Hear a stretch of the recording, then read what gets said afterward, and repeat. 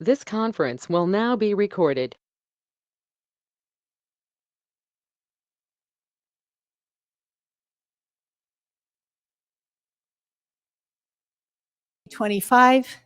It is now 4:03 p.m. and we are going to get started. I want to welcome the council members that are in the chambers or online. So in the chamber is Mike Johnston and Yvonne Barney. Online is Scott Phillips and Aaron Cheatwood. Sid Ostergaard is excused and I'm Mayor Heidi Franco. Glad you are here. Everyone, the first agenda item is a discussion of the views on Maine Master Development Agreement term sheet. Tony, we'll turn it back over to you and Russ and likely Jeremy, but are the developers here or not to discuss? I do not see him. I was wondering if we could maybe skip to the engineering thing and I could go Fine. contact these guys. That's fine. Russ, do you feel like you're, What's that? Oh, okay. Russ is ready to. that's great. Let's do that. Let's go to the second agenda item that's posted in the work meeting. It's called the Main Street Mayor, Traffic I Study. think what Matt was suggesting is that I'm ready to talk about the first item, not the second item. And Are you going to present on the second item, Russ, also? Yes, Horrocks is going to be here with a presentation Okay. on that. And so they're not quite here yet. Right. I would like to present some information. Basically, I Excellent. sent a novel to the city council last night. I'd like Yes. to just kind of go over there, talk about that. I'm not sure if we'll see the developers here or not. We expected them. So if you're okay, if I could just kind of highlight, go through the highlights of that Okay. email. And Just to really quick clarify for anybody that's listening out there. So we're going back to the agenda item number 1, the views on Maine Master Development Agreement term sheet. And we're going to listen to information from Russ Funk before the participants join us. Okay. And do you have, Trina, I think you had the copy of the email that you were going to pull up on this first item? Could you pull that up so that they could see it?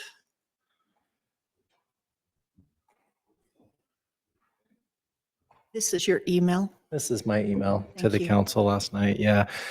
And as just kind of some background here as Trina's pulling this up, but I was looking at the agreement that had been submitted to the council and I recognized that there were some items. Come on in. We're here talking your items. So come right up and join us.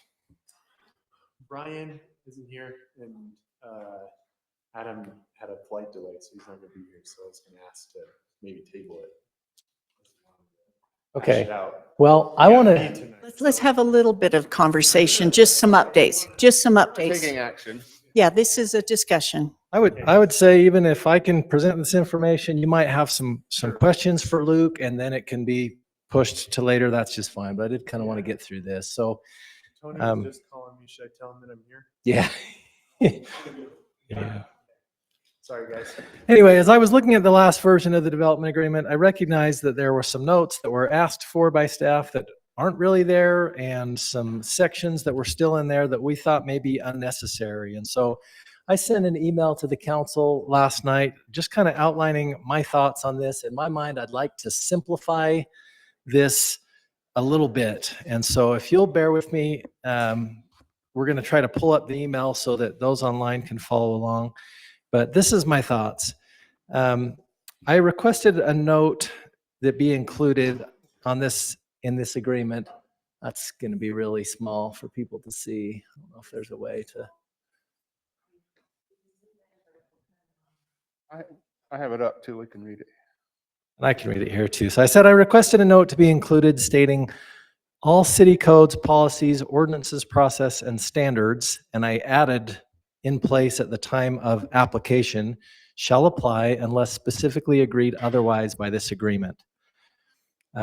And the reason for that is really there's a couple main issues, and I think the agreement just needs to focus on those main issues, and everything else needs to follow the standard processes that the city has set up. We want to try to simplify this. There's a note included currently that kind of says the opposite, that we want to be vested in all of the laws and things that are in place now. And my proposal is there's two main things here. This really isn't a large, complex development. It doesn't require a really complex agreement For an agreement like this, the developer wants to be vested with the 5-story buildings and proposed uses. The city wants the master plan roads to be built as part of the development. In my opinion, almost everything else can be pointed back to that note if we include that note, and we can simplify the agreement. Now, there are some issues that need to be ironed out, and I've kind of outlined some things here in my email to the council. I'll give you this when I leave, Luke. But the first is 860 South. I mentioned that I'm generally okay with how it's proposed in the agreement. The developer is to dedicate land and pay for and construct the portions of the roadway under their control as outlined in the agreement. The road is to remain privately maintained but open to the public until that 150 East connection is made in the future. At that point, it would become public. So that's kind of the proposal there. I threw in another thing to be considered and discussed, and that is right now the alignment as it. I don't know if you can bring up that exhibit, Tony, from the agreement. Just the site plan? Yes. So right now, you'll notice that we have 3 lanes coming off Highway 40. They come and make this curve. We recognize that we don't have control of this property now, and it's going to come in the future. We've already talked about that. But as we get down here, we've narrowed it down to 2 lanes. And the thought there was all of the impact shouldn't be on this one property owner.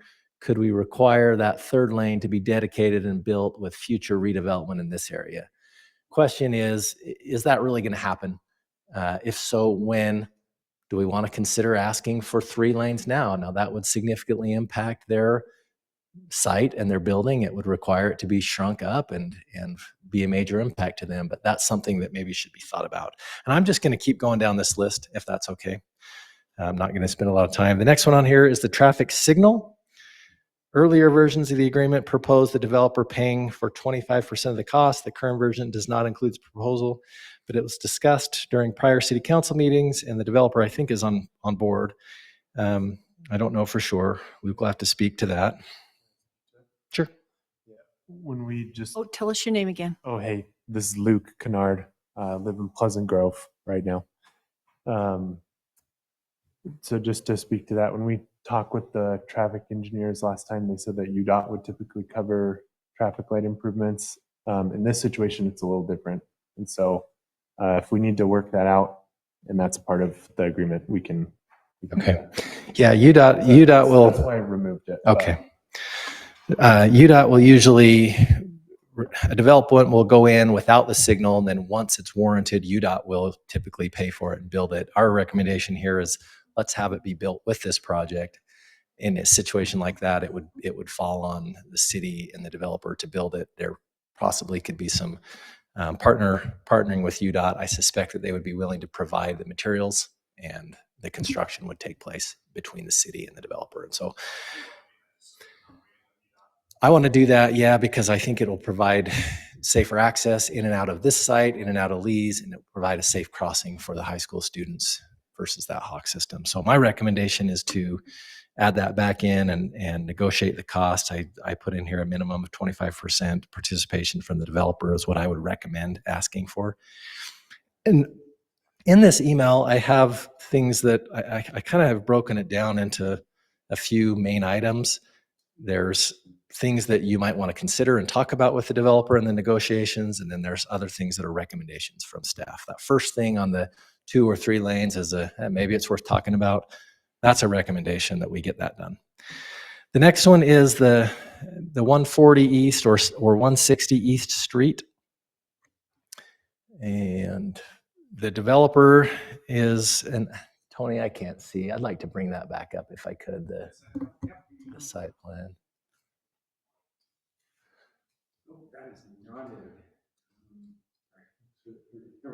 Okay, so when I say 140 East or 150 East, it's this future road that comes down this side over here, this east side.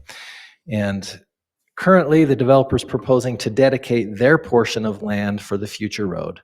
There would be a small portion of the land with phase one. So if you kind of break the site plan in half, phase one is the upper plan. There would be a slight or kind of a small portion that they would dedicate for that. And then their portion would get bigger on phase two, but there would always need to be additional dedication coming from the school district land. And so the current proposal is with their phases that they would dedicate, well, let's see, I wrote, they would dedicate those portions of land to the city upon request of the city, currently not proposing to pay any portion of the future road costs. And so this is one of those things where I said a consideration, should the city request or talk about with the developer escrowing funds to build half of that roadway with final approval of each phase, since it will be frontage along their property. Developer does not believe this is fair since they don't need it for access. The timing of the road is unknown and so much of the area needed is outside of their control. Does the city have the ability to require that from the school district, or is that going to require that, or does that require them to give that up willfully? I don't know how to directly answer that question. What I can tell you is how we see that happening in the future is at some point we think that the school district may want to redevelop or do something different here. Now they may not for a long time. This is that West Campus building. They may want to just continue using that for a while, and until they do, I don't think they're really wanting to do anything. But at some point we suspect that they might want to do something different. And at that time, I think is where we're going to have the best opportunity to get that done. Now, we might be able to negotiate something before that time, but that's likely when that's going to happen, when and if the school district does something different with that land. So that's kind of how we see that The reason happening. I'm asking is because if the school district did for some reason want to let's say redesign the building or refurbish the building and keep the existing footprint and thereby not have the ability to give up any space, are we talking about a road that may never exist at all unless we get it in this property right now? Yeah, and frankly, there's, in my opinion, there's enough room in the existing roads to still get it done now with the building staying in place, but they kind of want to separate their school circulation from the general circulation that would take place on that. So not really sure where that is going to go. It is a big unknown right now. Your email too, one more follow-up, sorry, Mayor. Just because you asked the question about the escrow there, is there a reason you didn't ask an escrow question about the bottom corner? About this corner? Is there a reason that where we wouldn't want to think about either requiring funds or escrowing funds to finish that road up? Well, yes, there is. The initial conversation about this is their obligation as a developer is to generally build a local road cross section. The local road cross section is 32 feet of asphalt. What they're building here is wider than that. It's not quite our collector standard. It was kind of a negotiated standard of what we could make fit. And so it's 36 feet of asphalt. So it's 4 more feet of asphalt than what they would normally be asked to build. Our initial conversations when the whole thing was getting built or expected to be built was kind of a partnership where we would pay for the oversizing of that. But where that section is now being removed, my expectation is they would pay for all of this, and then we would have to figure this out in the future, either city building it or work with this future developer. So the trade, mentality wise, the trade there as far as the city might pay for that because we're not requiring the same amount in that upper section. Because we're not paying for oversizing this, we would be responsible for these future costs. Both of those things are up for negotiation right now, right? Well, this is the 36 foot isn't set in stone at all, right? In a development agreement, the city and developer have the ability to negotiate. Sorry, Mayor. You just said that you think the 150 East could be built sooner or that there's room there even without the school district. Could you clarify that? Yeah, what I was saying is with the existing school-owned access roads that are currently in place along that eastern side, there's current roads, there's current pavement. They're private, they're the school-owned roads. Right now, they're not really interested in the current configuration to allow public traffic through there, but there is, in my opinion, room that you could take advantage of that space and build a public road and make it fit, even if that building stayed where it is right now. I think that there's room with those existing roads to get it done. That being said, I don't my Yeah, they understanding is don't they're not want us to interested. use it Yes. that way. Yeah. And they have gates and they shut it off. But have we ever asked the school district that, Matt or Russ? If there were somehow an agreement we could work out with them to, put in other gates that would close off, their direct access into the back of the high school or whatever it is, have we ever tried to approach them to try to use that land for the 150 East and work out some kind of a agreement with them? The conversations I've had with the superintendent is he recognizes the value of 150 East to us. He's indicated that the old building is not seismic proof, that it does not meet any current seismic standards, and they would look seriously at potentially tearing it down once the new high school is completed. He was saying that they would not really want to entertain any negotiations until they decide ultimately what they're going to do with that old building, which of course would not happen until the new high school is done. He's also expressed interest in deeding 790 to the city. They're not in the business of managing and maintaining roadways, and we are. So that is of interest to them. We've always told them that we're willing to consider that if they bring it up to standards before we assume ownership of it. And so that is an ongoing discussion point. But to your point, Mayor, they recognize the value of 150 East to us, but aren't willing to consider anything at this point until they get the new high school built and determine what they're going to do with that old building. I understand. I just thought that might have been a question we could ask, right? And see if we could negotiate on, but,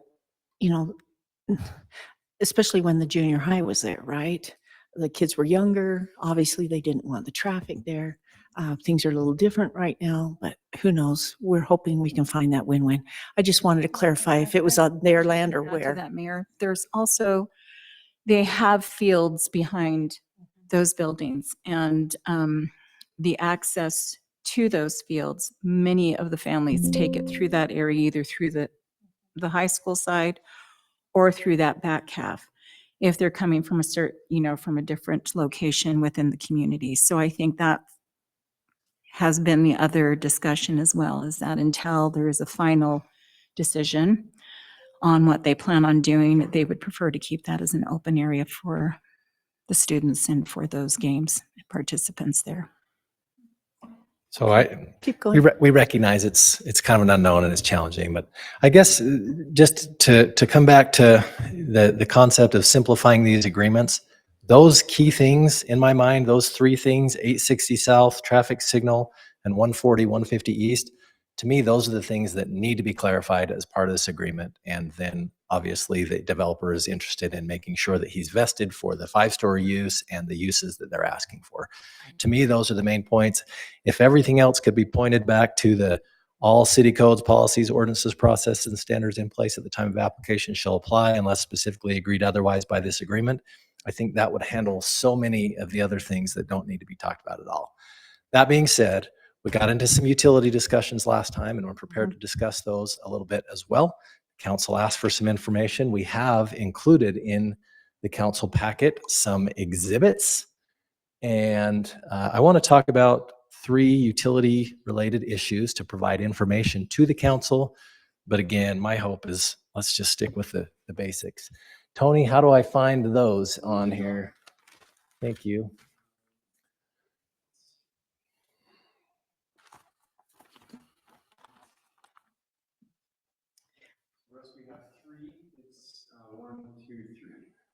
So click on one. Let's see what we got. The old plan. Okay, click on the GIS utilities map.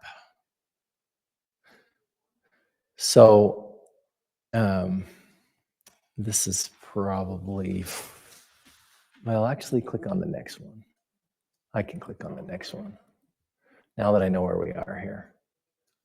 Okay, so this is our existing utilities map as a city. This development is planned to be in this area here. So this is kind of a map that shows what is existing. The first issue, of course, is the pressurized irrigation line. You can see this purple line that comes down probably to about the front door of the Timberline Ace Hardware. I'm going to zoom in so it's even more clear. So one of the issues is that right now the end of this line is in property that is not owned by the developer, controlled by the developer, and they had concerns about being asked to go connect to that line. Our city policy has been if irrigation is within a block of your site, we ask you to go get it and bring it through your site. That's been enforced in other areas. To address their concern, the city has negotiated an easement in the AmSource development that would allow us to go connect to that, and then we would ask them to extend it through their site. The city is investing millions of dollars right now to expand our pressurized irrigation system throughout Heber, old town of Heber, and I think it makes sense that we continue that plan of extending it. What I was trying to say the other day is that we've got a kind of an irrigation line stubbed out down here off of 1200 South. This is where that new fire district parcel is. This is where the existing irrigation is down there right now. We would be asking them to take it from here and extending it through their site. And then in the future, the plan would be to try to connect those two in the middle. So one of their arguments is even if you get it through AmSource, we still don't have the right to go connect into this high school owned road. And my only debate to that, because they're right, it's a private road and they don't have the right, but my debate to that is that, yes, but that's also true where we need to connect to the water line in their private roads. And we understand that it's necessary and we're just going to have to figure it out. And so I think we could figure it out, and I think that we could figure out a way for them to work with us to allow it to happen. So that's my perspective on that. Questions. Thanks. Yep. So did ACE just give that easement to us, or is there a negotiating that we have to pay for that, or? It was negotiated through a plat amendment that they did, and they just gave it to us. We didn't have to pay anything for it. That brings it all the way to their south boundary. Yes. Well, here's my logical analysis question. What is the cost to connect the ACE hardware all the way down to the fire station versus what's the benefit of a financial cost? And what is the benefit? What are we saving? Because it's hard for me to imagine more than just a tiny bit of landscaping in this whole area. And if we're going to spend, I don't know, $2 million to run an irrigation line, and the benefit is $20 a month in savings of water. I mean, at some point it's not worth doing, and at some point it is worth doing. And I'm not sure without the data that it's worth doing. Okay. I mean, rough. Is the school on? It's not on pressurized irrigation. So The everything, school is not a pressurized all irrigation. the grass right now is culinary. Well, they have their own wells. They're irrigation company customers. They have their own. I think they have their own wells there that they feed that landscaping. But again, you don't know what's going to happen here in the future. The landscaping that's proposed with this development is minimal, and then of course you don't really know what's going to happen with other redevelopment in the area. Cost of installing pressurized irrigation main line. I mean, if you're building a road, you're probably $50 to $75 a foot, and there's other costs as well. There's valves and other things, but It could be $1 million.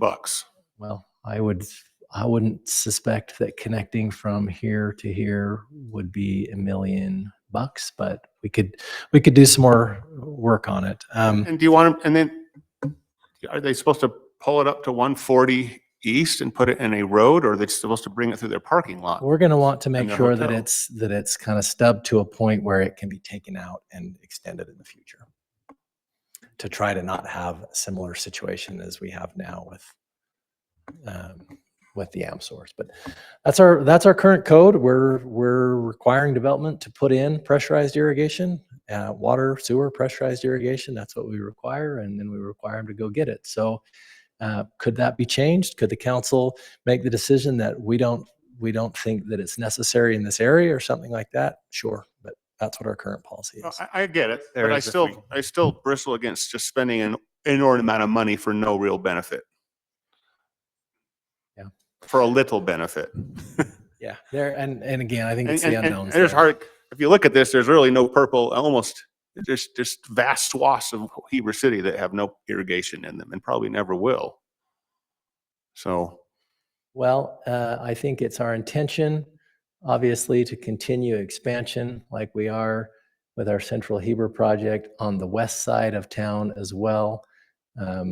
We do have some areas where that irrigation is available on the west side, and we're going to continue to expand that in the future as well. The whole goal there, Mike, and I'm not disagreeing with you. It might be in this case, I mean, it might be that the benefit doesn't. I guess I'd like to have an analysis, like present that, what's the cost? What's the city getting?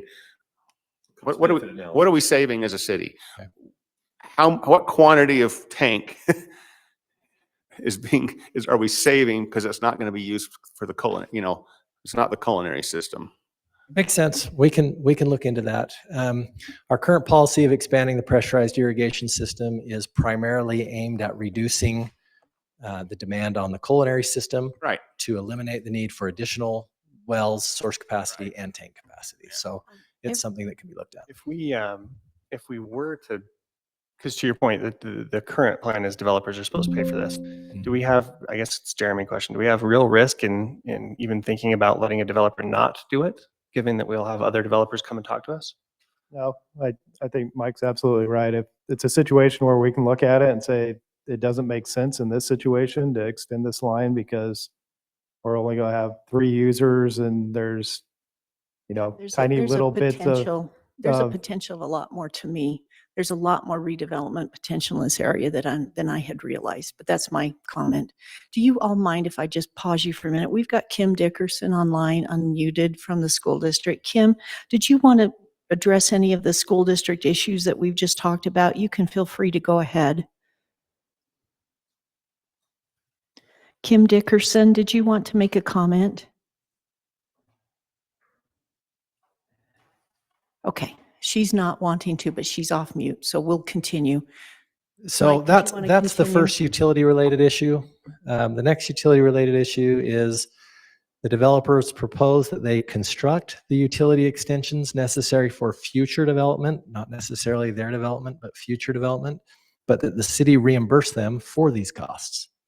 Standard city policy requires that utilities are extended across their frontage at their expense so that the utilities are available for future development and extensions.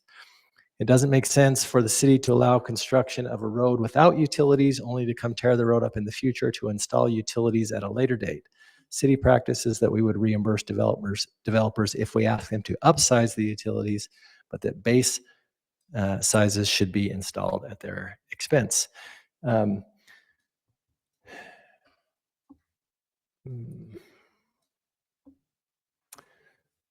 That's not the one I wanted.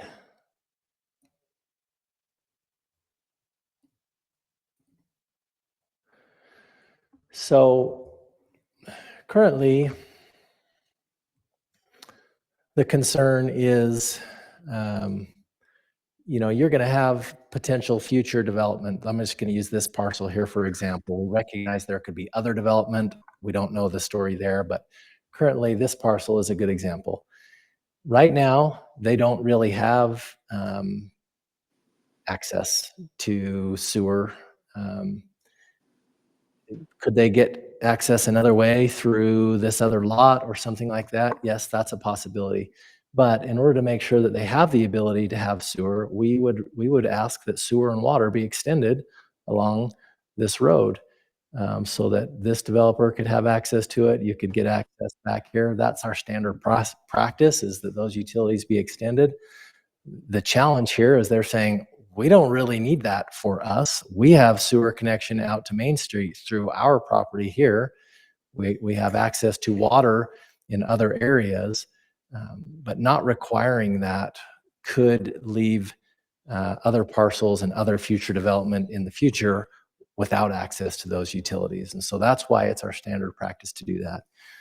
Typically, we reimburse when it's oversized only, but we don't reimburse base sizes.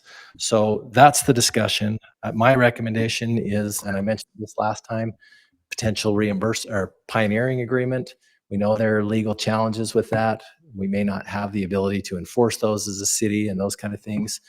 But My recommendation would be to handle it that way if we wanted to do that.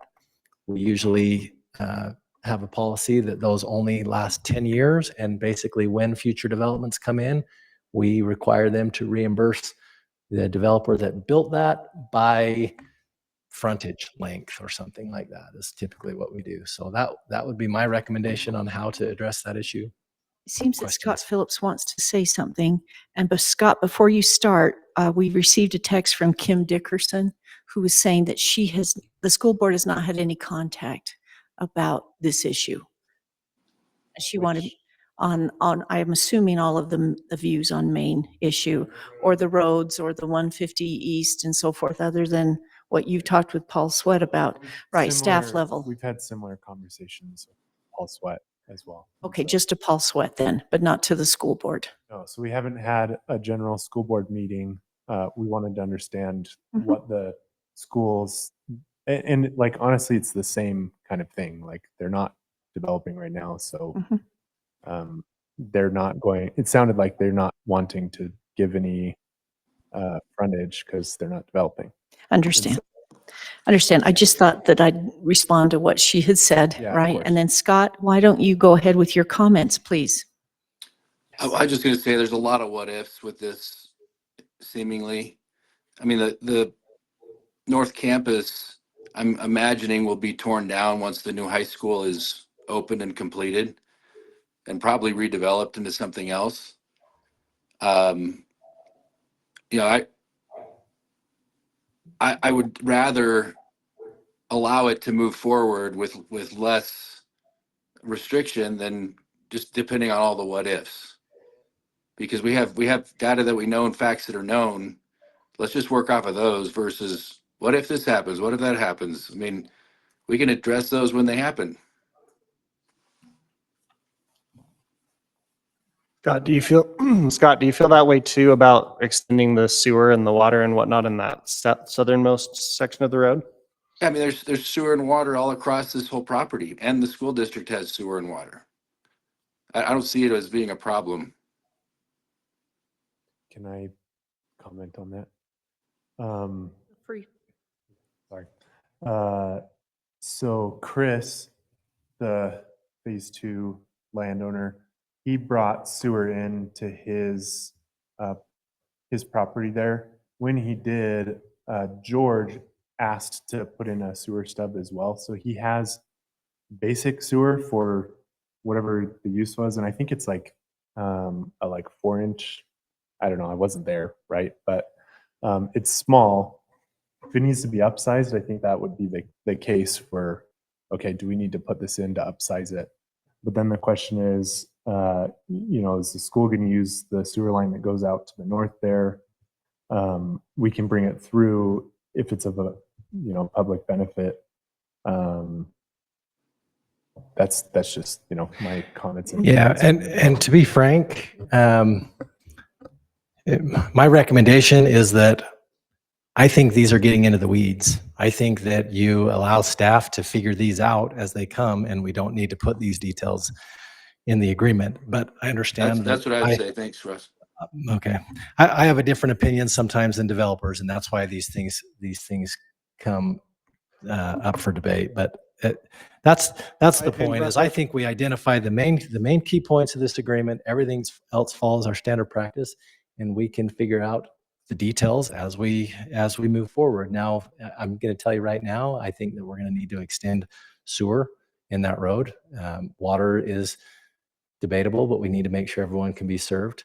The issues on 150 East, those are easily pushed to later, but the last thing we want to do is build that road and then have to come in there and tear that road up and put utilities in it. Right, especially on the city's dime. Sorry. And Russ, I was just saying, I I think- appreciate. Oh, I think sorry, go that ahead, Scott. road can be redeveloped. The 150 can be redeveloped when the school district redevelops their property. If they redevelop. We're They not will. sure if they're going Well, to. you just said not to do ifs, so. Yeah. The last thing, just real quick, there is a section of sewer line in Main Street. It is this section right here between this manhole and this manhole that in order to build this development as proposed is not going to be adequate. It's enough, there's enough capacity for phase one, there's not enough capacity for phase two. And so we would require that they upsize that. Again, I would have handled that in our standard development review process and say, sorry, we need to increase the capacity here and work that out. But those are the utility related issues that I know of. Again, my big hope is let's simplify this. Let's hit these big issues head on. But if the council feels like some of these other utility issues need to be addressed as well, we can go into that. But I prefer to lean on our existing policies and practices and ordinances as much as possible. I And like that's- working with staff. It's been good. Yeah, Russ, I appreciate the time you put in here. I mean, effectively, the question that I've got, and from the things you've just demonstrated, you just said, we could deal with this one during the normal, but only if we as a council tell you we're going to support you in not bending the rules, and we're going to support you in sticking with the current code, and we're going to support you in saying we're not going to give any of this stuff up, right? So I appreciate you identifying them, because that's exactly where I'm at on this, right? Like that's where I'm at, council, is I have zero interest in allowing something that to bend the rules, and unless there's really good demonstrated benefit to the city, which I am not seeing yet. So I see that there's a development. I get it. I understand they're here talking to us, but I'm just not seeing a reason why we should bend the rules or bend the code or change what we expect. I just don't get it. Why would we do that? Well, especially when Mr. Kennard and so forth have admitted that you're just getting entitlements so that you can flip the property. When whoever you flip it to will come right back to us and say, now we want this, this, this. They will want changes. It will not be the same. At least that's what I've seen in over a decade. So that's why I'm very cautious too about saying, well, yeah, we'll agree to every single detail on this, because they're going to want changes when they bring it back. I'm interested in developing this as well, like Are the you? full build out. But to have that flexibility is important if needed. Well, before I turn it over to Mike, you are asking for a vesting of phase two, which technically has not happened yet. You've only been vested in phase one. So you're asking for vesting in phase two. You're asking to me, that's huge. That is so huge, just that point alone, with everything else that you're asking. You're asking us to wait on a master planned road that has become a real need, especially with your kind of a development. And you're trying to push that off into phase two, to where it could easily go up your property if there were adjustments made to your property. You see what I mean? So that's another big ask of the city, to push off that master planned road for a significant portion of it. And that would be so significant that the city could easily go forward and hopefully get the rest in, because there's not so many buildings in the way. Does that make sense? And it could relieve a lot of pressure on our main street in that area, provide a lot more safety. That's a big ask right there, to have us wait on the 150 East. And then, of course, you're asking about the utilities and such, but there's a lot of redevelopment potential there too. That's another big ask from the city. Okay, Mike, your turn. So I've been thinking about this week. Tony and Russ, can you articulate why we're even doing a development agreement? What are the real issues? Because we don't get commercial projects that come before us. That's a permitted use, and it goes to planning commission. Is it the road? What are the issues that are causing them to bargain with us? I'm happy to answer. You want to answer? This, in a nutshell, this is what it is. The developer does have some vested rights. Which is phase one. We both agree the developer has vested rights on phase one. Phase one was approved with conditions. Those conditions may be challenging in some situations, but there's vesting on phase one. Where we kind of have a little bit of difference is phase two. Phase two was not, which is Chris, the south half. South half, okay. So phase two does not have current vesting in the city's opinion. The developer isn't. They're not really in full agreement with that. In is addition, the vesting a 5-story hotel? 5-story hotel with these uses. So if they walked away. So yeah, if they walk away, we can still come in here and put a 4-story hotel. Something like that. I mean, what does our code allow right now? Because that's what they can do. Stories with a conditional use. Say that again. 4 stories with a conditional use is what it was approved for. And then today, it looks like if you look at the code, it's 4 with a conditional use, Okay, or 5. but they can come back and do anything that's in our C2 zone Without even talking. without talking to us. Yes, They don't agreed. even have to put the light in or the road. Or I'll disagree with that. On the phase one, yes, they can phase move one doesn't forward. require to dedicate any 150 east, right? Phase one was approved with some conditions that are challenging for them to meet because it required a full access onto 790 South. My position on that currently is that, yeah, but that was before they were proposing this full access down on Highway 40, and that with that, that's likely no longer going to be needed. So the issues are phase two isn't fully vested, and we updated our master plan prior or after phase one. Our and road now plan. we want this done. So the discussion, Mike, to be frank and to be fair, is we can sit and argue about these points. Yes, they could move forward with phase one, but we could sit and argue about these points for phase two, or both parties seem to be willing to meet and talk and work towards a solution that works for both parties. And that's why we're here in a nutshell. Which makes sense. That goes, counsel, to my point. Like, what is the benefit to the city, right? Because it seems like there's a lot of asks about, can we do this There's no differently? benefit from pushing them away. And we build the light and we build 150 and I mean, here's what I see. 1, 2, 3, 4, 5 property owners, parcels there. Somebody else owns those 2, the little White House and I mean, Steven. I actually see nothing happening here really easily because, and you see that one guy backed out, George. So he's backed out. I just feel like I would like to see us, that's what Scott said. And I think that's what Russ is saying. I would like us to see move forward with a vision and a plan. And I guarantee you, it won't end up that way. The school district is a completely sovereign nation. They're going to do whatever they want, when they want, and probably not for a long time. But we can see what could happen, and it could be beneficial with 150. But I guarantee you, Danny Labram's not going to build this road. And no one else is either. The city would have to come in and buy it and get the easement and probably build it Are- through yeah. those existing properties. Are we willing to condemn this corridor and build it, or are we willing to sort of give a plan and hope people participate with us? So I feel like I feel the pain of trying to push a public road 860 through some guy's property, all of his property, straight through. It's just not going to happen. It'll never happen because the cost of doing that and what you give up. So now they're trying to wrap it around and have other properties participate, like the George guy or the one on the south, and say, why don't you take a lane? I see that's the best way to move forward. And I think, Russ, you're agreeing is let's start.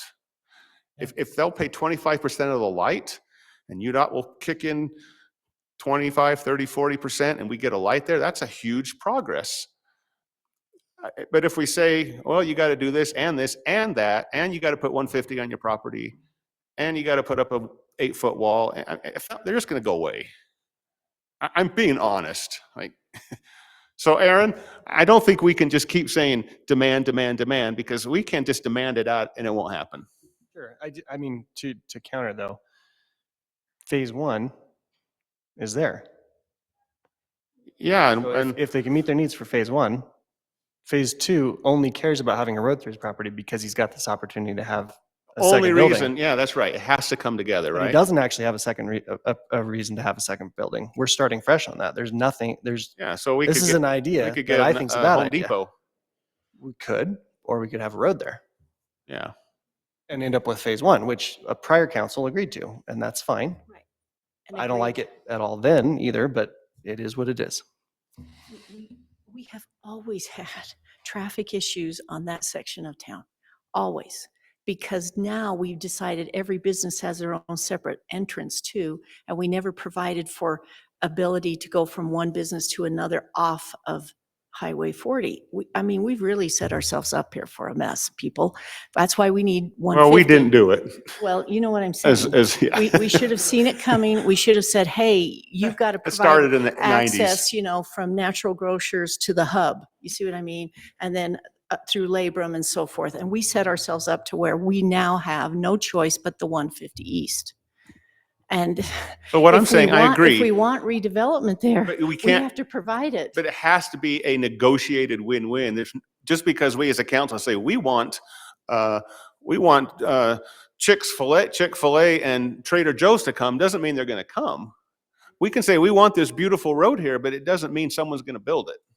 We have to negotiate, like, how does someone pay for that? See, the point is that it's only going to be minimally on their property in phase 2 on 150 East, and they're not building it.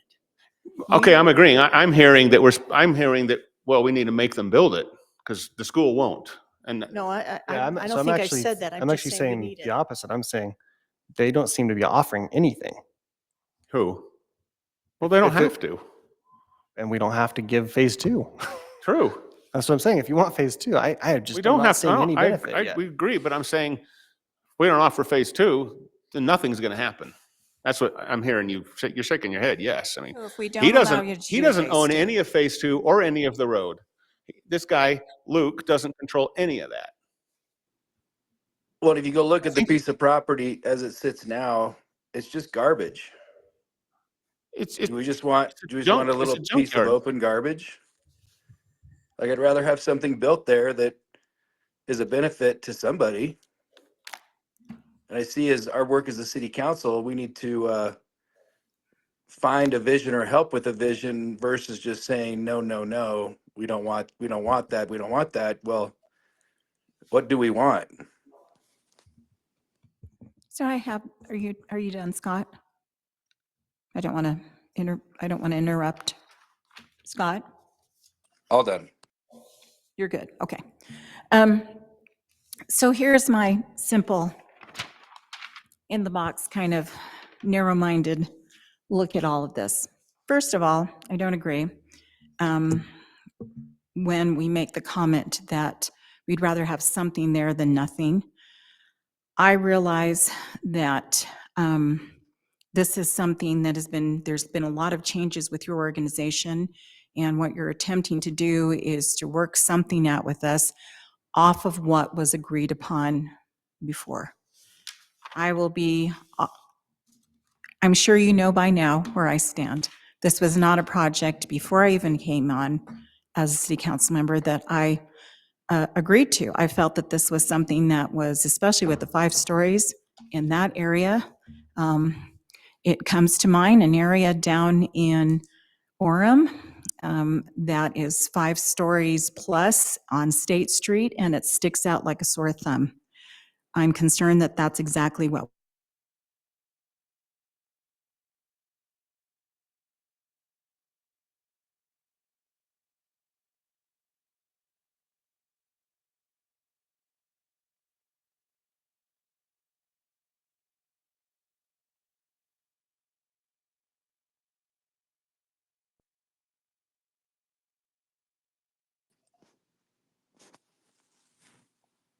Anyone else online that's frozen out?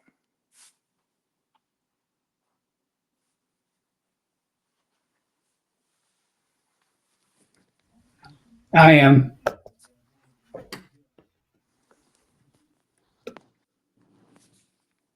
I'll send Matt a text here.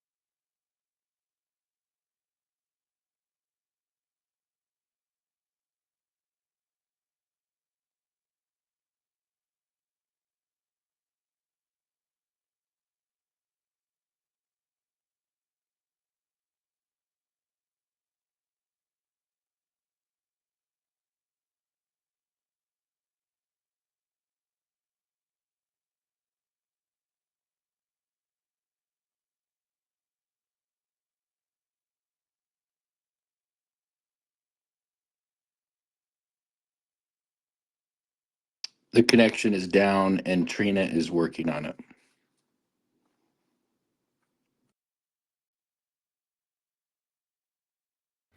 Thank you, Scott.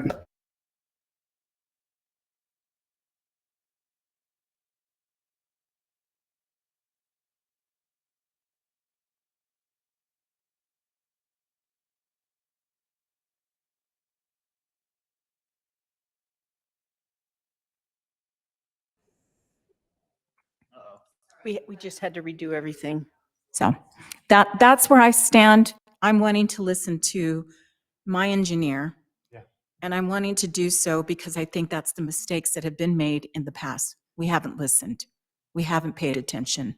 So thank you, Russ. Yeah, it's a good point, because understanding, Russ, all the things that you've laid out for us is super helpful to understand like what the expectations would be if we just went forward. And Mike, your question was super great, which, why are we talking? We're talking because we're asking for something different, right?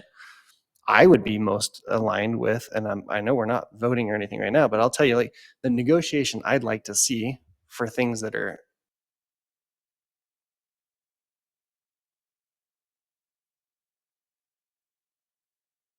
give me something less than that. If it's allowed to, to have this size road, partner with Russ and say, hey, we could see how this would need to be bigger. If it's allowed to connect to that sewer in the middle of the property and then and then throw your hands up and call it good, say, hey, if we could get section 2, we actually could help fund that sewer expansion on that section that doesn't make any sense yet because it's too small. I don't remember your wording, but not capable of, that's the kind of stuff that I would like to see, because the public that's reaching out to me at least is saying, don't agree to anything more. The past council that agreed to something shouldn't have, don't agree to anything more. And my counter would be, well, there's a certain level of project that they wouldn't need to come talk to us about. If they come and want to be less than that and have us give up a couple of things, okay, then we could talk, because less than that is negotiation. More than that is just a weird spot to start a negotiation.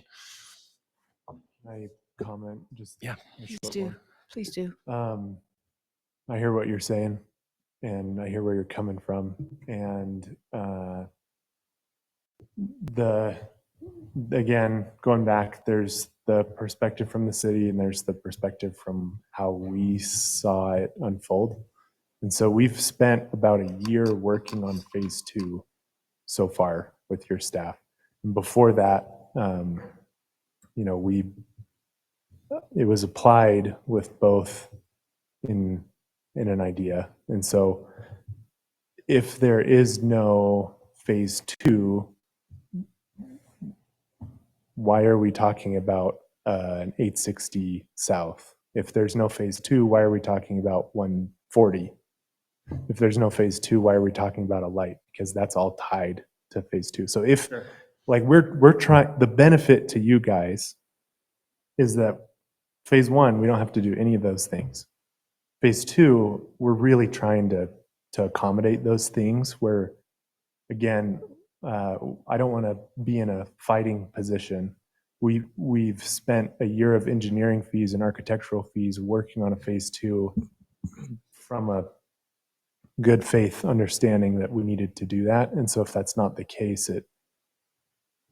it's a different discussion. And so we're like, okay, let's create a win-win situation here that does benefit the city with those things, but has to work for a project in order to pay for it. If it doesn't pencil, I mean, we can't do it. And so there wouldn't be a phase 2 and there wouldn't be those other items. So that's my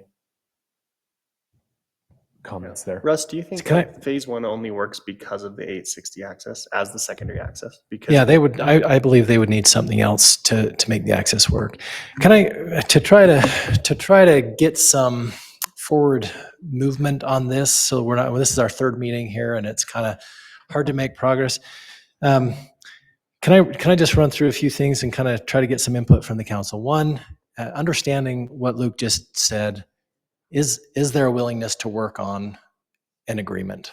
There's a couple of comments here that made me just question that. Is there a willingness to work on agreement to try to get the road in exchange for the proposed use? Didn't you just say the 860 south was needed for phase 1? What I said was the approval of phase 1 included conditions. One of those conditions was a full access onto 790 South. The reason that was included is because the only access at the time into phase one was a right-in. Yeah, uh, right in, right out. Yeah, and so for safety, we needed another full access. What they're doing right now, proposing with this other access, eliminates the need for that full access up here. And so it's kind of a hard question to answer, because can phase one move forward without something down here? Well, no, they still need another access, but I think they can make it work without phase two. So I think they could still have a path forward, if that makes sense. Yeah, it helps because Yeah. the clarity is we're talking about phase two and thereby we're talking about a road and that stuff, but we're actually talking about a road and thereby we're talking about phase two. It's like a cart before the It's horse, hard, doesn't yeah. matter which one, but So just, important to note because I keep going back to this. Phase one was conditioned on something that didn't happen. yeah, but they have a way to work around that, I guess, is the quick answer. So with that other access, but Mr. Kennard, accept what you just said about the 860 South being able to replace a previous condition that was required in phase one.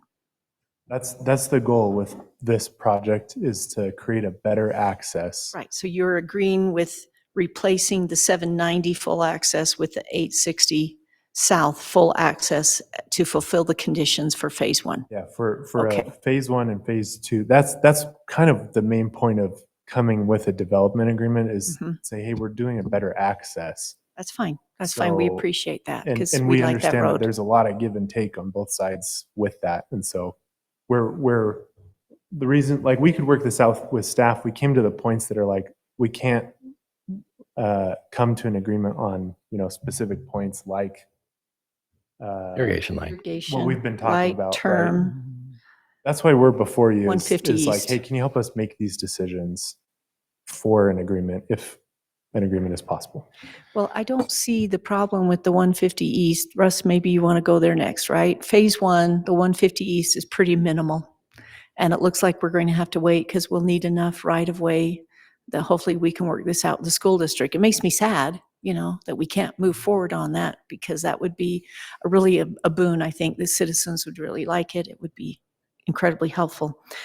But the phase two, right? You've been able to work it out. We're still talking about phase two.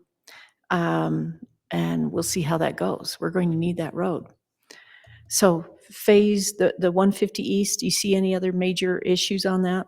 So that's what I wanted to just verify. I believe the council is still willing to work on it, on trying to get a win-win. I'm going to take that away from this unless you guys tell me no, to try to move forward. The next thing, 860 South, as the council, I'm trying to get to the point that we can bring something actually forward to either for the council to make a decision on. But 860 South, are we okay with the proposal here, understanding that this is going to happen in the future, and understanding that right now it only includes 2 lanes on their property, and in the future we're going to have to figure out through redevelopment or other means the way to get a third? Are we okay with that, or do we want to have more discussion or direction? With it, All right, if can I everything make- about Can I make one comment on that? Because this is the only part of Russ's presentation I don't agree with, which is, I do think at a minimum, that section from their entrance, from there up to Main Street, we need dedicated to the city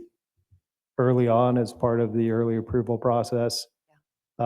Mostly because it goes through another property owner's property. I don't want to have to go later and get that dedication. I would like to have that.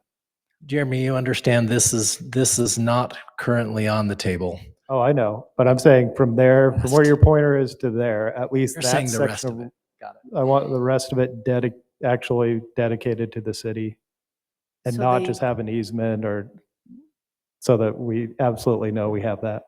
Are you suggesting then that the developer purchase that easement from the No, other? so they have an easement across that property currently, but they would have to negotiate with that property owner to actually have the dedication. Convert it to a fee title dedication. Yeah, convert it to a fee title dedication, which I think they've been working with the property owner, so I think that's possible, and I think probably likely that we can make that happen. I just, Well, I would agree. Russ early on said that, we could just have that as an easement or as a private road for a while. Even if we had to maintain it and it's that short section, I'd prefer to just have it in our ownership, so we have it locked down and don't have any issues in the future. Okay, that's fair.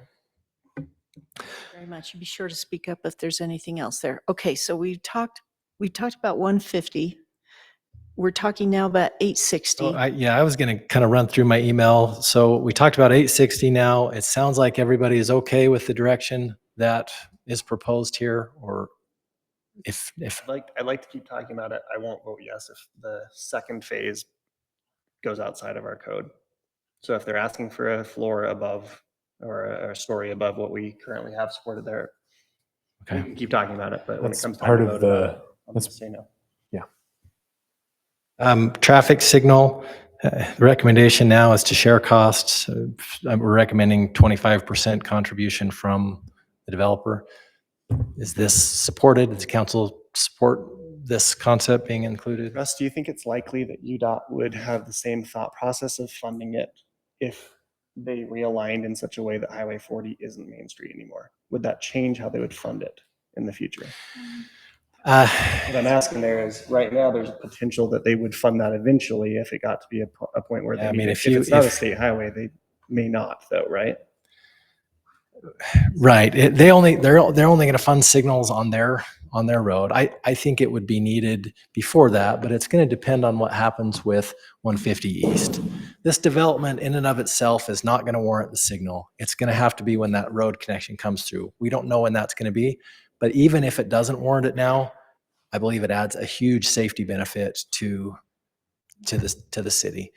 Both the crossing of the high school students and access in and out of developments on both sides, as well as just the gaps a signal could provide. So I think there's huge benefits.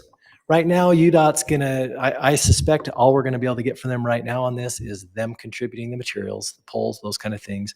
And then the cost of installation, programming, design, that's what we're gonna have to share.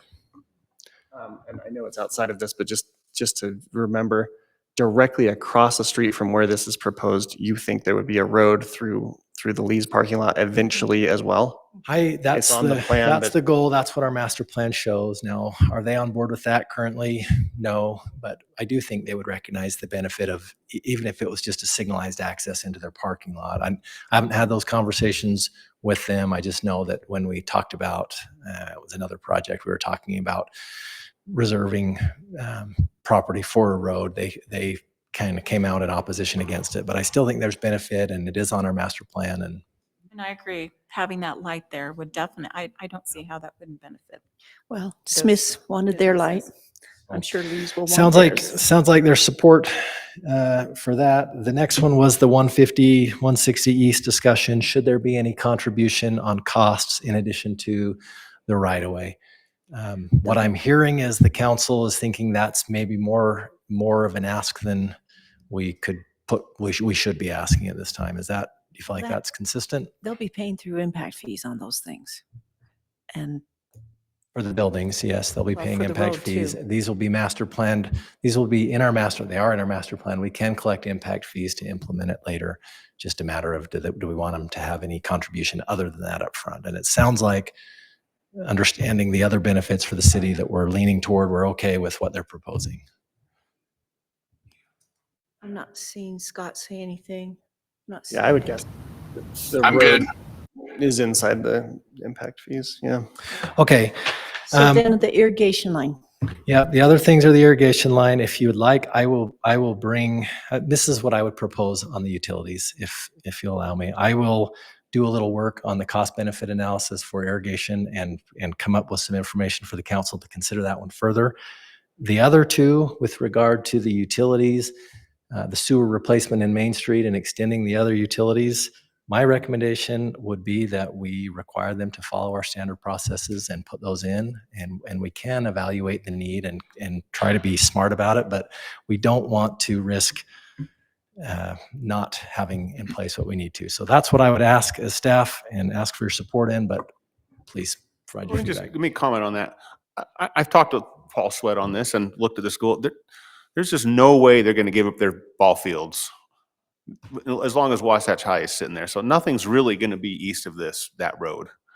Yes, they'll probably redevelop it in some way, and it may just be school property forever. The old junior high, the West Campus. So my opinion is that if they're going to need, they already have sewer to that building. So there's already sewer connection. There's nothing east of this project that needs sewer. So I think when we're running sewer, yeah, let's take care of the people that need it. But really all the sewer is coming from Main Street. And that probably is a lateral or two. It probably isn't a public sewer line. Well, they would, What does it help? Who does it help? again, it would be to set up future development over here. Again, you're saying right now, I don't think anything else is going to happen here. These guys have access north. That may be the case. But I do believe these guys are going to need access to it. I'd rather them have access here to a main. You can't tie multiple businesses to one lateral. Yeah, but that's 100 feet of main, or it's not running it all the way to and then the we would, school district. and then we property. would look at this. Is this have a potential of developing in the future where they might need access to that? So really, when I talk about utility extensions, I'm primarily talking about this route along here, and we would want to make sure that we're not cutting ourselves short. I would ask for your support as staff to let us use our discretion there and do that. I recognize that these guys may be putting in improvements that don't benefit them, but that's why we have that policy. That's why we have that ordinance. I can give you several examples where we didn't follow this and it came back to bite us, came back with other property owners threatening legal action against the city because we didn't enforce our policies. And I don't know if that's going anywhere or not, but the problems that happened, and I would. You've got my support there. Thanks for thinking outside the box in Thank you. advance. As far as irrigation, I'm going to suggest it's done by phase, right? Phase 1 is due in phase 1. Phase 2 is due in phase 2. It doesn't have to be done all at once. That's going to help minimize costs right up front. And that's how any of the utilities that get extended kind of through would be. They would go by phase. Like if these guys are connecting water here, they're extending irrigation here, it would be kind of to the phase line, and then it would be stopped and extended in the future. But I do recognize the point, and I am certainly willing to look at what is really the benefit here, and I'll do my best. There's assumptions, but I would provide more information there for that discussion. I recognize, I think that's worth it. If I would like to move forward with our current policies on these other ones, but commit that we can look at it. And I think the fencing that's required, that was already agreed to as a condition, and it certainly can be done by phase also. And then the term. What are your recommendations, Jeremy and Russ, on the 10-year term that they're asking? I think you had said something about based on performance, that phase 1 has to be under construction at some point. Yeah, I mean, again, in terms, I understand not having a term so far out that a project just sits there and doesn't do anything. You got to make a term long enough that if the market turns, we get a downturn in the market, and it's, just market conditions, that they don't lose their vesting, particularly if they've started. So I would probably suggest something probably along the lines of like 5 or 7 years, they had to start some sort of progress and have some sort of milestones if we're concerned about the term. And I mean, they have a vested interest in getting it done or coming back and having a project that will work. They don't want to sit on their property for 15 years either, most likely. So, so most of the time, the term is probably not that relevant, but I'd say maybe we'll come up with some milestones to say if they have to start, construction on phase 1 by X date, and they had to start construction on phase 2 by X date, and I think that should be sufficient. That'll be interesting to see. That's what I was hoping, is that you two would come up with the official MDA here. Yeah. And then, of course, let Mr. Kennard and his associates review that before you bring it back. And honestly, I agree with Russ. I think this is kind of to move forward, but I also agree in a lot of these things. I think the main purpose of this is really to get an idea of, can we move forward? Is council generally supportive of this? We didn't want to waste a ton of time coming back and negotiating some of these points and getting to an end result and an agreement. If we were just going to come back and council was going to say, no, we're not supportive at all of this project moving forward, and we want to go fight this and fight the vesting, and go down that route. So I think this is really helpful for staff to understand kind of how to move forward. My only other comment, I know some people are really concerned about the heights of the buildings. I would say there might be some other options as well. I mean, I definitely have seen extremely ugly buildings that are 4 stories that I thought those are hideous. And I've seen really well-developed 5 or 6 story buildings that I think are really pretty and are, really nice looking. So, maybe there's some other options if the city council is really thinking about the height and how is this going to impact the community of, do we want to look at something more like it's 5 stories but have a setback and require different materials that fit more within our downtown? Something like that may be an option to look at. I'm not saying that's something, that's necessarily something we should consider at this point, but it's certainly an option. Can I make a just quick comment on that? If you're looking for an example of like height, the Best Western is 4 stories with a pitched roof that I'm pretty sure goes up to the 55 foot, especially because it's elevated above Main Street. And so if I remember, well, I wasn't here, but it sounded like there was some backlash on that one because it was so tall and right on Main Street. And so if you want an example of like what's the kind of height that you're looking at, Best Western in the hub would be a good example of how high that goes up to. I think the backlash was the FAA How close it approval, was to the, and I yeah. don't think you need that at this Yeah, location. we've already talked to the FAA and they're fine with Yeah. the at least the height that would be proposed for 5 stories. Well, it has completely different materials too.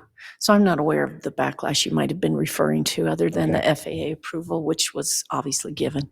Yeah. Okay. Thank you.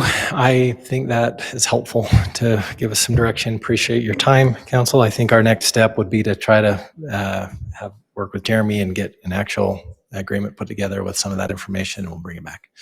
Thank you. Thank you. Thank you. Thank you so Jeremy. much for your time. I thought it was 3. Best Western appears to be 3. Is there another one you're thinking of? The Best Western is 3 and a pitched roof. Best Best Western. Western's 4 stories. Oh, Holiday Inn's 3. they don't have windows on the 4th story then. I'm pretty sure that one was 4 stories, but Interesting. That's not ours, is it? No, because ours the goes all the back way half across. of it, It's 4 stories for the Best Western. All right, maybe this over picture's there. just garbage. Yeah. I The am using difference an is that iPad, Best Western was supposed to be 5 stories, but the FAA nixed the 5th story. Thanks, Scott. Okay. All right. Well, we'll certainly be in touch. Top one, Tony. thank you. Appreciate your time. All righty. And then we're going on now to the second agenda item for the work meeting. This is the Main Street traffic study with discussion of recommendations for signalized intersections. We have our Horrocks engineers here and Russ. So Russ, I'll turn that back over to you, please. Yes, so I just wanted to introduce Horrocks. We'll invite Shane and Willa up. You can just come sit up here, Willa. If you remember last year, we contracted with Horrocks we're updating our transportation master plan. We asked them to specifically look at the intersections of Main Street and basically the signalized intersections on Main Street, and to come up with recommendations for traffic and safety improvements. And so they're here. This is a work meeting session. They wanted to come present where they were at with that and kind of what their recommendations were at this point. And so I'm just going to turn the time over to them, let them present. This mouse allow you to kind of control that. And they're here for questions, and I am as well. Russ, have you seen this presentation yet, by the way? So yes. Okay, I'm just saying we'll get this presentation to Trina so that we can post it in the agenda materials after you're done here. Sorry, I got a draft of it Thursday and felt like it wasn't quite ready to post, and so made the decision that we'd ask them to just make some changes and then bring it today. So we'll get it posted. So the intersections we started with was 500 North and Main Street, Center Street, 100 South, and also 600 South, and then 1200 South. So at the beginning, We analyzed a few mitigations. Our model didn't show any queue length problems or level of service problems at 500 North. And that's probably because we look at just the overall intersection. It didn't go into depth of business accesses that are currently located near these intersections. Can And I, so we Shane, I'm so sorry to interrupt you. Did you do your analysis before or after Smith's move from 900 North? After, okay, sure. Sorry, I should have mentioned that. So I'm gonna interrupt you again. Also, this is after their traffic counts came after the eastern bypass was open too. And so as all of you know, traffic is significantly reduced on 500 North since that time. Yes. And so we didn't see any issues with it. And so our recommendations are wait until somebody occupies the Smith building, and also when the new high school comes in. That will completely change the traffic flow at that intersection. So the next slide is the FHWA standards for dual left turns.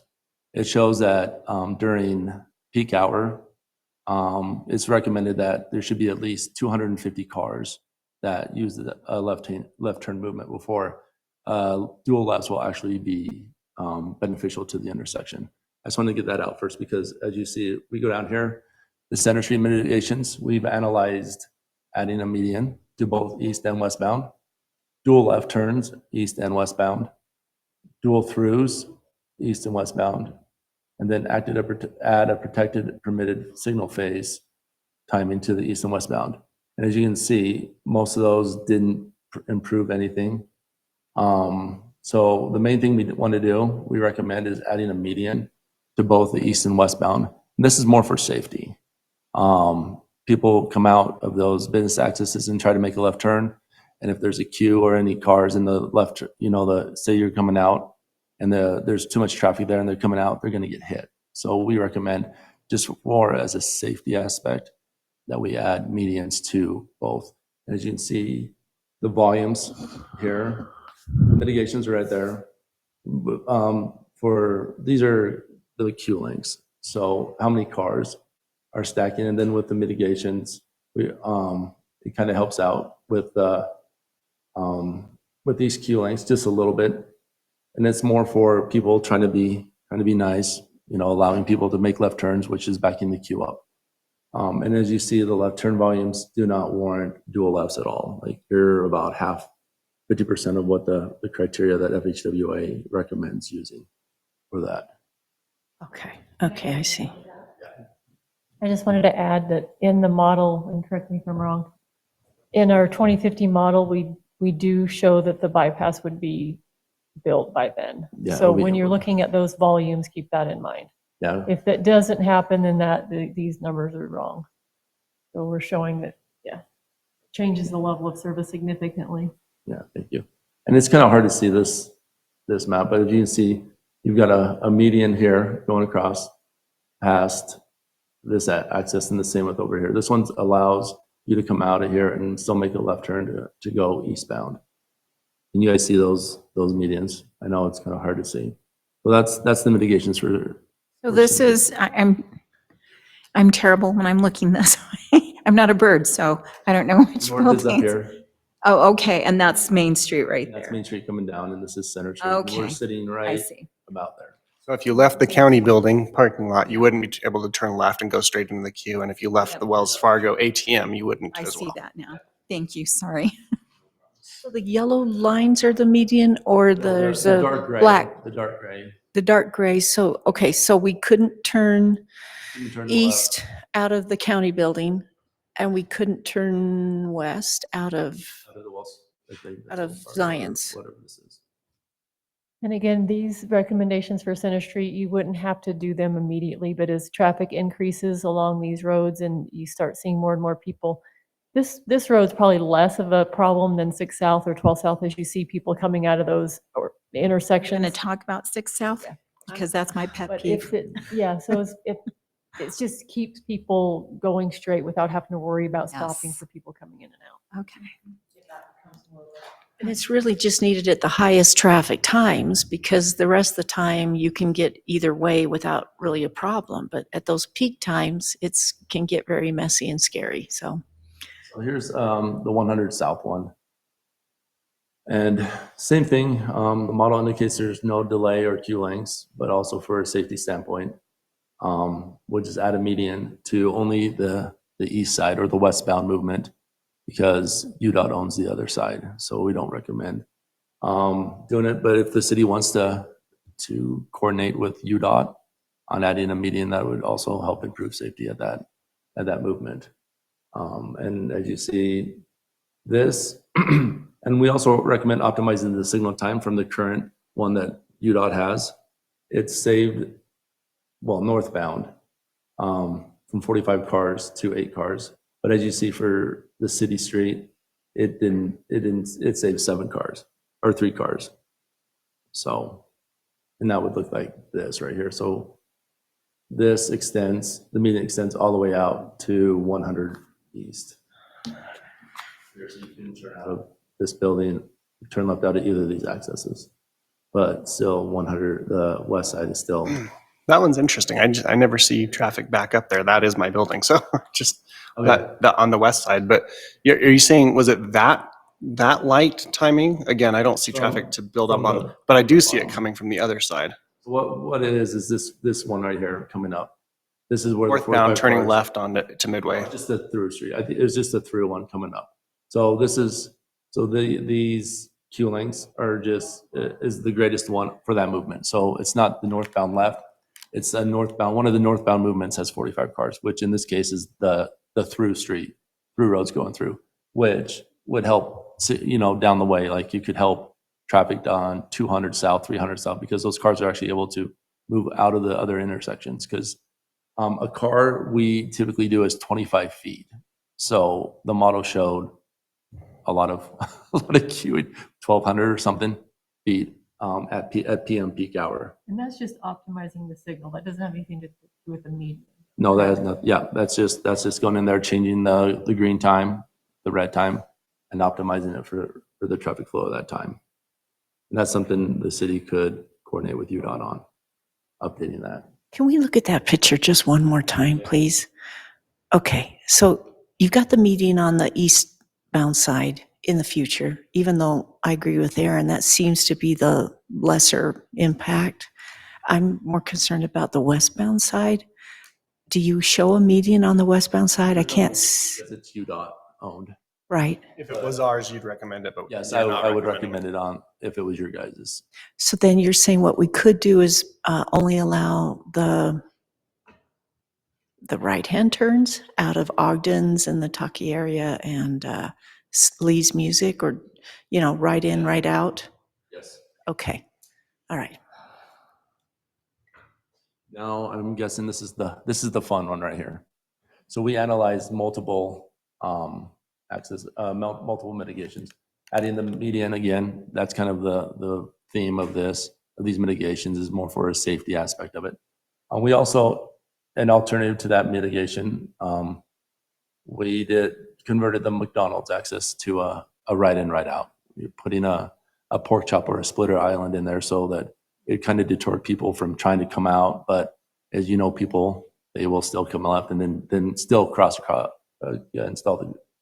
all the traffic. So we it may work effectively, but we don't see it as being as effective as adding the full median.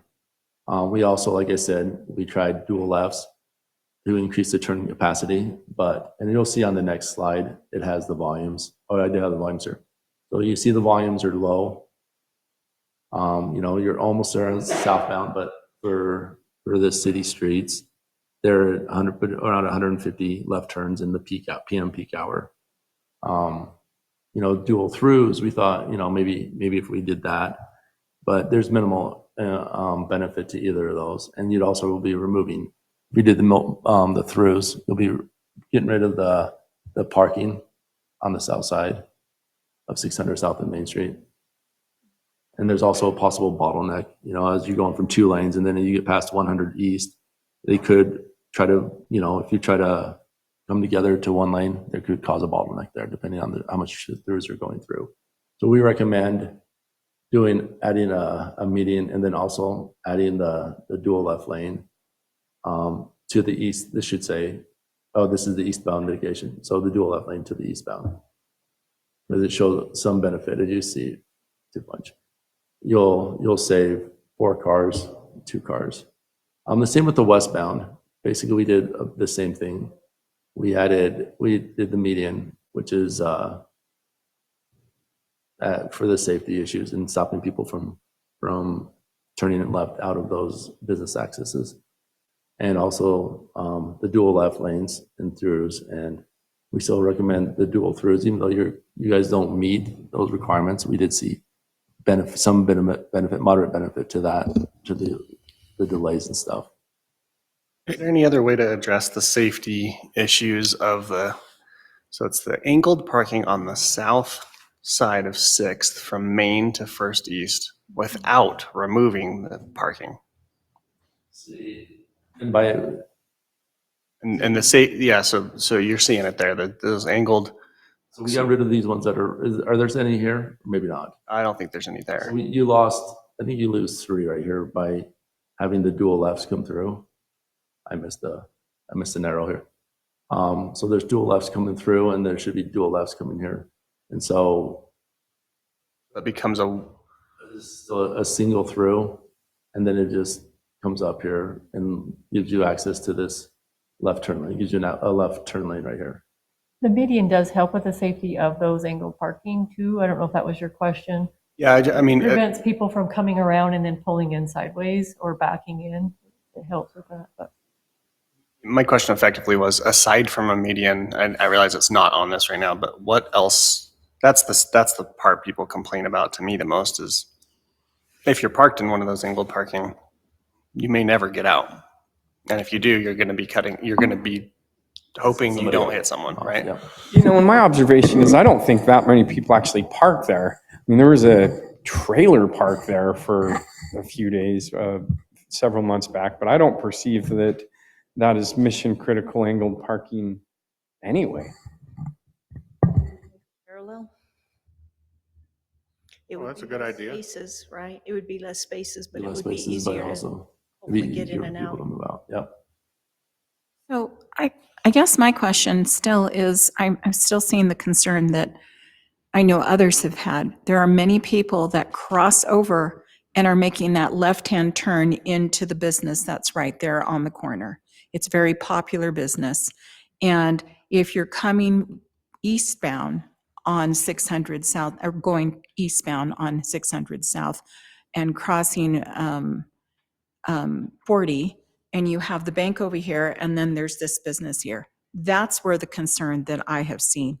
How do people turn into that without having to go down to the next road, which would be 100 East, and then retracing and going backwards to try and get into that property? That's where I'm seeing a lot of those issues. I guess with... You're saying eastbound, So- turning into Old Goat. Yes. So you're coming eastbound and you're trying to turn into Old Goat. Yes. Yeah. There is no access. There is no way to do that without running into the traffic that is trying to use that same lane to turn left onto 40. That's why we put the median there for the safety. But how will you access that's cutting off that property? as people become familiar with the median, they would probably go up to 5th and come around off First East and coming westbound. That's how I would do it. Everyone's going to. But that's what I'm saying, is that a lot of people, that's a frustrating thing because you're wasting your time to have to go all the way down and then come all the way back. That's what I'm wondering. Is there any way that we can create an in and out where you can still have your left turn onto 40 but still make it so that there's the possibility of a right turn into that property on 100? So Yvonne, really the only way to make that happen is to force accesses into businesses to be further back from intersections, which we're trying to do that in the North Village area. And of course, that's all of this stuff, just so you know, all of this stuff is going to be very political. People are going to be mad. In this situation, I don't know what else you would do other than only allow a ride in, ride out. Is the business owner going to be happy? No. Is the public going to be annoyed? Yes. Is it much safer? Absolutely. I realize the So safety, and I do. That's what I'm trying to do, but I want to make sure that we don't alienate businesses that benefit our community. So that's my biggest concern is I want to find a way that we can provide that. I think that what you've got going for McDonald's in that area, that seems to work. That's good. But because they do have that entrance coming in, but it's a little different with this other entrance coming in off 40 for that particular business. It's They're actually just the same. Is that Right? the only access to that business? No, Or is there I've never another really one on 40? They have the, they have, turn onto Main and turn right in the They parking can do lot. that. That's how they'll do it, like if they do it at the hub. they so can just if turn there left is and that, go. is there any way to, what do you call that? When you cut in and, yeah, deacceleration. So they're not trying to, because there is no real deacceleration. Is that how you say it? Yeah, there's not really Off room. of 40 into the business. Those shoulders on Yeah, so Highway the- 40 are very wide, and UDOT, I've had several conversations When you're with them turning and before. coming off from the west side, it gets dicey because you're trying to cut across 40 to get over to the business, and you've got all that traffic coming in right behind you. Yeah, I'm just going to be frank. There's nothing you can do. You can utilize the shoulder if you can get over and you can turn right, or you can go around the block and come back around. And these are all trade-offs. Do you want the convenience or do you want the safety? And it gets to the point where Russ, the I safety. want both, I for know. goodness sakes. Come on, I want the cake and the frosting and everything. What happens without those medians? And I want my latte. What happens without those medians is people are trying to either get across from one access over I and know. turn in, I know. turning left or turning right or whatever, or they want to go straight through. And people are nice. They'll stop. They'll be like, yeah, let me stop going through. And then what happens is they can't see the traffic coming. I They know. sneak up and I then know.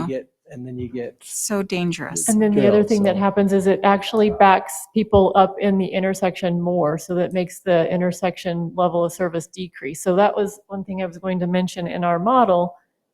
The way we modeled, it's a macro model. We're not modeling those entrances. We're just modeling the roads in the intersections and the traffic on the intersections. Correct me if I'm wrong. The left turning movements, the right turning. We're not modeling the McDonald's access or so in order to know exactly how the median would optimize that intersection, which it will, you'd have to do a micro analysis of those driveways, which we haven't done. That wasn't part of our And each our of those project. businesses might be different businesses in Yeah, the they're all future, too, different. but The the number roads of are. cars coming in and out are different. And so it's more of a gut feel there. And you're right, it's very political, but it would, the way we look at it, just visually, it is going to help the level of service as well for that intersection when you stop people from stopping and letting Yes. people through. Yes, And it's I hard for understand. but people, I mean, my feeling is they'll get used to it and find ways to get into that business. And we could put signs up too that may help people to see business access here so they know they've got to go around or that. And there is an access off Main Street, like he said, they can kind of pull in. Well, all you do is you put roundabouts on 100 West and 100 East. So if they want to go around, they just circle back around and go through. But that's another, $3 million. But why is the median so much bigger there south of Walgreens? Why is it that long stretched out triangle, the median? This is just a concept. Okay. You can shrink it down to whatever you want. I kind of just used the existing line work, striping, and then just made it like that. Okay, I wasn't sure why it was so much bigger, but to me, we have enough right-of-way that we can do this, right, already. It's just that because of the wider right-of-way, it turns into a free-for-all where people are zipping across and we don't have the striping there to help them know where they're going, and we don't know where they're going, right? They can try to wiggle all over. And then we get a lot of queuing up with the turn lanes, and I'm really excited to see the dual turn lanes. I'm really happy you brought that proposal. I knew we needed to do something there. Plus, we're continue to work with UDOT on signalization optimization. That's a continuing issue, but the dual turn lanes would really alleviate a lot of that frustration when people just can't get across, right? When the signal's out of whack. Are the dual turns, did your data show that that's a problem now or just that it is by 2050? I think it's kind of counterintuitive. You think it's going to really help, but it doesn't help as much as you think it does. Maybe you can explain that a little Yeah, more. because like I said, the data doesn't show it. Like our model shows that this intersection works fine. But from looking at the videos that we captured for our traffic counts, it shows traffic backing up all the way past 100 West. Yes. And then we'll also took pictures and showed like at peak hour times and showing like it's backed way up. But like we said, it's just that we only analyzed 100 or Main Street and 600 South. We didn't analyze any of the business access that are also playing into your guys' queuing and the problem within this area. Possible that that this is also but also aggravated by light timing. So I frequently am coming, so eastbound, turning left, turning northbound, and you end up with the blinking yellow at first, right? And then you end up with a relatively short green because the other side has the green the entire time. Is it just a matter of if there was a dedicated turn light for a little while, would that help with the queuing? Signal optimization will also help. And whenever we say add like dual left turn lanes, it also they'll also optimize the signal timing with that because they're going to be adding another head. And then also dual left turn lanes do not have the flashing yellow. It's only a protected. So that they'll optimize it at that time too. But they only help with the dual queued cars. So it's only a block or a half block of double cars anyway. Yeah. Right. And when we did optimize it, it didn't show very much benefit with the single left turn lane when it's protected permitted. Yeah, the dual lefts helped some, but it wasn't significant because there are people that still go through after the people have come straight or done, and they have that blinking yellow, and then they can go before the light turns red. With this scenario, you won't have that, so it does increase the delay a little there. It could, depending on the number of cars. The other thing I've noticed out there at that intersection is, and UDOT plays into this, is there is so many more cars on Main Street that the timing for the eastbound, westbound is just so short. Yes. And so UDOT will have to approve of any additional time, with that optimization. Yep. There's a balance there. They don't want Main Street backing up. Right, but it's only going to be a relative short amount of time too. I don't know. I agree with that. The other thing I'm interested to see is when the new high school opens. I mean, the problems are really those peak times regarding the high school, morning, lunchtime, and when school's out. And when they cut their student attendance here, I'm interested to see what happens there as well. So It'd be similar to what we saw in 500 North. Then it will switch back up to 100 South, and then you'll be back. I want to check Fifth North again when that happens. Righty. Now we're on to 1200 South. Okay. So we analyzed mitigations where we extend the westbound median and the left turn lane storage and remove one of the accesses, the left turn lane into Mountain Land one-stop business access. Remove that completely. And then we moved it down. Add a westbound right turn lane, and then also remove the westernmost access to Mountain Land because they have two. One of them is like right off the intersection. So we recommend that you remove that. And We want to talk to them about that. But do all analyzed mitigations recommended. So as you see here, the thing's gone. The access right here is gone. The lanes have been shrunk down a little bit from 12 to 11 feet to have this additional right turn lane in. It still just impacts it just a little bit over here and I don't know if there's right-of-way issues here or not, if you guys own any of this sidewalk or park strip. But then we move the access in here, the left turn access back into here. So we'd go into this other access back here and I don't know what implications, like if the city would have to talk to the business owner there for that access for them using it. And we turn this access right here into a right in, right out only. Which one did you say? The Austin House.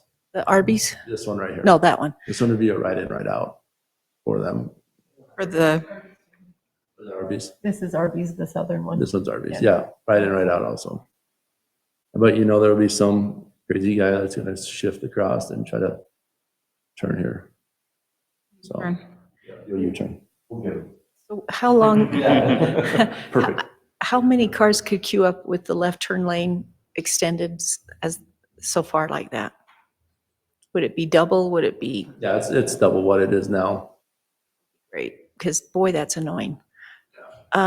When people are going westbound on from the front of Arby's around the corner to go, I'm sorry, eastbound, sorry, when they're going north and then eastbound, do we have the 2 lanes right there already? It looks like we do. It's 1 lane here, and this is still, I guess it is 2 lanes. 2 lanes. 2 lanes still. Okay. It's kind of hard to see. Couldn't quite tell. Yeah, this white line is the lane also. Okay, And then good. it comes up and matches the existing roadway right here. It's just white so that it's kind of more easier for you guys to see. You know, the new fire district's going to be really close there, just right past the edge of your picture. So that doesn't play into any of this study, right? There's no mitigations at all around there. Russ will have to figure out that, or you'll have to bring your ideas back to us on that, because I'm sure that's going to have minimal but significant impact when they need to get their fire trucks out, right? I really like this. That makes me happy to see.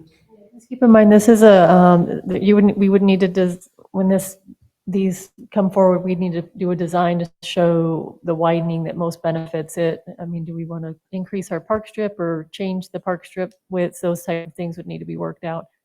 And then, of course, the accesses into the businesses, those business owners would need to, agree to that the one access being removed.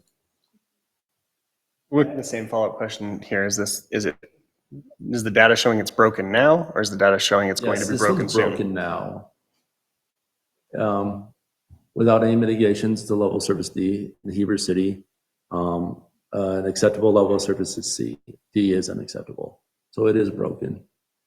And so by doing these mitigations, you take it back to a C where it's an acceptable level of service. I would even say that modeling is probably not even catching your peak times. It gets much worse than that, the stacking that happens at that intersection. This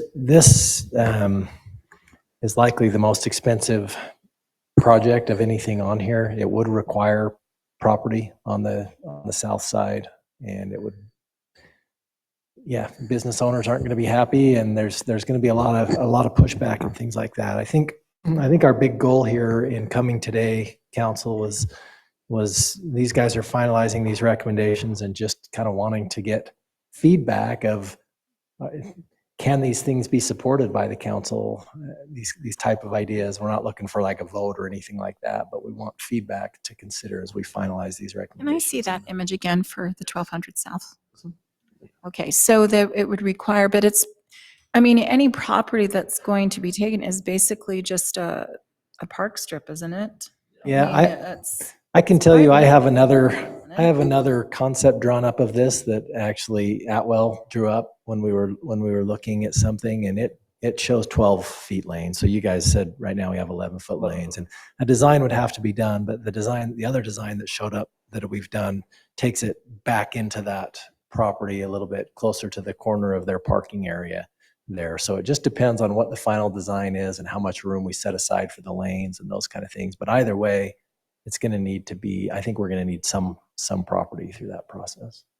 Go ahead, Mike. Would UDOT participate in any of this, do you think, Russ? Since it's their main It's a really good question. They would have to participate with us or partner with us somehow, because there would need to be changes to the signals, the lights, the heads. The other thing that we would ask them to look at is potentially adding a dual left on the southbound lane on Highway 40, which would be improvements in their intersection. So they would have to remove that median, reinstall it. So that's another thing that we would want to partner with. I asked them that specific question and they kind of sidestepped it, and I asked it again in an email and haven't heard back yet. But I told them we'd like to partner with them on it and wondered what that could look like, and that's what I'm trying to find out. So I do have it was 2 years ago that I used to drop my daughter off at school and then come back here and turn right. And I noticed it works. It actually works pretty well until someone's stopped and someone's going through. Someone's going straight. And then all of a sudden, the whole thing backs. The right turn's gone. For paint, if we just made it right only, I think that would change. That would help a lot, or at least in the interim, because that's when it gums up. Most people are going right. They're coming from the east and turning right. Yeah. Yes, it could potentially help. We could check the model to see how that works. Again, our model doesn't do how people are backing up to let people through. They're stopping to let that, because what happens is, let me see. Yeah.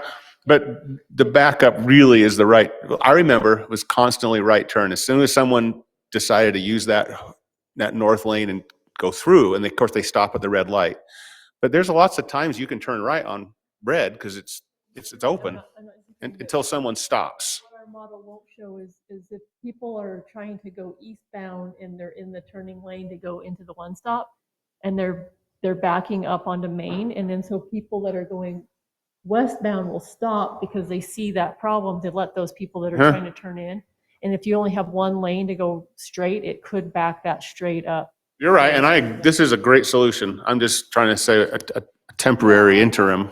I like this solution here easily as with the well. model I just to think see it's if how it functions, if it helps straight. to increase it to a one.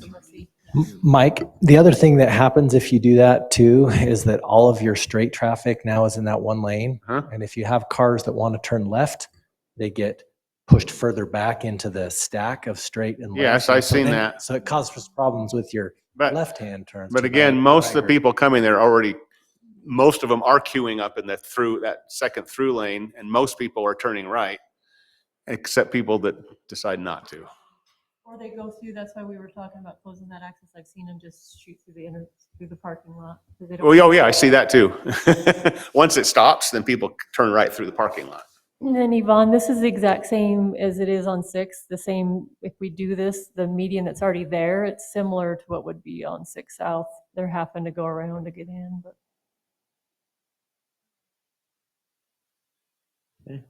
do you want us to, we could check that pretty easily. That turn backs you into the intersection, right? Because you've got big trucks and with trailers that want to turn in to one stop, and you're stuck in the intersection waiting for them to either get over or something. It doesn't feel comfortable, that's for sure. Right. And you can't get over, right? In the intersection, you've got to stay in your lane, so to speak, and it's just not good. And it's just getting worse. And, they have that business. They're going to keep getting that business. We just need to make it safer for them as well as for everyone else.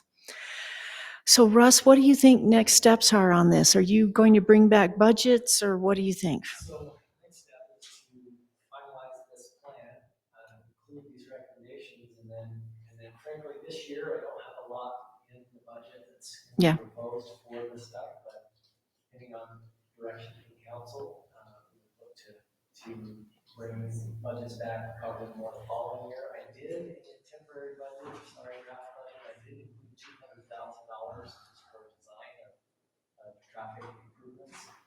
That's proposed at this point, but it isn't really specific to anything either, because I didn't have these recommendations, but I just wanted to throw a dollar amount out there. So that's coming, and we can use that if it ends up being approved by the council to move forward with some designs to incorporate these things, and then we'll have to figure out what we have money for too. Okay. Thank you Council? so much, you guys. This is really, I'm so excited so helpful. to see this. Obviously, things have changed a lot in just the time, and you're projecting forward too, but I think we just need to be ready for more changes. There you go. Right. Yes, it is. We just have to close our eyes. and- Does That's anybody have right. any other questions or comments on that? Okay, Mayor, thank you very much. I might make mention that Chief Hales has gotten with me about installing a temporary emergency ingress and egress to the fire department. We'll be getting with Russ to discuss that further. On 1200, right? That's correct. Aren't we going to put some kind of overhead flashing light that will stop everybody so they can go either way? That's the notion. Good.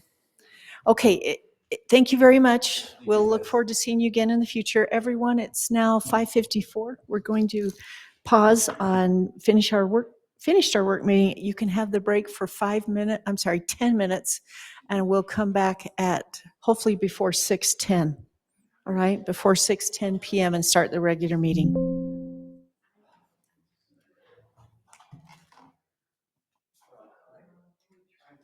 Clock's on time too. It's 1 minute. Yes. This conference is no longer being recorded.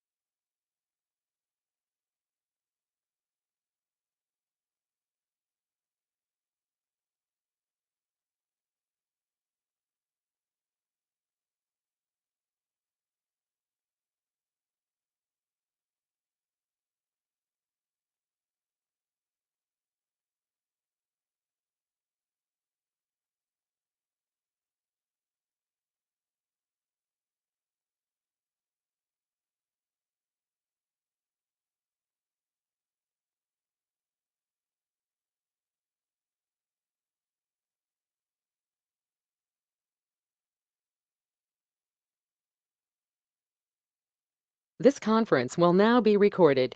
All right. Hello again, everyone. Welcome to the Heber City Council meeting. Today is March 18th, 2025, and I cannot believe how fast this month is going or year. It is now 6:08 p.m. and we are ready to start the regular meeting. I want to welcome all of you that have joined us today, as well as all that are online. So our council members that are here in attendance are Scott Phillips online. Sudo Sergard is excused tonight for illness. Then Aaron Sheewood, myself, Mayor Heidi Franco, Yvonne Barney, and Mike Johnston are here. So we will start with a Pledge of Allegiance by Yvonne Barney, and then we always have a prayer or a thought. Anyone's welcome to come forward and give that, but if no one does, then Mike Johnston will favor us. We'll go to that point. Will the audience please rise and repeat the Pledge of Allegiance after me? I pledge allegiance to the flag of the United States of America and to the republic for which it stands, one nation, under God, indivisible, with liberty and justice for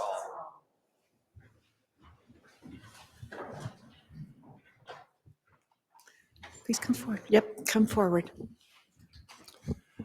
Our dearest Heavenly Father, we approach Thee this evening and with grateful hearts for the many blessings Thou hast bestowed upon us. We thank Thee for this wonderful community we're blessed to live in.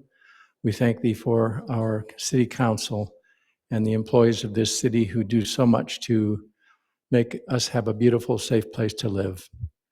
We would ask for Thy blessing and help tonight upon this council as they deliberate and make decisions, that they'll be aided and helped of Thee to be able to meet the needs of all of our community, and that they might have insight and understanding to do so. And this we pray in the name of our Savior, Jesus Christ. Amen. Amen. Sir, if it's all right, could we just get your name for the record, please? That's right, Tom Reed. Thank you very much.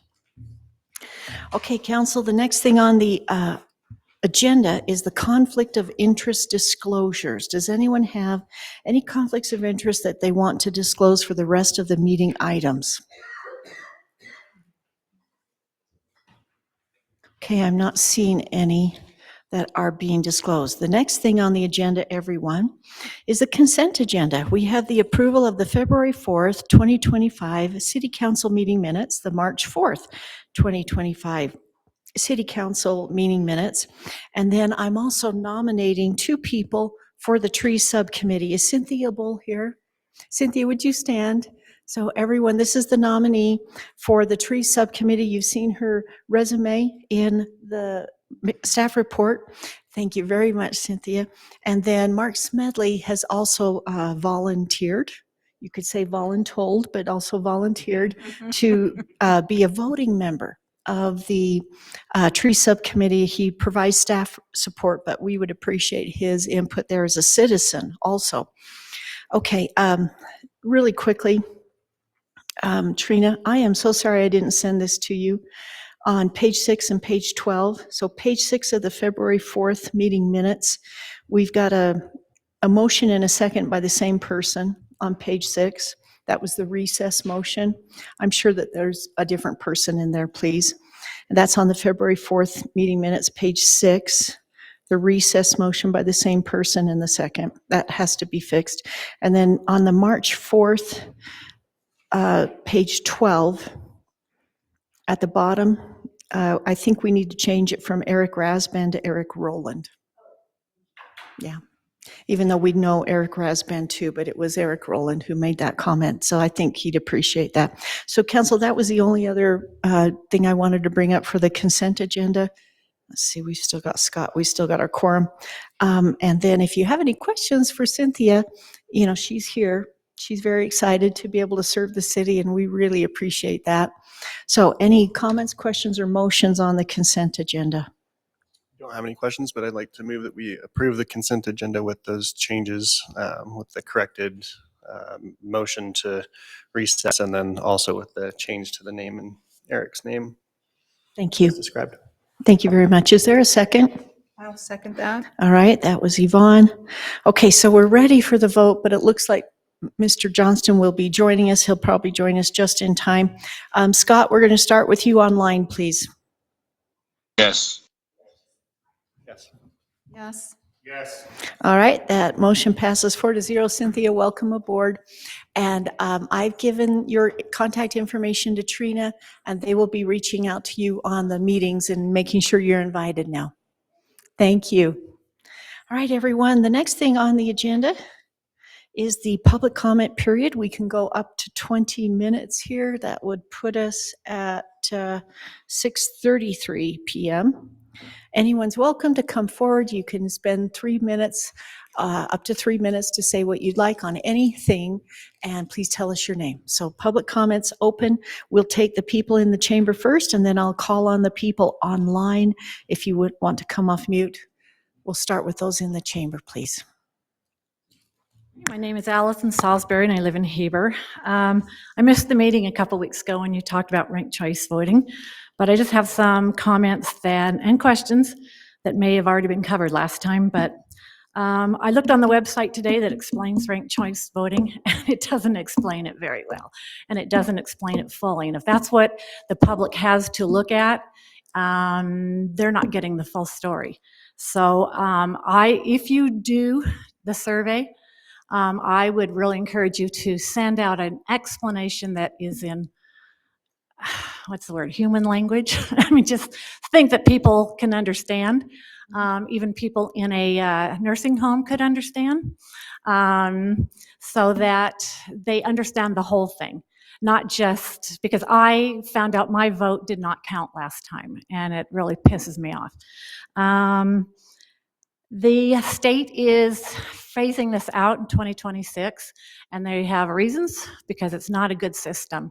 So if they're phasing it out, why are we not, why is this city not following suit and getting rid of it now versus in 2 years? What's the difference? Except that it can make a huge difference in our election. I'm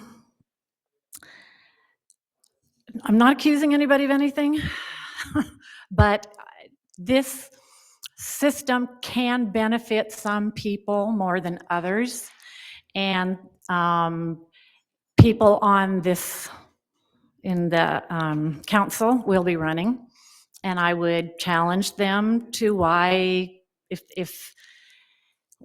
they would vote for this. It might be because it benefits them. I'm not saying it is. I'm just saying, why not have it a level playing field and do it the way we've done it for hundreds of years?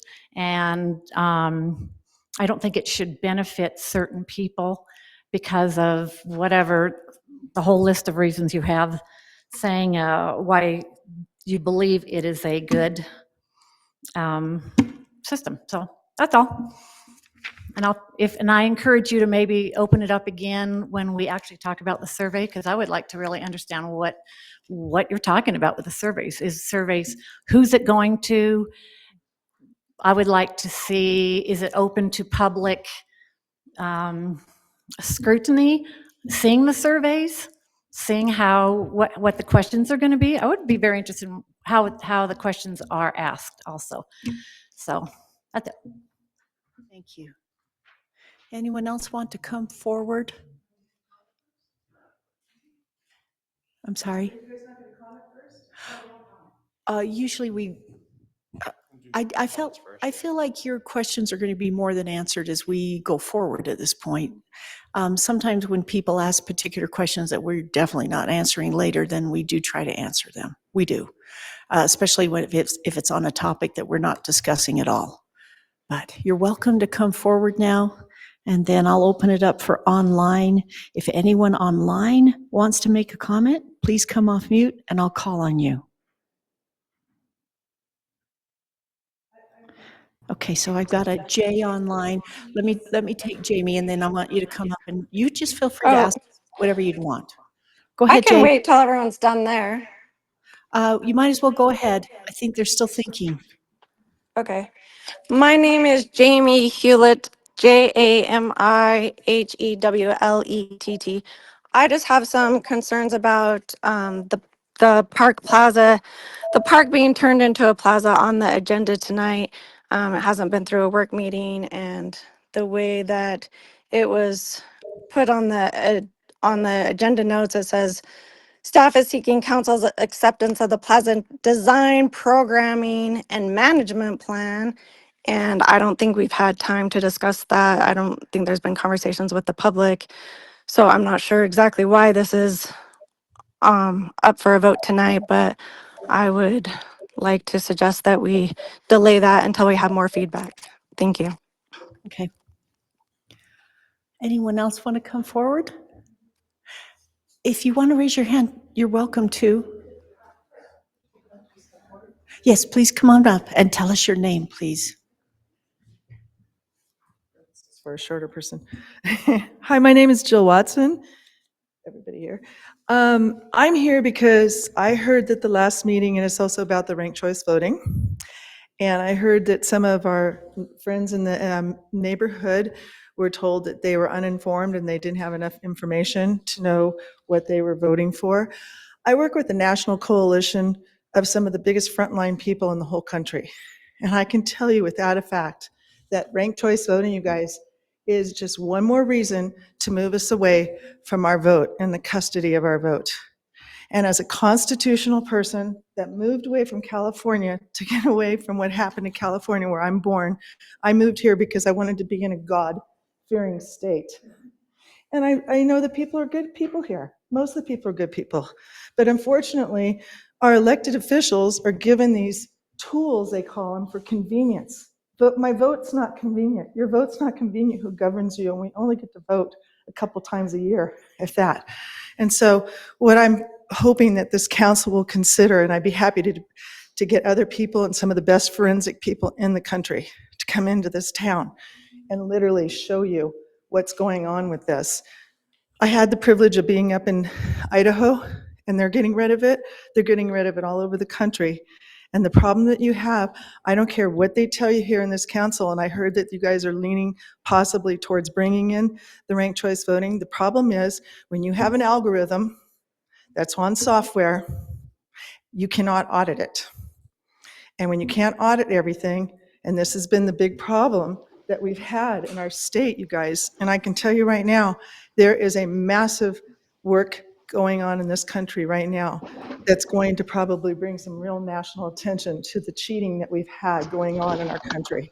And here's my point, win or lose, when you go out and play sports, I don't know who has kids here, or if you played sports growing up, when you train hard and you work hard to do something, and we're working hard to pay our taxes, we're working hard to be here in this community.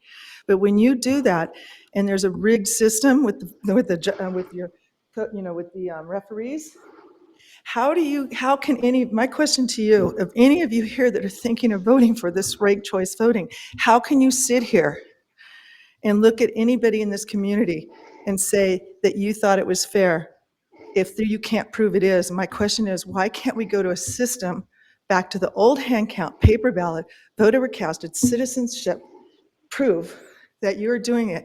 And we do it at the county meetings. When we do our elections, I was down at the GOP the other day with Salt Lake City. And guess what happened? Everything was transparent. Everything was paper ballot. Everything was open box. They did everything, but they counted it on a machine, 586 verified delegates. Guess what the machines did? They spit out a total of over 600, all because they said it was going to be faster. So at the end of the evening, they wasted hours. We had senators there. We had our US congressmen there. We had everybody there. It was embarrassing. And I'm saying every time we do county meetings, we have no problem doing our hand code. You have double verification. Everybody brings a paper. We total it up and we're all happy. Win or lose, at least I can go home at night. And that's my question to you. Who wants to go home at night and know that you voted for something? And how can you sleep yourself and whatever God you pray to? How can you sit there and feel good about what you did in this community if we don't all feel that it was fair? That's my question.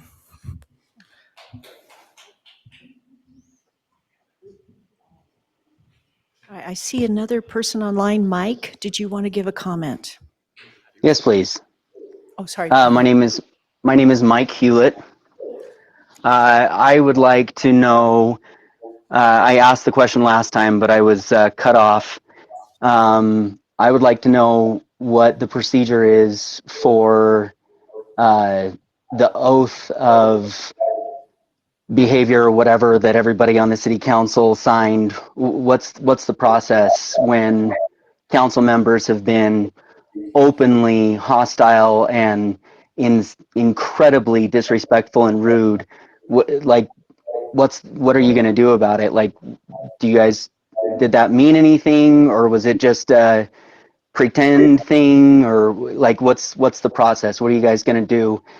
Scott Phillips was unbelievably disrespectful to the mayor last meeting, and I'd like to know what you guys are going to do about it.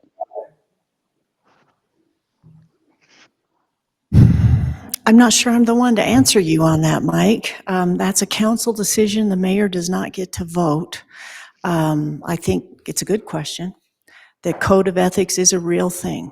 Whether we signed it or not, whether we voted for it or not, it has been legally, lawfully passed by this city council in 2012 as well as in 2022. We are not to make personal attacks on other council members or certainly any of you. So I'll leave it at that right now, and I'll wait and see what the council decides to do about that. Is there anything else? I didn't want to cut off your time. No, that's fine. I appreciate it, but I just want to, like, there's got to be a process, or does it mean nothing? Like, was there a process established for when someone violates this code of conduct or code of ethics or whatever? When they violate it, there has to be some mechanism, or it doesn't mean anything. I think there is a response that that one council member wants to make right now, but we're trying not to cut into the public's time. So don't worry, I'll add on more time here. Go ahead, Councilmember Barney. Quickly, I think, Mike, when it comes to a situation like that, it is a pure, I don't know how else to say it, but basically it's pure, was it proper? Was it correct? Was it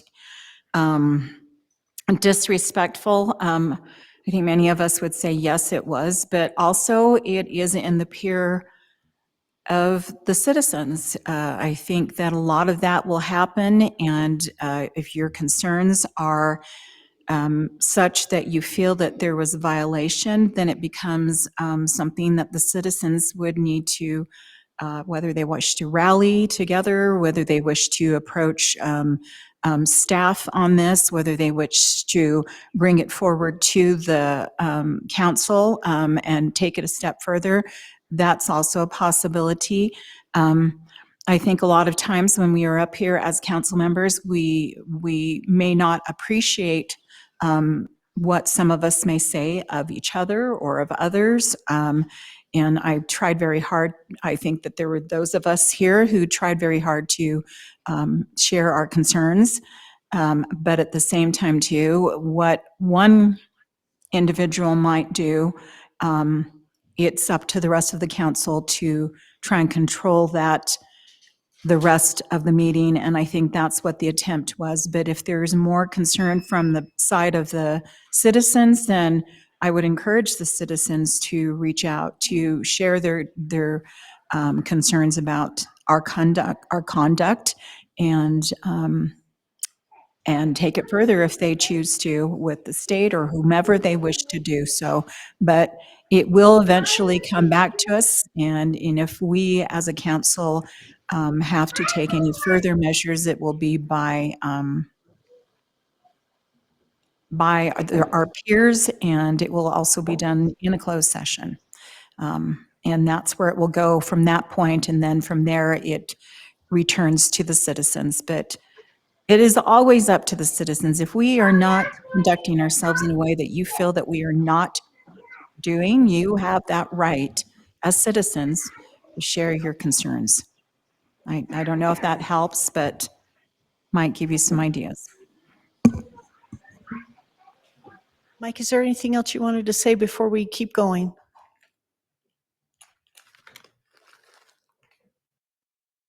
Okay, and now we're going to add 3 more minutes on for public, so please come forward. We have now till 6:36, so you've got plenty of time. You've got your 3 minutes. I know that you heard from me last time, and that's okay because what I heard in the meeting, well, we've already rehashed what we heard in the meeting, but I almost felt like I had been challenged to be even more educated than I already had Your been. name? Sorry, Yeah. you're right. Patty Sprunt, I'm from here in Heber. I thought maybe I was partisan, because I am. I'm a conservative. I'm a Republican. And maybe there are people on this council who, I know this is a nonpartisan council. So I did do my homework. As you see, I emailed you guys yesterday, the Republican National Committee's public opposition to ranked choice voting. But it was my duty to also look up how the Democrats feel about it. And while they haven't come out with a public, declaration like the RNC did, I started going into some articles that prominent Democrats had written. And I was shocked to find out they're more opposed to it than Republicans. And I thought that was kind of interesting. So yes, there are articles that are proponents. I'm not gonna lie, there are. There are people who think it's great. But I do wanna tell you that a few things have stuck out to me. I personally feel, and I think we talked about it, and Aaron, I think you even said something about how it's easier for the candidates. Ranked choice voting is easier for the candidates.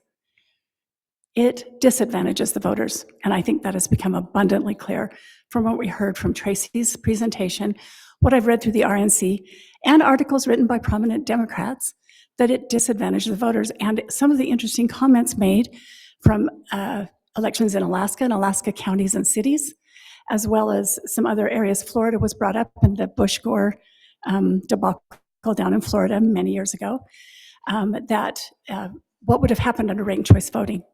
And I thought it was very interesting because if we'd had ranked choice voting, I can't think of the name of the person, but they're saying essentially Al Gore would have beat out President Bush had they done it this way, because they actually began the election with a ranked choice. They didn't call it ranked choice voting, but I thought that was interesting. But one of the things that has been rolling around in my head was the reallocation of my vote. And I believe Ms. Watson brought up the custody of your vote and the importance of the custody of your vote. And for me, one of the strongest revulsions to me of ranked choice voting is that an algorithm or a software or even another person has the right to reallocate my vote. So if I vote for Yvonne, but Yvonne ends up in the minority, and I really wanted Yvonne, they can take my vote and reallocate it to Aaron. And I didn't get to have a say in that. The system did. The election system did. And I'm hearing this from multiple articles, both left-leaning and right-leaning online. And I'm starting to play with AI a little bit. So I talked to ChatGPT 2 this morning. And he or she, don't know what it is, they told me a lot of interesting things, both pro and con. But amazingly, the list of things that were opposed to ranked choice voting far outweighed under artificial intelligence proponency of keeping ranked choice voting. So I know I'm probably close to the end of my time, but when I was here 2 weeks ago, what I saw was overwhelmingly every person who stood, they've all been scared off, as we can see a lot of them aren't here tonight. They were against it.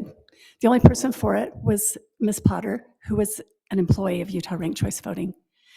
And I think that's really important. So given that information, I need you to think about who's important to you or what's important to you. Is the opinion of your voters more important than your own opinion?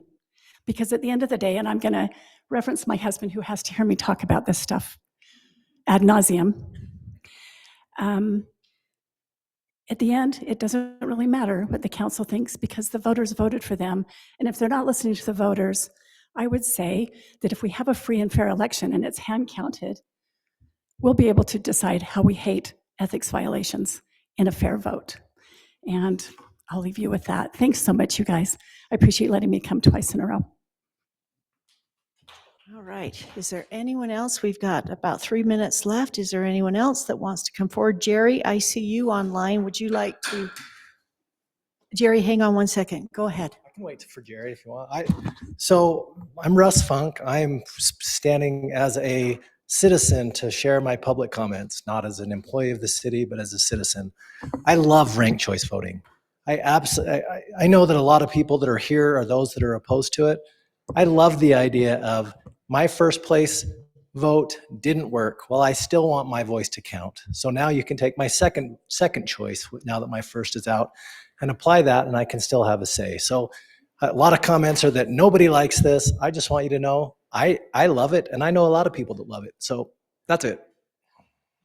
Okay, so Jerry, if you want to come off mute again, it's your turn. Go ahead, Jerry. Could you tell us your name?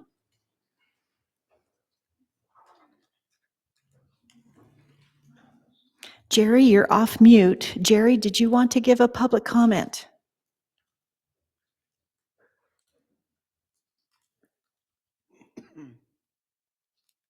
You still have time, Jerry.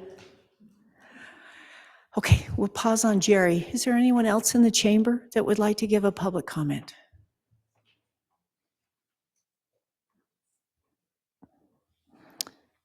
Okay. Oh, Jerry's gone on mute. Okay.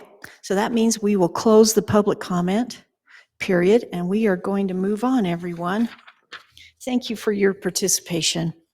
The next item is a monthly development report by Jamie Barron, our planning manager. Jamie, we'll turn that over to you, please. Thank you, Mayor and Council.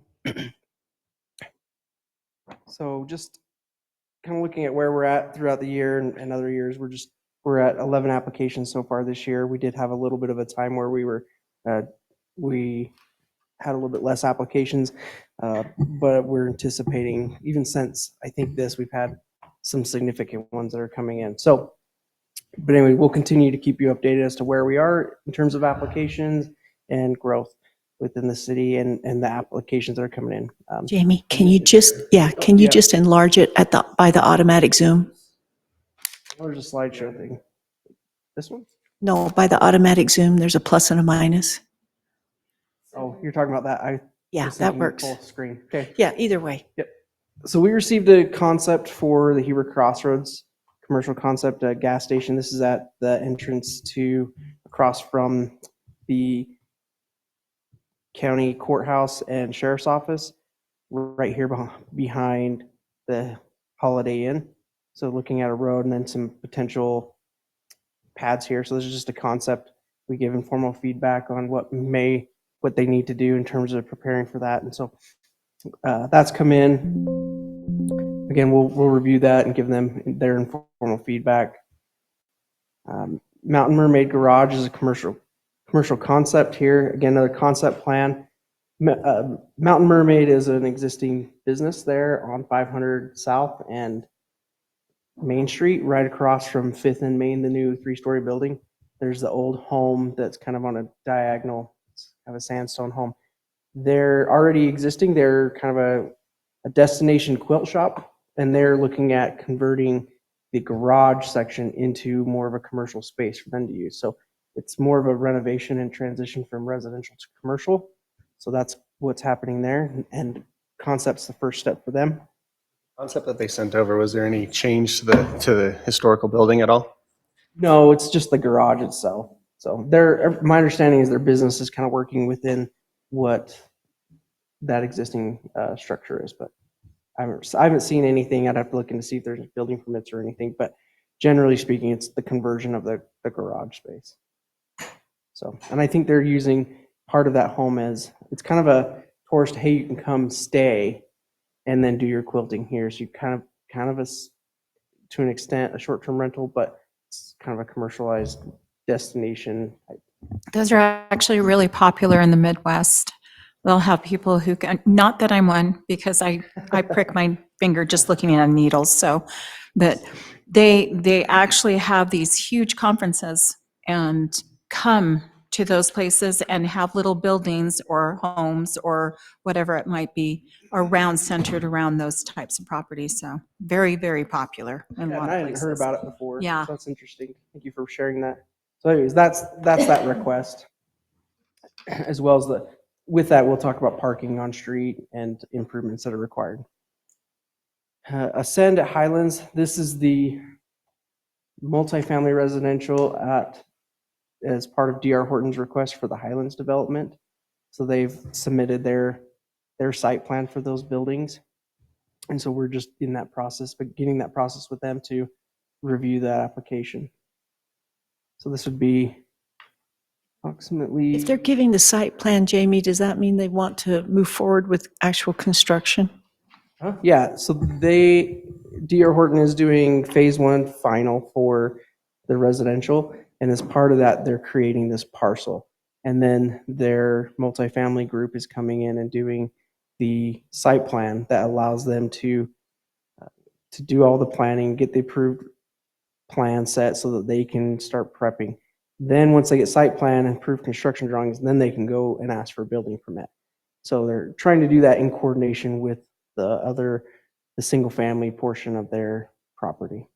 That means they'd have to, does this mean, would this phase make them move the roundabout further to the east that goes into the commons? So that's really coming forward, I believe, Russ, correct me if I'm wrong, I believe that's coming actually forward with the phase one residential, which is the subdivision. So this is kind of separate. Okay. The other application that's already in process is the one that's actually doing that, is my understanding. Okay. But either way, one of those would just trigger that change. These are the stacked flats that are just to the east of the commercial frontage? Correct, uh-huh. Okay. And then these are just the renderings that we have of those buildings. There's a site plan amendment requested for the new high school to accommodate the changes for, I believe it was Midway Lane, as well as the seminary that was not included in the original site plan. That's something that's now been worked out, and so they're looking to make that modification. Is that where the seminary would go, to the east there in that building? Okay. Yep, just south of the tennis courts. But this doesn't have to do with any changes on 100 South though, I right? believe they're trying to incorporate those changes in that. Are they? So do we have final comments back from UDOT on their 100 South road plan? Not final comments, but we do have comments back from UDOT. So Jamie's right. This application, the original application from the high school kind of showed the roundabout concept there. This update of the site plan amendment shows the current plan with the signal and the widening along Midway Lane in addition to the seminary building.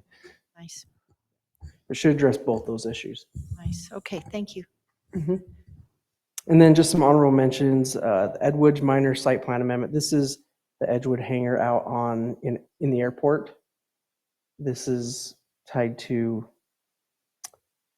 it's kind of on the northeast end of the airport. So we had a site plan for a hangar, and I believe this is Jason Talley's project. So just Not the T hangars. It's No. to the south of to the the T hangars. southwest of the T hangars, correct. And what it is there's some office space. Essentially during the planning phase of that in the site plan, we were aware of how much office space was in there. And so we've asked him to revise his site plan to show the required parking for that office. We anticipate it based on initial conversations not being a large issue. It's probably more just paint than anything. So, but just so you're aware of that, we are processing that. And then Kruger Mountain Ranch, which is the Wellberg annexation, it's the small subdivision. So we're in the process of reviewing that right now. So both of those would likely, Kruger Ranch is a staff approval. The other one is likely to be a staff approval because it's so insignificant. So. And then we're just looking for any feedback that you might have. If there's additional info that you would like us to include in future reports, or if there's anything you feel like we should address. So. All right. Thank you, Jamie. Thank you very much. All right, everyone. The next item on the agenda was the presentation by the Back to the 50s Car Show, who we're always glad when they're here. They have chosen to come next time, and we will let them know and put the agenda item on for them. So we're skipping general business item number 2. We're going to number 3, though, with it looks like Chief Sever. I don't see Deputy Chief Russell here. This is our Public Safety Monthly Report. Chief, thank you very much. Okay. So just wanted to go over a few numbers with you. We had 196 area checks last month. We had 11 fraud cases, 26 cases referred to our major crimes unit, 50 parking issues that we responded to, 41 traffic accidents, 47 suspicious persons, and 351 traffic stops that month. Some of the things I wanted to let council aware of, we've been talking a little while about the grant that we received for traffic signs through the state. We had two grants. One was for LiDARs, which we had already received. One was for traffic signs. So we continued to follow up with them. They said they were ordered. You should get them. And so I asked Brandon Russell to, hey, check on those signs again. So he goes, oh, you should have received them. And that same day, we received more LiDARs. So the state messed up and sent us the wrong thing. So they told us, they gave us the application and we've already filled it out. And they said they'll put us at the top of the list next year. But if you know anybody that needs any LiDARs, we have an abundance of them. I was just going to say, can we Unfortunately. keep the LiDARs and still get the new ones? But now they're putting us off. Yeah, till- they know we get to keep the LiDARs. They said we can have them. So we now have we've doubled up on LiDARs. So we just have them in our stock in case some of them break. But unfortunately, the traffic signs will be delayed a little bit. So I do believe we'll get him though, because he said he was putting us at the top list. They wouldn't admit that they did anything wrong, but I got a lot of LiDARs to prove they did. And then some of the things that we're looking at, we've had a few smash and grabs. So we'll be putting out some some PSA for citizens to remind them to make sure that they lock up their cars, but they also keep their valuables out of sight. And so it's really common if people, they'll walk around, check door handles. And if the door's open, they'll go into the car. That's very easy. But they typically won't break into the car unless they see a valuable in there. And so we've experienced a few Midway, Red Ledges has had a couple. And so we're just checking, we're just going to remind the citizens to make sure that they're lock their vehicles and keep their valuables out of sight. Red Ledges? Yeah, I was going to Yeah, say, yeah. are people, Gated community. are they getting past the gate or is it happening internally? I'm not 100% sure. I believe they got past the gate though. Okay. On that one, our investigations unit is looking at it, but I remember them saying that they threw the tags out, some of the stuff they took had some Apple AirTags on it, and they threw it off just past the entrance of the gate. So I'm not sure if they walked in, did it, and then walked back out again. So that one I wasn't aware of until more recently. So, and then we think Scott Phillips might be involved, but we're looking into that. I missed your joke. I know he wants to comment now. What was your joke, Chief? I'm sorry, I missed that one. I said I do think it? Scott Phillips is involved. I'm joking. Okay. And then because he another one lives we wanted to in make Red Ledges. that we're going to be putting out some PSAs on that we have Josh working on for us is fraud cases. And just to share a little personal note on that, I was almost victimized on it. They are getting so good. I had just gotten home and my wife came through the door and she was on the phone with somebody and she was talking kind of intently and she put it on speaker. It sounded totally professional and everything sounded right. And I'm like, who are you on the phone with? And she goes, oh, I'm on the phone with the bank. Somebody tries to use our card in Arizona. And I was like, I listened for a second and I was like, boy, this sounds right. And I go, and she goes, well, they called from the bank number. And she showed me her phone. And it said, educational employees credit union with 2 accounts, one in California, one in Utah. And so she's talking to him, and I'm like, then my police side kicked in, and I remembered what I tell everybody else. And I said, did they call you or did you call them? And she goes, well, they called me. And I go, they asked you for any passwords or anything? No. She goes, the only thing they asked me for is a username. So I immediately got on the phone. I called ECU in California, and I said, hey, my wife's on the phone with supposedly your fraud division. Is this legitimate or not? And they said, no, that's not us. And they can spoof your phone numbers. And they had already gotten into my account and they were attempting to transfer funds. And I go, can you put a stop to all that, please? And they were able to stop and nothing was taken. And now my wife will probably never make that mistake again. But they'll spoof phone numbers. They sound very professional. I never would have guessed it was not a bank that was calling. And just to remind people, you cannot believe anything that you receive a phone call or that you receive an email on or any links that you receive. You have to hang up and contact those people yourself. So We've done police tips in the city newsletter before, but if it's getting this aggressive, I really feel like we need to hit this every month, as well as get it on your Facebook and website. Another page. thing sorry. Go ahead. No, I'm just saying. That's to do it more regularly. I Yes, agree. we've really got to do this. It's way too sophisticated and we want our citizens to be aware. So can we start to do that for April as well as what you're already doing online? And then the other thing we're looking at is talking about maybe getting some fridge magnets or something for the elderly. And so they can post up and saying, but we're working on what phone number that would be, where we could just post and say, hey, if you've gotten a call requesting money, please call this number, and then get an officer or something that can immediately give them, tell them to hang up, and or have them call I used to tell people, have them call me. I give out my cell phone, and I'm like, I never got a call. And I go, but I'll pay your tax bill. It's no problem. Just have them call me. So.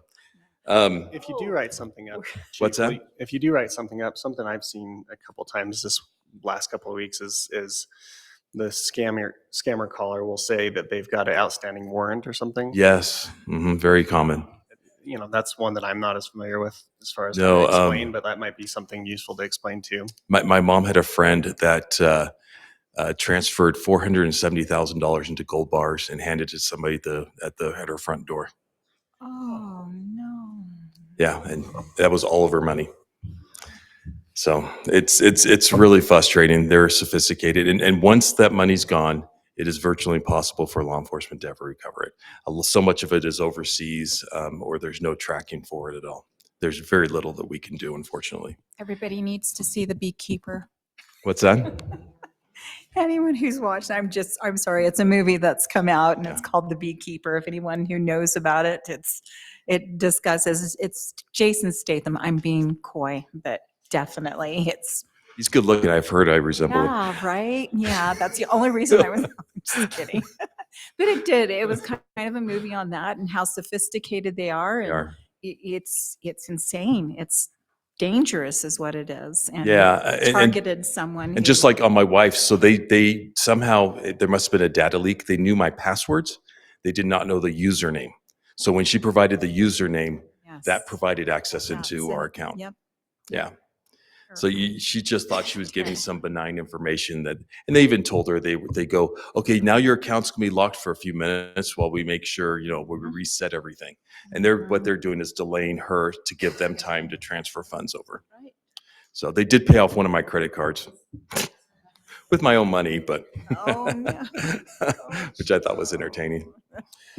Well, thank goodness it was good on that. Yes, Man. yeah.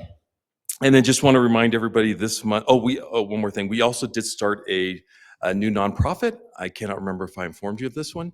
So we're working. We get a lot of donations through the police department. This allows those donations to be tax deductible for the citizens, especially with some of the programs that we do. For instance, the Easter egg hunt. We get a lot of community support on that. And I think we've already gotten about $6,000 in donations for that. So now they're tax deductible. We have a new nonprofit called Friends of Heber. And our Easter egg hunt will be August 19th. It's also going to be a pancake breakfast. And we will have April 19th. And we will have 12,000 eggs this year, and we're also partnering with the Sheriff's Department is going to help us search and rescue, and it's going to be the first responder Easter egg hunt, and it should be a really, really fun event. And so we're looking forward to that. What time does that begin? About 10 o'clock. So you're not going to do it And super then all early? 12,000 eggs will be picked up in about 30 seconds, and then It'll take you 3 hours to distribute them. Yeah. Are you going to separate the areas for the we are. the toddlers? We're going to have about elder? four or five different areas. We have a committee for our party planning committee that's organizing it all based on how it went last year and what we can do better this year, and we'll keep adapting it in the future as well. That's great. That's fantastic. And that's my report. Any questions? Yes. Will you work with Russ on your insights from your department on the traffic study that we talked about in the work meeting? I think that your department's insights are invaluable for the ideas that were presented We could certainly there. meet with them and look at it. Absolutely. Thank you. No Anything else? Anyone? All right. Looking forward to Easter jokes on the Thank you. 19th. Thank you. And very glad that you caught your wife in time. Okay. Yes, yes. Okay, everyone. Does she know? Okay.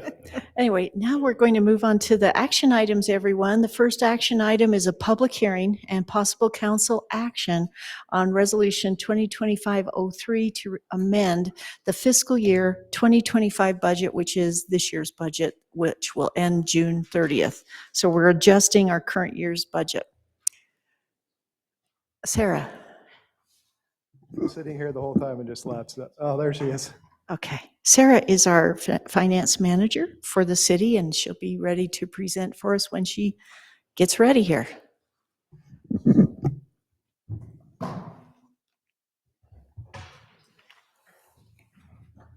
there's also a slide that Jamie pulled up earlier for me. No, not that one. So you can go back to that staff report, but I emailed us some PDFs that he pulled up. Ready to go. All right, thank you, Council. We're here to hold a public hearing for the third budget amendment and have possible action. I'm going to briefly go through our amendments, describe them, and then we can hold the public hearing. I want you to know that this public hearing was properly and public noticed according to state code. Okay, so what I'm going to do is I'm going to scramble them up a bit and present them more as categories. So there are several that are just house cleaning items. It's not asking for new funds, it's just asking you to approve the transfer of funds or reallocating of funds so we can be compliant with state code. I'll start with the first one. We created the new tap tax fund. So all of those monies were sitting just grouped with general fund, and we have moved them to Fund 23. Actually, and Tony, we'll just go to the next. Yeah, so my house cleaning items aren't on these two lists, just to make it a little more concise. So that is one. We just moved the $600,000 that was budgeted in the general fund. We're going to put it into the new fund. The next one is we're going to allow the public safety impact fee to cover more of the 2014 sales tax revenue bond payment. We just basically collect impact fees to make that debt service. So whatever we collect, we want to make sure we use the maximum for the debt payment. The next one is a transfer from Fund 47 is the parks impact fee. A few years ago, we purchased the Muirfield Park or purchased property for the park expansion. That was eligible for park impact fees, but we used general fund at the time. So we're just correcting that and moving that purchase amount from the park impact fee to the general fund. And then the next one is we had a prior fund transfer approved from the Fund 47 to the general fund, and we just didn't transfer that full amount. So we're just basically rolling forward that approved transfer from Fund 47 to Fund 42 to cover a cemetery Section B project. And then the last one, oh, I think I just confused that. Oh, it's just they're both the same. So that, yes, so that one was to do a rollover. Oh, okay, let me back up. Sorry, these two are a little bit similar. The last amendment we did, we had an amendment to increase an amounts in Fund 42 and 47, and I swapped those amounts, and this is just to correct it. So in Fund 42, we approved a certain amount. In Fund 47, we approved an amount, and I just flipped it on our amendment, and we're just flipping those amounts. Sorry, that was a little confusing. Now the next one is to transfer money from Fund 49 to 42, and this is just a rollover request from fiscal year 2024, 1.673 million. Okay, that's just housekeeping. That's no new money. That's just monies going from one fund to another. Okay, the next are just general government projects. You previously approved or at least agreed to review some ALPR cameras for the police department. And the trial run has been a success, yes. And so we are moving forward and asking you to fund $26,000 for ALPR cameras. The Historical Preservation Board is asking for $4,500 to purchase historical monument markers. This is an item you also previously approved in a prior fiscal year, and we're just now getting that money rolled forward. I think you agreed to 10,000, but it looks like it's coming in at 45, so that's great. Okay. Similarly, the Leadership Academy is also doing historical markers. They are asking 18,000. I believe this was presented to you previously. And we are asking for 876,000 to purchase the Heber Light and Power building. This will be a transfer from Fund 42 into Fund 44, and then the purchase will be made out of Fund 44, the CRA. Yeah, okay. And the last general government item is a request for $46,200 to replace an HVAC unit in the public safety building. Okay. Next, we just have engineering projects. We have a request for an additional $1.371 million for Section 8 cost share agreement project. If you have any, I'm just giving you very basic. So if you have any questions. Is there any more things that you'll show up there? You've No, gone through that's most just a of summary. these. In your packet, you have these Yes, PDFs, yeah. we do. But nope, just that slide to give a summary. The next one is the Railroad Quiet Zone Study. Engineering is asking for $20,700.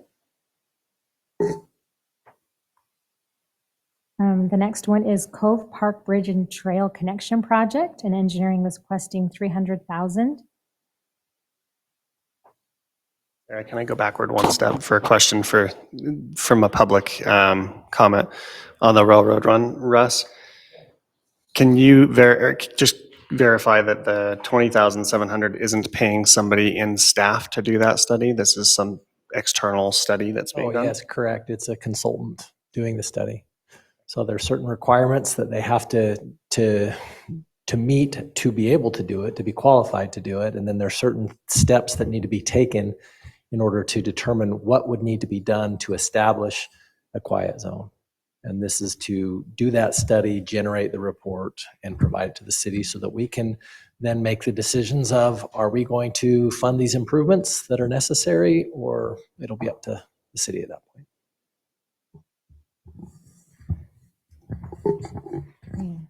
Tony, is there any way you can pull up the last Exhibit A, just to kind of look at those totals that will be left? Even though all of the budget request forms is what she's going through right now, and those budget request forms are in. It's the right thing, just scroll all the way to the bottom. There's And a if you could summary. make that, yeah, there you go.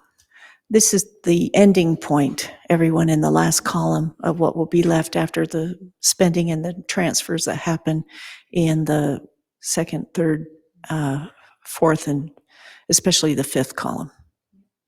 Those are budgeted amounts, so projected.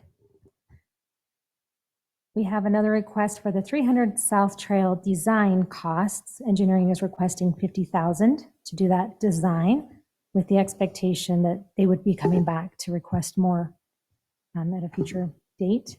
And then the last one is a Section A upsizing project. It hits many different project codes, and we're requesting an additional $436,000. Those are very brief descriptions. I'm trusting that you've all read the PDFs and the full descriptions, but if you want me to go into any details about any of them, I'm happy to do so, or the staff that submitted the request is also here and can answer questions. I have to say something right up front. Trina, this has to do with you. Right now, this resolution 2025-03 to amend the fiscal year 2025 budget that's being proposed, that is the same number as the RCV resolution that came to us 2 weeks ago. And I'm sure it was just a typo. But I think we just need to clarify, if we're going to use resolution 2025-03 for amending the budget, then we've got to assign a different number to the RCV resolution. Trina, that might have been my mistake as well. Well, who knows, right? It's just one number off. So when you make the resolution, you can. I'm just saying, if we can use what's presented, but then that number has to change from 2 weeks ago. Serious. Just wanted to clarify that. So now my other question, please, before we open it up to the public, and that's next, everyone. Tony, if you could go back to where you were at, please, on Exhibit A at the very end. That 6.5 million that's in the general fund that we estimate for our ending, hopefully June 31st, that 6.58 million, what's that percentage of surplus then that we would be able to have out of the entire general fund? Are we close to the 35% surplus? Probably a little below the Little 35 below. threshold, or a little above, but whatever. Yes, it's about right, because the beginning number is 35%. So That beginning, that 7 million is 35%? yes, so the beginning balance is going to be within the compliance of the 35% cap. Okay. So if the ending balance is below that, we would expect that ending balance is most likely below the 35% cap. Okay. So in case any of you are shocked at that number, the state government allows us to have a 35% surplus that we can roll over year to year, which is, I don't know, 5-month, surplus, depending on projects that, if there was some emergency, our city government would be able to keep going for that 5 months or so, until hopefully the economy would kick back into gear. If there were that kind of an emergency or natural disaster or something, we'd still be able to pay for police. We'd still be able to make sure your water is getting fixed, right? And pay for our workers and keep things going. So you might think that's a lot. It's obviously a lot more than it's been in the past, right? We've grown, but we've really tried to keep close to that 35% surplus. We only used to be able to have a 25% surplus. And when the state government said you can go up, we immediately went up and tried to capture that so we could have that cushion. Okay, Council, do you have any other questions before we open it up for the public comment? Just a reminder, and everybody has access to these same forms online, but with the Heber Light and Power purchase, or property purchase, the amount requested $876, but there is a note in there, and I'll just read it for clarity for the public. In the current year, the city sold a land parcel for $700,000. This sale, in large part, is funding the purchase of the Heber Light and Power building. So 700 of the 876 came from a sale of a city parcel already. I think that's just important to remember. Right. And that parcel right over here, everyone, of the old Heber Light and Power building is in the plan to eventually provide much more parking for our downtown, in our downtown revitalization. We're not sure about the building and the uses that we could use for a while or not, right? Just turn it into parking, but that's still being debated. And we're even going to be looking at that in the next couple of agenda items. So public hearing, unless there's any more comments, go ahead, Mike. Sarah, I really appreciated the budget amendment request forms that you've included. Is this new? It's new. It's, thank you. It's really good. Thank you. It really explains every single request. So thank you for including those. Yeah, appreciate that. Thank Very you. good. And not too bulky and not too long and complicated. I hope not. Right, but nice and accurate. Okay, unless there's any more comments, I'm not seeing any, then now it's time for the public to come forward, and you can take your 3 to 5 minutes actually in a public hearing. You get a little more time according to our rules.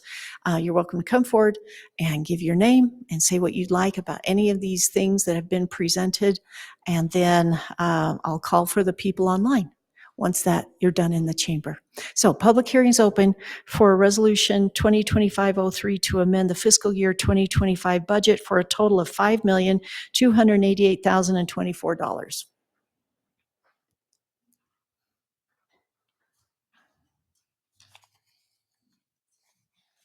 You can definitely ask questions, and we will answer your questions all about this.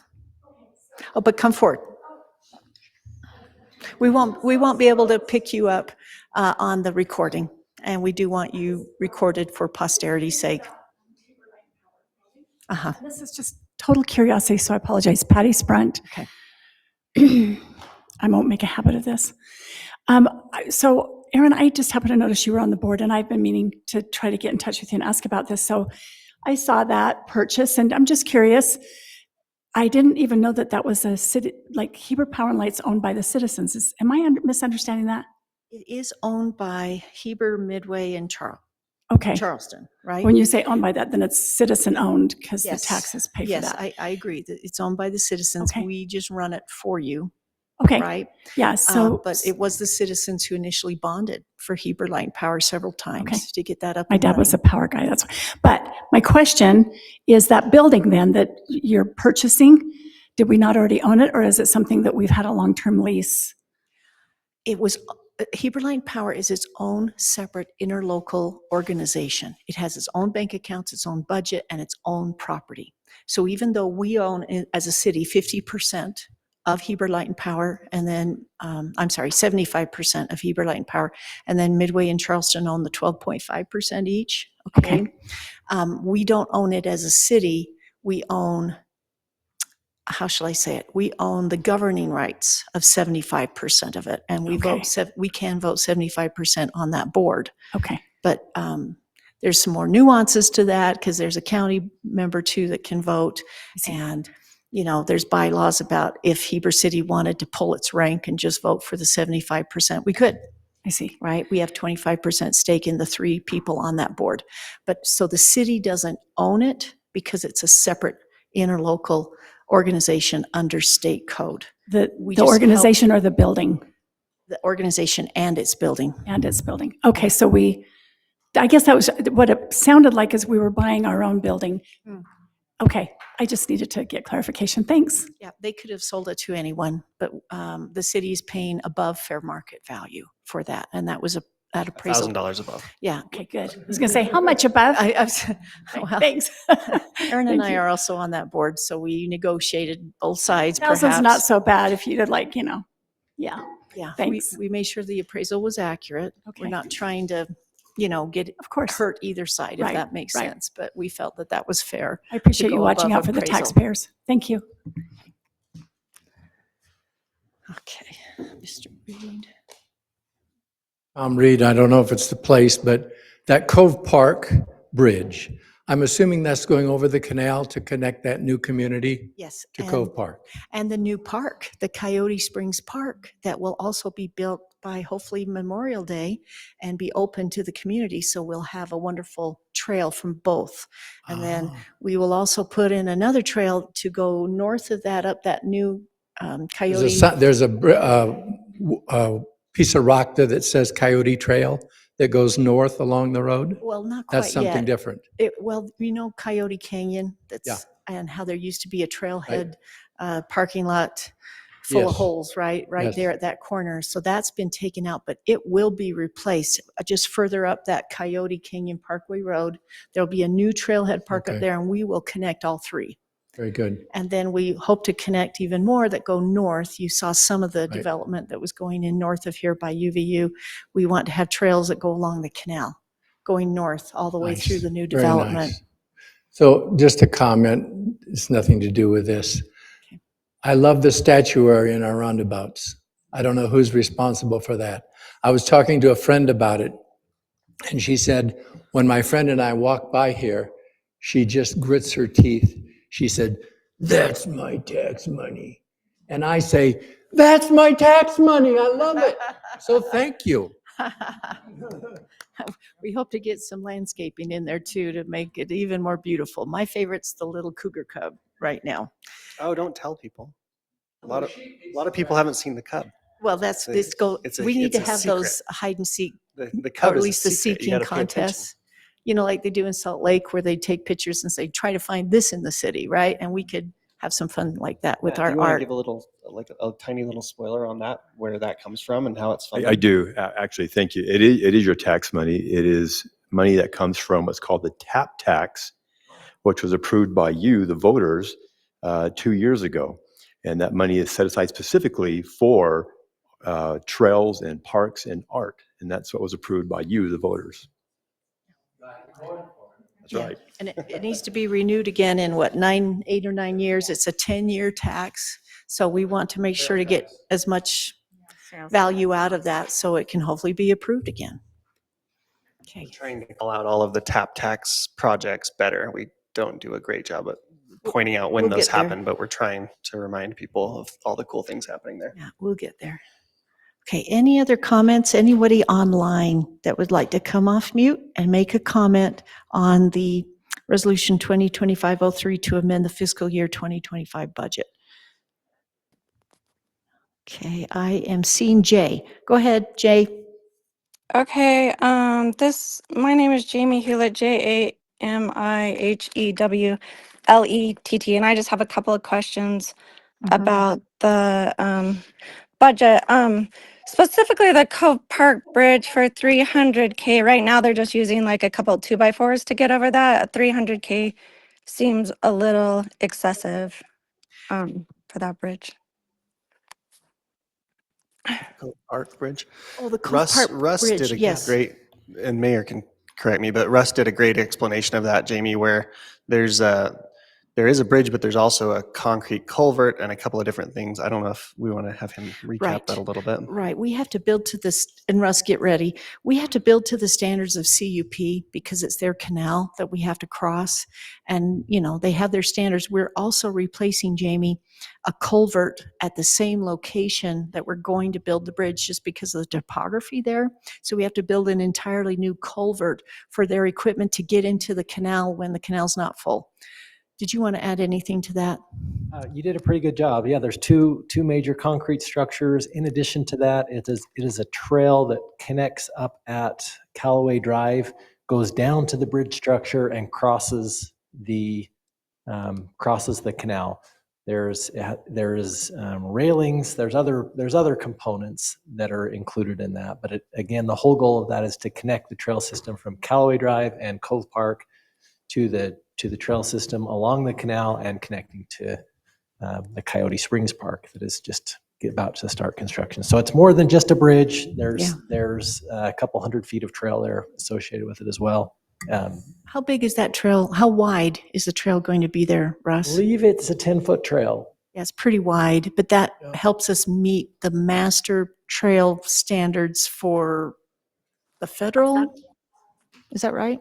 Well, Federal standards? The new UDOT trail network is a 12-foot minimum. This is our Heber City master plan, and it's in that area. It's 10 feet. But anyway, it's not just a small bridge across. It's a large trail section. There's utility drainage work that has to happen, as well as the structures in the trail. So.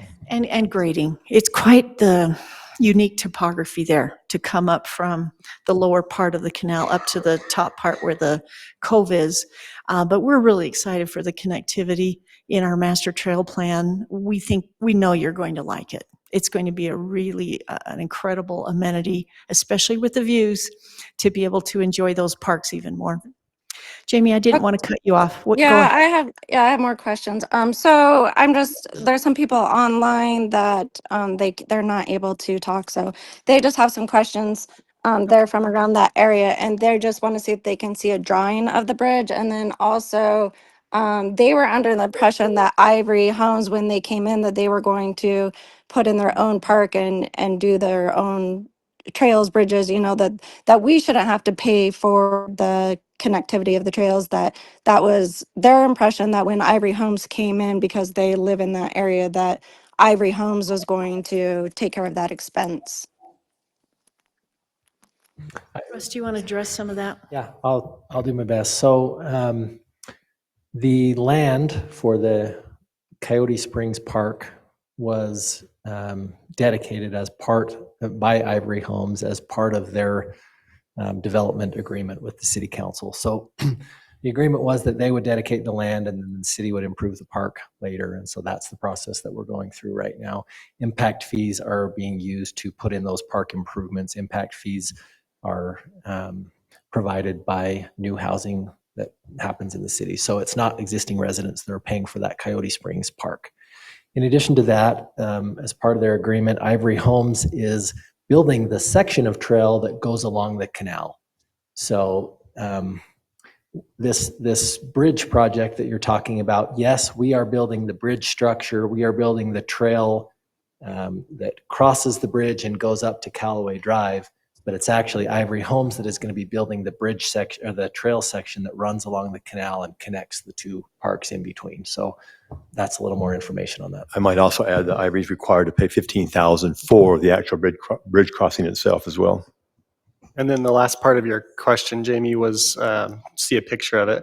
If you go to the council meeting agenda online on March 4th, number 5 under the action items was contract award to Perco Rock Co.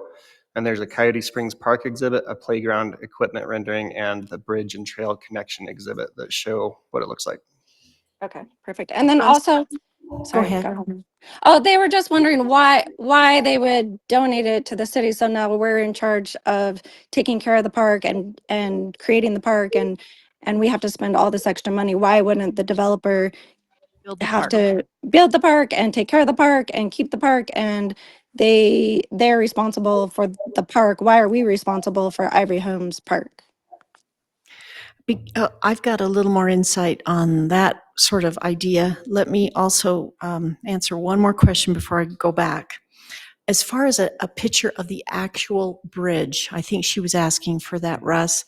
Is it going to be the kind of bridge that's over at Jordan Park crossing that canal? So it's quite a plain bridge. It's cement walls, if I can say it that way. Concrete box culvert with an asphalt trail over the top. Right, very plain bridge. So have you seen that, Jamie, at Jordan Park going into the neighborhood to the west? Yeah, I'm asking questions for other people, so I'm not super familiar with it. It's not fancy. I wish it could be fancier, but then that would cost us another 300,000 or something. But well, 300,000 seems so a lot. Seems I have to correct just a touch from what Russ had said. It was really Alpine Development that dedicated the land for the park, and Ivory Homes agreed to that. So of course they could put in more density, but then they were supposed to pay, I think, $250,000 towards the park since it wasn't going to be on their property. And then later city council took that fee away and justified it because of the impact fees that the higher density would provide. So Ivory Homes is building the section of the trail. And so now, Russ, that leads me to a question for you. Is Ivory Homes, did they already build that? I thought they'd already built most of it. There's a section of trail, and it's actually, so there's two developments there. There's Ivory Homes, which is the Coyote Ridge subdivision, and then there's the Coyote Springs development, which is just to the south. That's the section Alpine. through Coyote Springs has been built. It's just a short section. It's a couple hundred feet. Okay. But the section that Ivory Homes is just starting now this year is going to build that next section over. And a lot of details here, and it's hard to kind of explain in a situation like this, but the goal is to have, with the work that Ivory Homes is doing this year, the work with what the city is doing this year, the goal is to have all of that in and connected, hopefully by the end of this construction season. I mean, why are we going to build the bridge up to the Cove Park and the trail if the other part's not done? And how long will it take? We expect that we will finish our part first. We're trying to get all of that. We're trying to get that canal work done by April 15th, and then all of the rest of the work with the park and the trail that we are doing by Memorial Day. But I expect that Ivory Homes will be kind of the end of the construction season where they're paving and getting the rest of that tie-in done. But still, we'll have a fantastic park done that we're excited about, and we're trying to set it up so that that connection happens. If they go in, we want to make sure that we're coordinating the trail connection, because in order to keep it ADA compliant, it's really technical on how those two combine. And so we want to make sure we get ours in so that when they come in and build theirs, that they can tie it in at the right grades. So that I hope we can encourage them to meet our building schedule as fast as possible, because otherwise, if they can at least grade it so that the easement could be used by the public, which may or may not want, I understand with construction that's going on there, but it's kind of sad to have the trail go nowhere, right? When the bridge is right there, further down where the trail's going to be going. That's all I'm saying. Hope you can talk with them about how we can do a really nice ribbon cutting ceremony, and we'll give them plenty of credit for their part. And we'd really like them to join us and have that done in time. Just an idea. Okay, let's go back to public comments. Jamie, Oh, yeah, I have some more comments, sorry. okay, go ahead, finish up. So just with the public safety building, where's that? That's our police building, 300 South Main. Okay. And we're still they- paying, of course, the debt on that. And they need a new HVAC system unit? You know, I have asked that same question. We are out of the warranty period and, you know, darn, here we are. So the furnace broke down or something? I'm not sure why. Chief, do you want to explain? You'll have to come forward, please. Before the chief starts, I want to say that our building maintenance manager, Steve Simpson, has done a lot of work to get us really great deals on these units. So Yeah, I we just got want a to shout out. we got a Yeah. significant discount on these because we were buying them now. But we've had constant problems with these units just about since day one from the building being built. They were state of the art at the time, but the new units are a lot better than the old ones. Just the technology has improved, and I think we're replacing. I think it's we have 6 units, and one of these units is covering 2 or 3 of the old units, and we're pulling them out. But we've had numerous leaks there.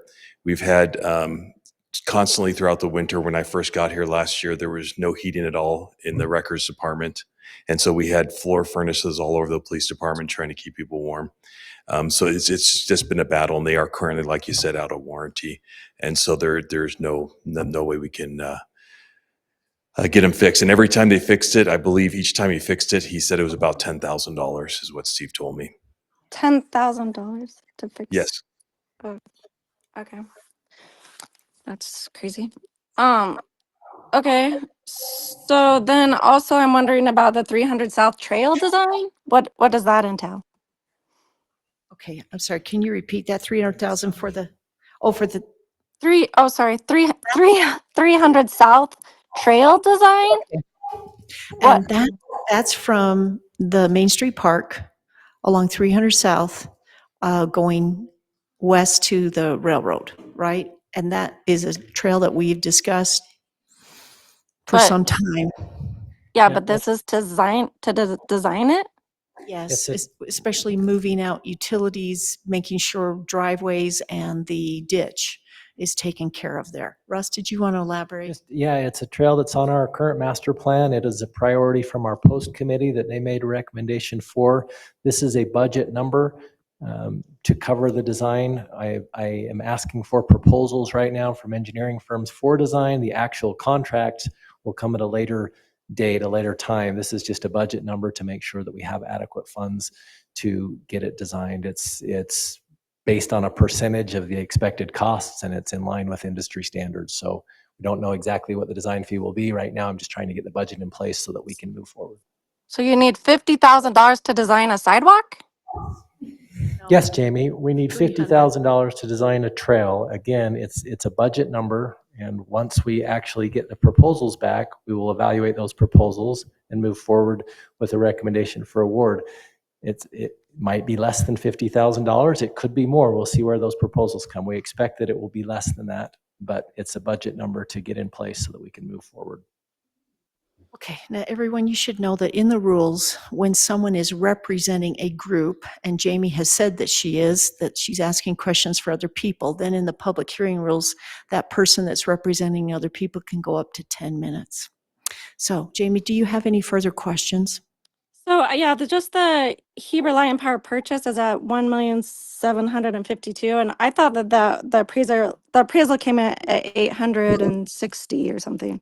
It is. It's 876,000. Appraisal was 875,000. So I'm not sure where you're getting that 1 million figure. It says Heber Light and Power property purchase $1,752,000 on the budget you're right. request summary. You're right. So, Sarah, that's a typo on our part. It's for the 876,000. I'm sorry, I didn't catch that. That's okay. And then I just had one more question, I think, about the the railroad quiet zone study. Do we not have anyone in-house that's qualified to conduct a railroad quiet zone study? Do we need to pay somebody else $20,000? Russ, I'll let you answer that. Oh, I have one more question after that, sorry. Yeah, so in order to, basically, there's certain engineering consultants that are qualified to do railroad work. There's really only a handful generally in the state that work on railroad issues. We don't have anybody in-house that is qualified to or certified to work on railroad designs and projects. And so we asked for a proposal to do this study, and this is to pay a consulting engineer to do this study. It includes the work that will give us the information. The goal of it is to have the information that we as a city can then make the decision, do we want to invest in railroad crossing arms, concrete medians in the road, those kind of things that would allow the city and the railroad, actually not the city, that would allow the railroad to not be required to honk the horn as they go through these street intersections. So the whole goal is provide the information we need, coordinate with the railroad, and provide us enough information that we can make decisions moving forward. So, Russ, would you mind answering to where we got that request from? I know we asked it in a couple of meetings ago, but is that a couple of neighbors? Is it the railroad? Is it? Yes, and I might lean back on some of you, but frankly, I had a meeting here that Heber Railroad was here asking us about it. The mayor attended that meeting. They were wondering what it would take to do that. There have been developers that have asked about that have been developing in the area. They're kind of heading along the railroad out of town, and then just a history of complaints from citizens. So all of those three. Last question. Okay, so yeah, I was just wondering about the historical monument markers. Why is it 4,500? And then for the historical, I don't know, Rachel Kaler, whatever that she is, and then 18,000 for the leadership academy. Why is there Two separate groups, two different projects, and different sets of markers. So we had the Oh, initial so- set of markers come from the Historical Commission recommendation, and I think that's for, Catherine, I hope you'll help me with this, for four, just for four markers. That's to finish up paying for those four original markers. And now the Leadership Academy, which is the volunteer group of citizens that are learning about the city in the Leadership Academy, they've proposed so many more. Oh, those are for extra homes. To provide that historical trail, that people can listen to online and through an app and so forth. It was to provide historical recognition of some incredible homes in our downtown. Gotcha. So Thank you. different markers, different projects. Okay, very good. Thank you for good questions. Is there anyone else that would like to come forward and ask a question, make a comment, or online, just come off mute?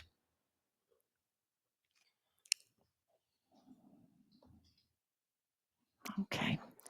Well, thank you, everyone. Really good, really good. Do you think we'll be doing any more budget amendments this fiscal year? Yes, we will do more. Okay. We always do one at the end of the year. That's true. Yes. That's true. Okay, so I'm going to close the public comment for Resolution 2025-03 to amend the fiscal year 2025 budget. Trina, we are sticking with that number on this one, right? Because of the possible action. Okay, so in case anyone's geeking out like I do, and I have to, we will assign a different resolution number to the RCV resolution that came last week to us that had the same number. Okay, Council, I'm going to turn it back to you. You can take action to approve Resolution 2025-03, or you can ask other comments or make another motion. If we took action, it wouldn't be on the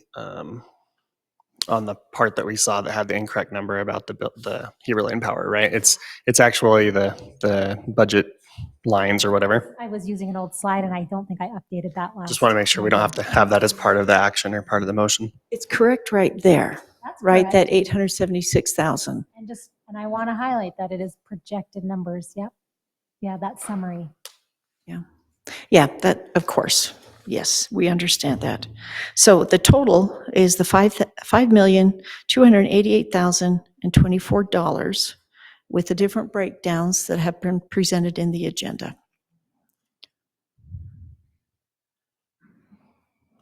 Comments, questions, motions? I'll make a motion. Okay. I move to approve Resolution 2025-03, amending our fiscal year 2025 budget as presented. Okay. Second. I'll let Mr. Phillips have that second. Okay, any other discussion?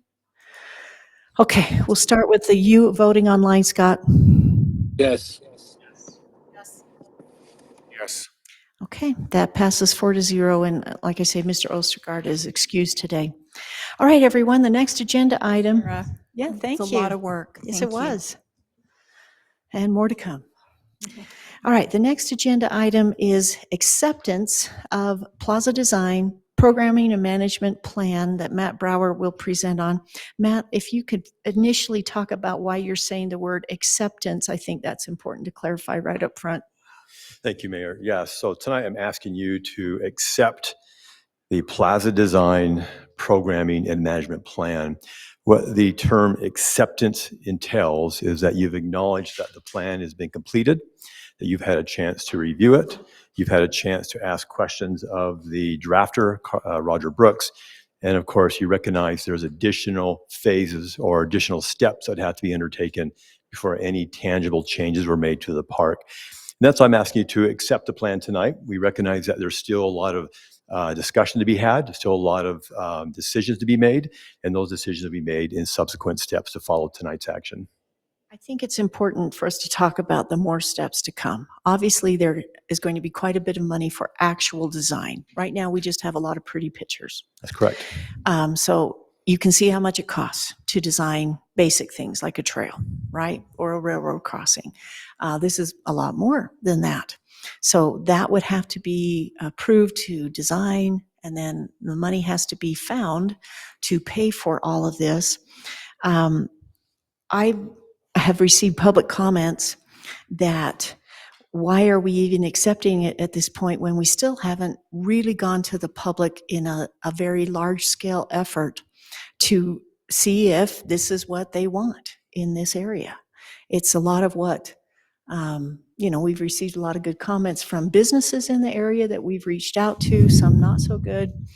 We've done some minimal outreach to the public. We really haven't held a series of open houses or, done surveys. We haven't explained what's in this 100 some odd pages and what it will entail. And yet the timelines are quite quick, right? That's being proposed. The timelines for the funding, the timelines for the building, and so forth. And I think the public needs to be involved in this. This is the heart of the town, and people have strong opinions about what they want to see there, and what has been and what could potentially go on there.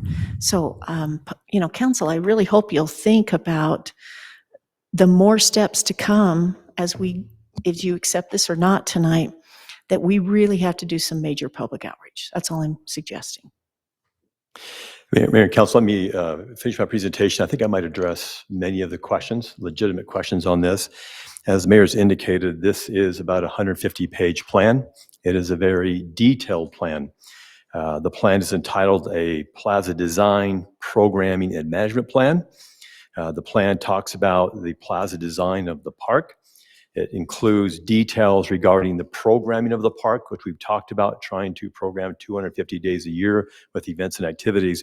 And it's also the details pertaining to the management plan that would execute on the programming of the plaza. So a very large document. We talked about this extensively at the retreat and recognized that because it is such a large plan, that it would be difficult for us to get feedback on this document in terms of how we get the feedback on exactly what we get the feedback on. And so it was thought that perhaps what we would do is come back, accept the plan, and that would then initiate the process of doing detailed design on the plaza. What this means is it's going to be a process that would allow for additional public input at key milestones. It will allow for the council to have, during these milestones, key times to raise questions, to maybe alter the design, maybe alter the things that Roger Brooks had talked about. And so the acceptance of the plan is acknowledging that amongst this council, there are still very different ideas about perhaps what should be done at the park. But it's through that detailed design process, which each of you will have a chance, as well as the public, to give input on, where we'll finalize it with that public input. I might also indicate that we had a broad public outreach in October. We had an open house at the park. It was open to the public in the afternoon, again in the evening for many hours. We had, I believe it was about 100 people in attendance. Giving feedback directly to the design team, which is Roger Brooks and Kerry Smith, as well as to staff. And of course, we talked about it extensively at the council retreat, which was held back in January. So council, what I'm advocating is tonight is to simply accept it, recognizing that there is a lot more work to do. In fact, the cost estimate and the phasing is simply recommendations. I don't know if they're realistic at this time because we still have to come up with the money, and we can only do this as the money becomes available. So that design timeline is probably going to flex based upon our ability to raise the money to complete whatever it is that we come up with on a detailed design. And so, in essence, the plan tonight was completed by Destination Development Association. The principal, as you know, was Roger Brooks, a world-renowned urban planner. He was also assisted by Kerry Smith, who was in attendance at your council January retreat. And they put together this plan over about a year and a half. The plan was funded by the Chamber of Commerce through a number of grants that they received, so there was no cost to the city for the plan.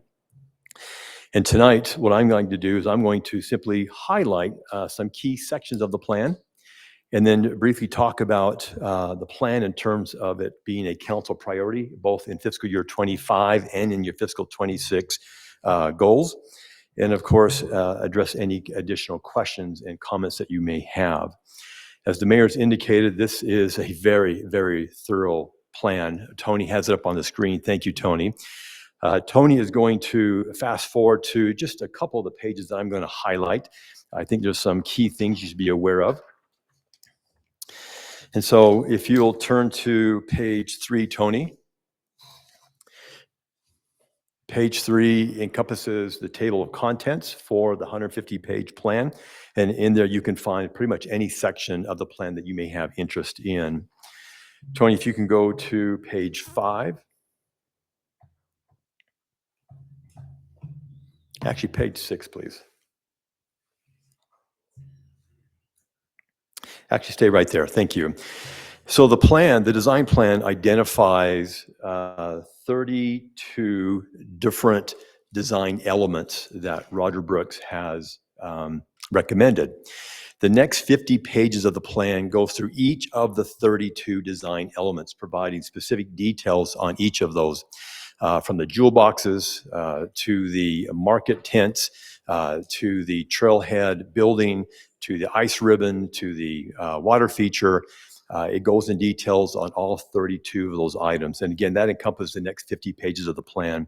I'm not going to dive into those 32. This plan has been available to the public now for approximately 5 months, but there is significant detail pertaining to those items. Tony, if I can have you go to page 59.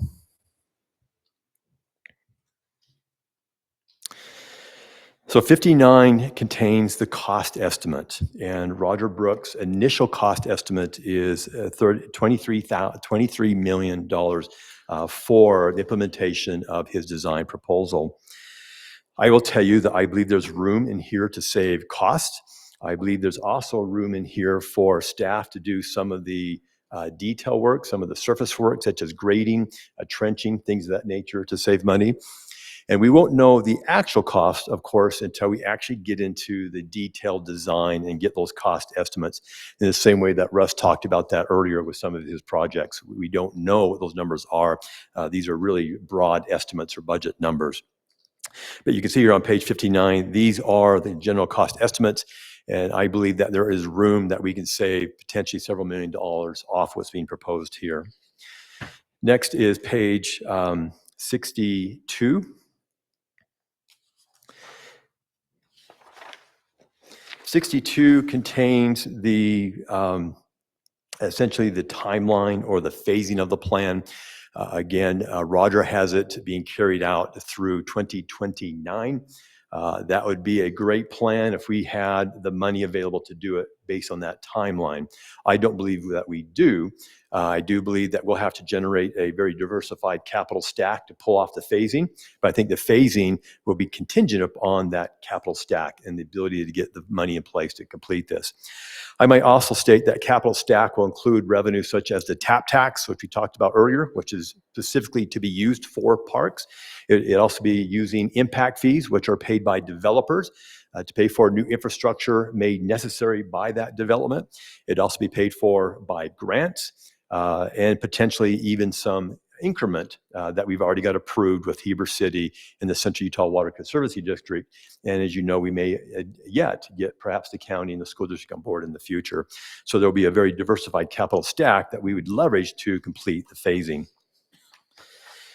On page, Tony, go to the next page, which would be 63. 63 begins diving into the operations. These are operations of the park, making sure that it's operated in a clean manner, in a safe manner, that allows for access to our residents. And this provides an overview of what those operations should look like. Tony, if you go to page 69. 69 starts changing gears here. 69 starts talking about the programming. Roger Brooks spent a significant amount of time in the document talking about the types of programs that would be available 250 days a year for our residents, their guests, and visitors.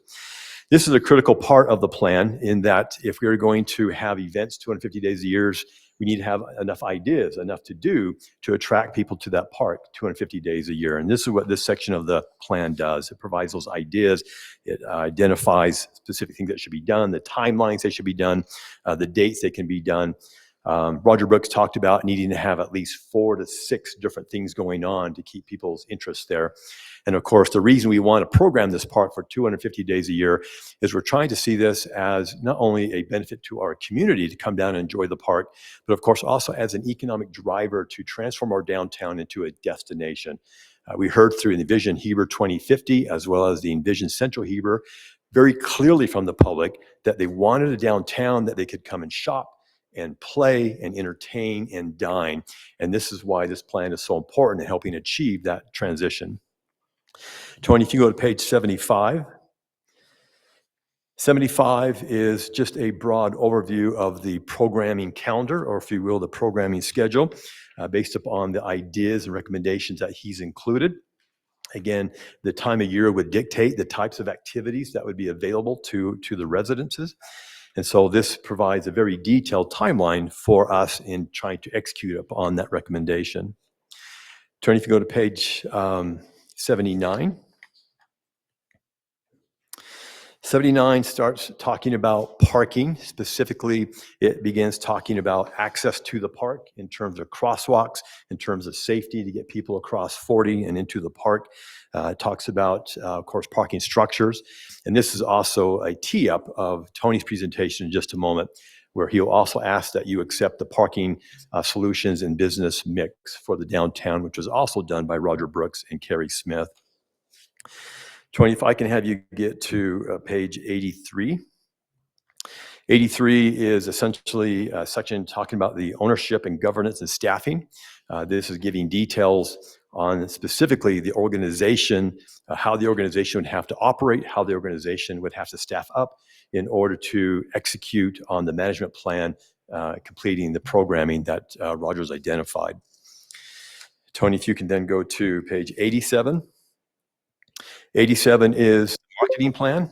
This is critical for success, is making sure that our residences are aware of what's taking place at the park, the activities are taking place, to make sure that mothers of young kids know what's going on, that bring their kids downtown to have a lot of fun, as well, of course, adults, and be able to come downtown and attend the events that are age appropriate for them. Tony, if you can then go to 92. 92 transitions into the budget for the downtown. This is looking specifically at the budget for the management plan and the programming plan for the park, which is critical for executing. And then finally on page 93 is the pro formas. These are the pro formas that Roger talked extensively about at the council retreat in January, talking about the cost and the revenues that would be generated to make sure that this operation is self-efficient. And so, council, that is just a very quick and broad overview of the plan. As I mentioned earlier, the plan was identified as one of council's top policy priorities in fiscal year 25 and again in fiscal year 26.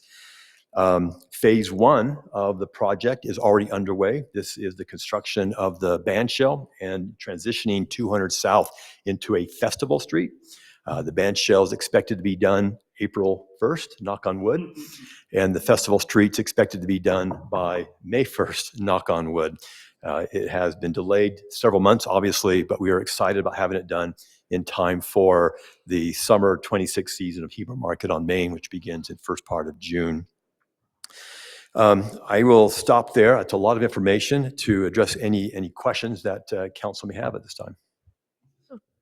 It was my remembering that the open house that was held last fall, I thought it was just the businesses and perhaps some surrounding residents that were invited. I don't think it was for the whole city. It was for the whole city. And then we had a second one, you remember, in January. So we had the one in October, which was for the whole city. And then we had a second one in January, which was specific to the C Street, where we divided specifically the businesses that joined the C Street to the downtown. Okay, I just think we really need to do still more public outreach. Other comments or questions? Yeah, I have questions. So I guess what I'm trying to find out is, first of all, from fellow council members, I know there are some who are definitely going to say, yes, it's absolutely okay. But anyone who has reservations, these are from my peers. If you have reservations, I want to hear about it. Staff members who might have reservations, maybe they don't. And then the other question would be to you, Matt, if this is not done, if we do not accept this tonight, what are the pros and cons of that? And the third question is we do have a meeting, or we do have an open house for tomorrow over at the Public Safety Building.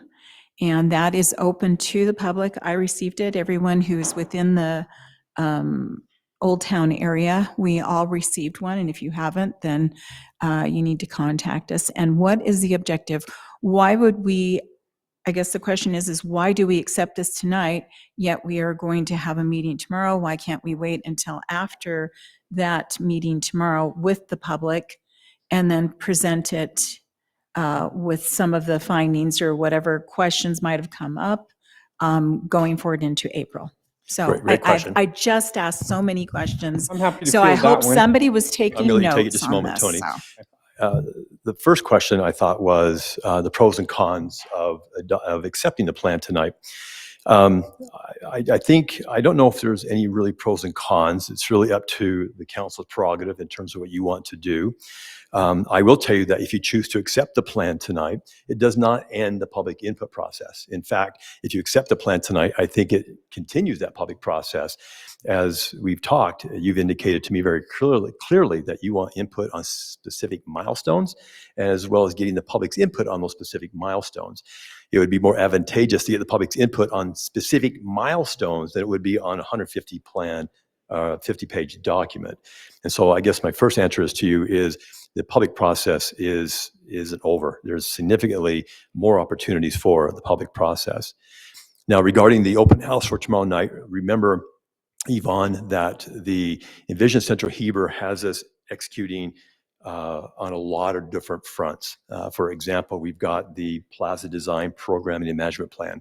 We've got the marketing solutions and business mix plan. We've got the C Street plan. We've got the rezoning and zoning plan amendments changes. There are a number of things that we're focused on, and tomorrow is just focused on one of those items. And Tony, if I can invite you to maybe tell us more about the open house for tomorrow. And the reason I'm asking this is because these are questions that have come to me. So, I love them. that's why I'm trying to break it down. And then I was just curious on, is it an absolute?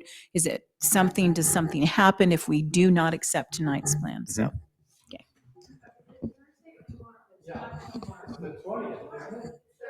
Oh, Thursday. I'm sorry. Yes, tomorrow's the 19th.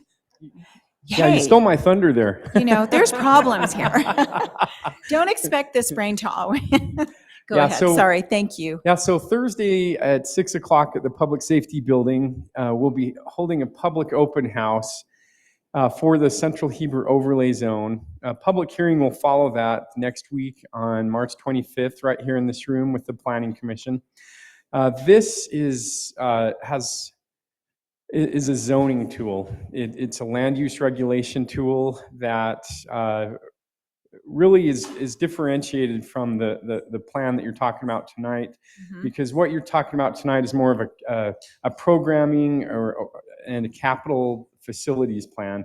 What we're talking about is zoning on private property within the core of Heber. Thank you. Tony, it would mean a lot to me if we could get invitations to the city council for any public open house. Sure. Thank you. Okay, let's open it up for public comments now on the acceptance of the plaza design, programming, and management plan. We have 10 minutes, everyone. You're welcome to come forward, 3 minutes max, and say your name again. So please come forward if you want to give a public comment on this agenda item. And I've got someone ready online, but I'll start here in the chamber first. Feel free to come forward.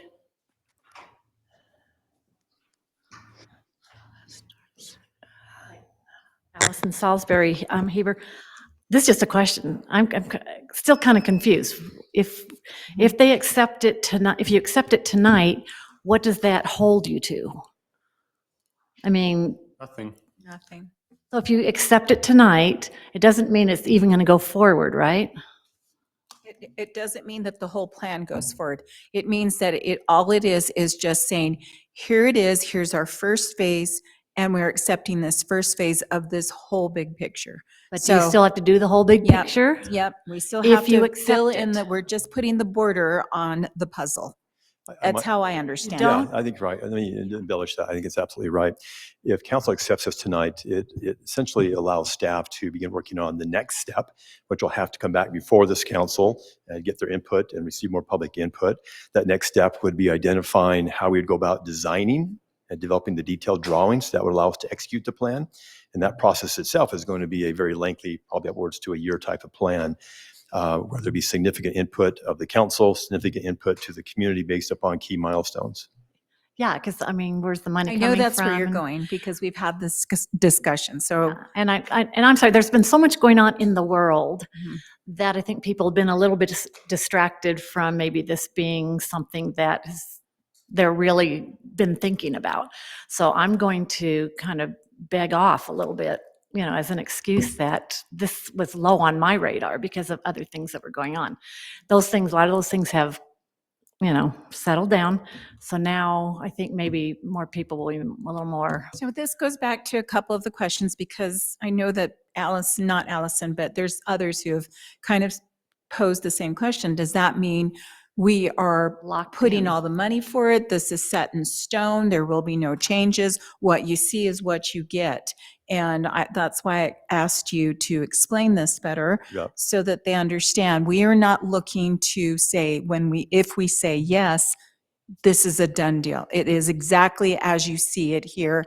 All it is to say, we want to have something changed. And this is the start of it. So like I said, it's like putting a jigsaw puzzle together. And now you're just dealing with parts of the border.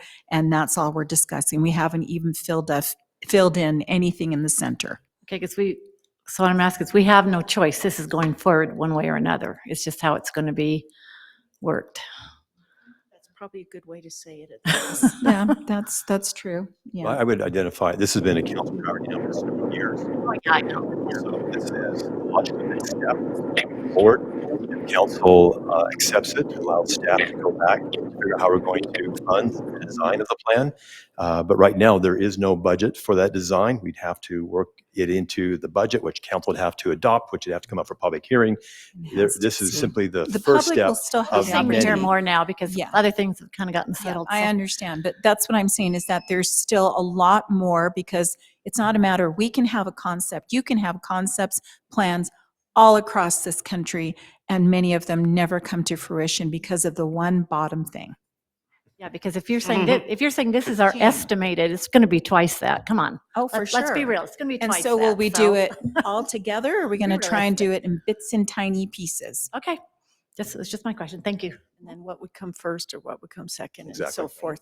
Exactly. Okay, please come forward. Again, this is the public comment time. If anyone's not coming forward, then I'll pick someone online. You can speak as many times as you want to in the public comments.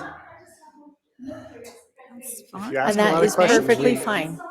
Absolutely. we may try to get you to run for office if you ask a lot of questions. Okay, so my question is, first of all, thank you for the presentation.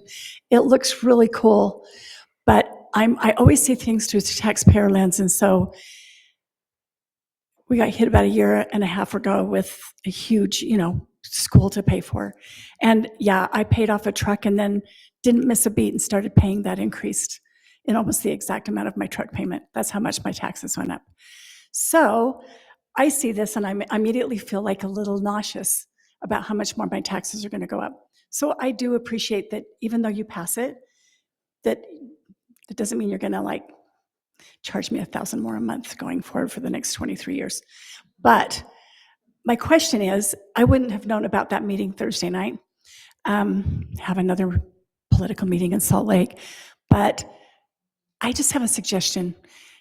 I don't think, I know right now in order to find out about these meetings, I would have to be proactive, go to your website, see what's going on. And we live in such a great technology age.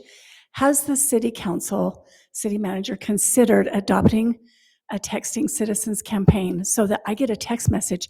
We're going to have, you mentioned you had 100 people come last fall, and yet we had 3,000 people vote for you guys. So if we had 3,000 people vote, 100 people came. That means there's a big disconnect. So when I hear Mayor talk about we really need a lot more public input, that won't happen if we don't know what's going on. And sadly, it's hard to be informed unless you're someone like us who are busybodies and really want to know everything going on. And we go onto the website and see what's happening.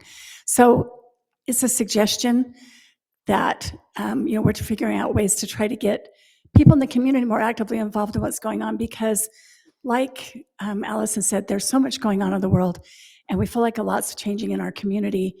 And sometimes it's like the voters are just hanging on for dear life and hoping they can make their paycheck last. So I think in getting 10 times more people to a meeting like that or a thing in the park is really, really warranted, so that you have informed, because we've talked about informed voters, informed citizens. Texting campaign, just think about it. I don't think it would cost that much money. No, we already have a texting ability, but it's very generic, and it's just telling about when meetings are coming, and you have to go in and sign up for it. Yeah. But to provide more information in a short text about the meeting is about this, right, or this issue, right, and or we're going to have you a can get public, comments. We can certainly up our game on that. Yeah, I just leveling up, even, I don't laugh, but even if it was like colorful, I'm serious. Mr. Brown, if it was colorful, we're all essentially Sesame Street here. If you were to send a text and it was a flyer, a digital flyer that says, come to the park on Thursday night so you can see our future plans, and it's something that catches my attention, I'll walk right over to my calendar and put it down. That's how we operate as a society. I see something sent to me and it's colorful.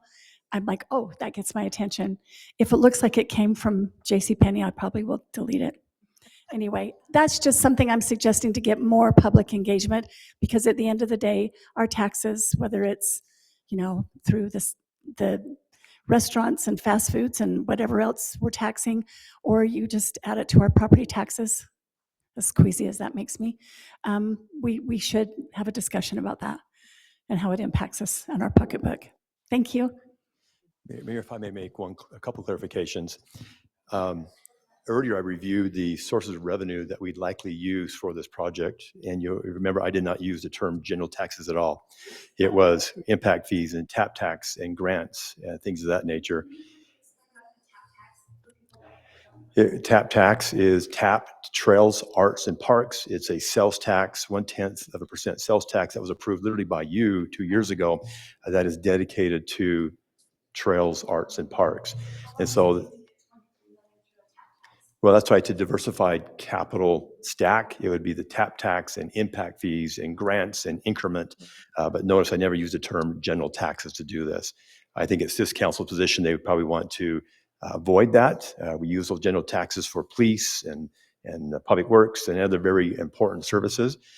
And I also might note that when we did the Envision Heber 2050 general plan update and the Envision Central Heber, we used direct mailings numerous times. And I can't think of a better way than get that direct mail in your hands. It's literally in your hands. And we were successful at getting up to 135 people to attend. So there's no perfect way. I think people have to take responsibility to being citizens and not just taxpayers and stay in tune to what's going on. With the cost of postal though, maybe texting could be cheaper and people have their phone in their hand 24/7. Just a thought. We can't hear you online. You need to be at the microphone. Sure, sure. She's just saying to increase the texting ability. And I think I've talked about it in the city newsletter before, but this is a really great time to do that. And I do think we can up our game. Ryan, you're well. That's a lot cheaper than mailings, much cheaper. Okay, so Ryan, you're coming forward and then we have people online. Go ahead. You go to the website, create a profile. We actually worry that we text ad nauseum if you sign up for them. But when you create a profile, you can go in, if you go to the website homepage, and then up in the upper right-hand corner, there's going to be a place that says sign in. You create an account. And within that account, you can select which meetings and which things you want to be notified over. I have signed up for all of them, and sometimes I really want to turn them off. This does come as a package with the website bundle that the city has, and that company doesn't allow us to do pictures to the best of my knowledge. So it does come with a link and a word, but let's say you're very interested in planning commission. You could sign up and be notified for all the planning commission meetings or any of those notices, meetings like tonight.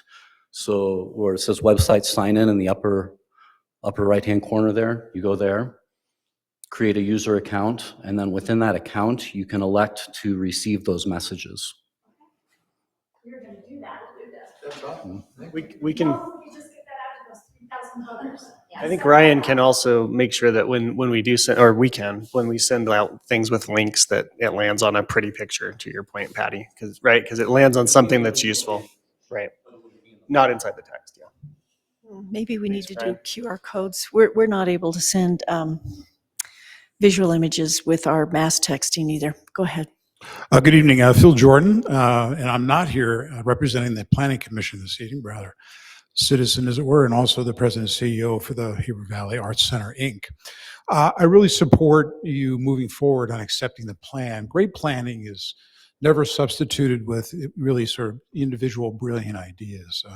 I don't think you could have possibly obtained such a more comprehensive plan than you're seeing here, with a lot of I'd say substantial precedent images or precedent opportunities of how the business can come together.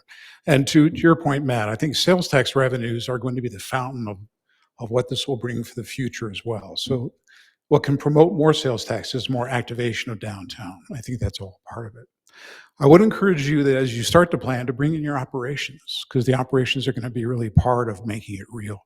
So I would think the opportunity to get the operations on board early in design so that you can actually move ahead together, those you will hold accountable to actually making it work. Otherwise, I would fully endorse this moving forward and recommend you do that. I'm going to go online now.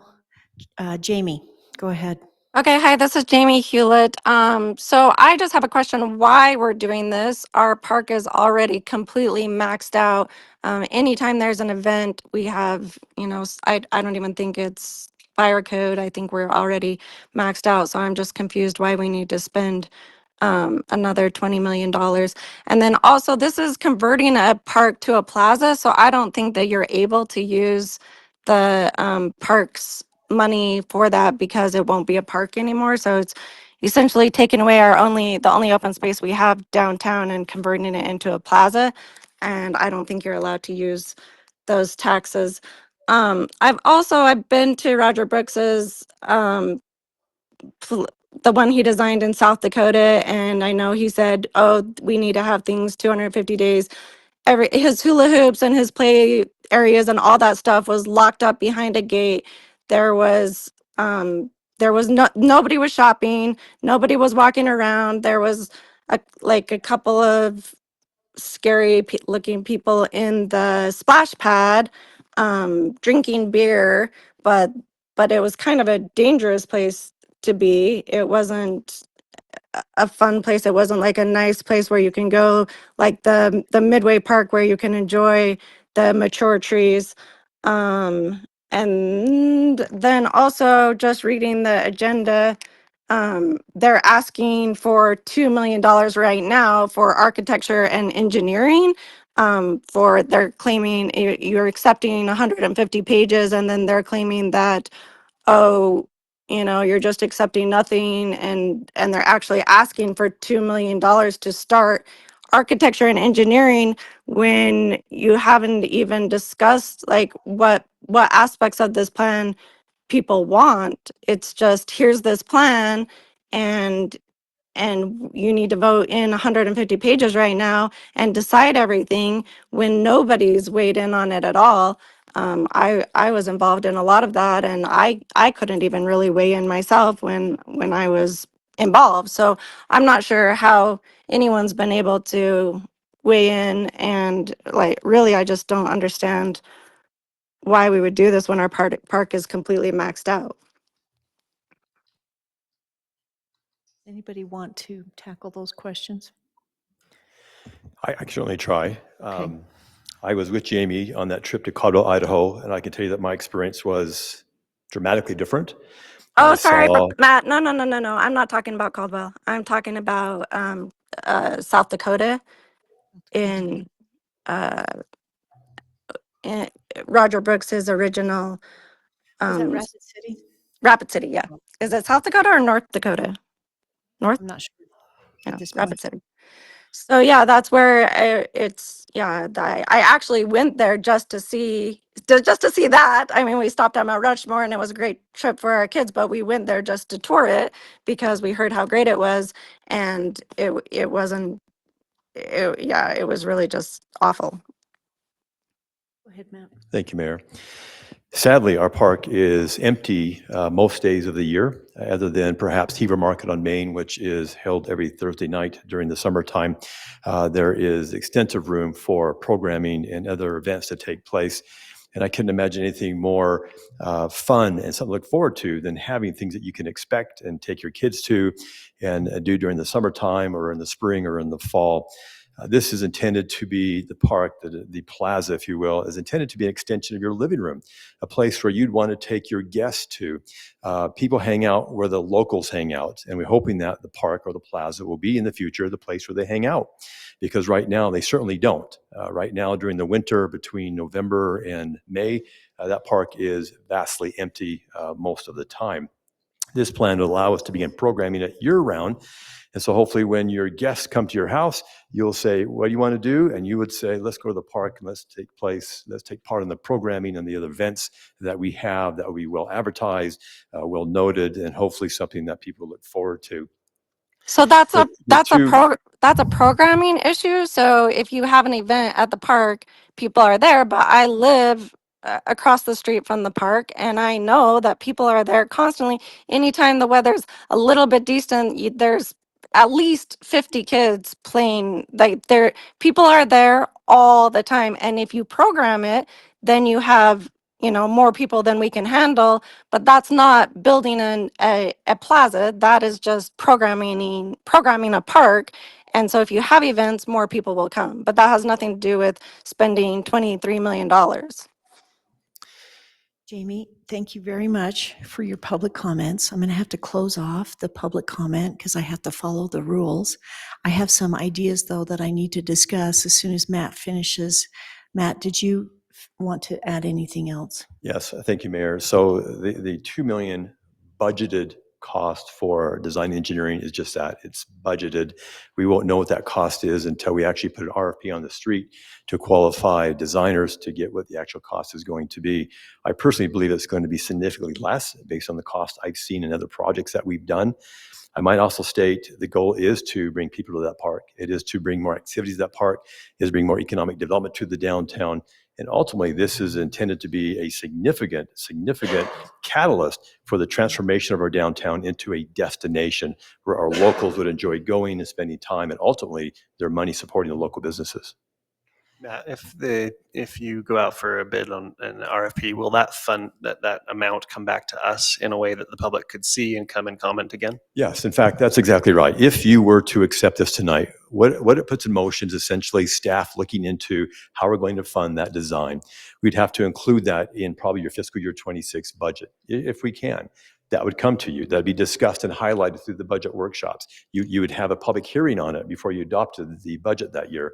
And so all this does by accepting it is put in motion staff to look at that capital stack to see how we can do this within the budget and to pull off the planning that we've been doing for the last 2 or 3 years.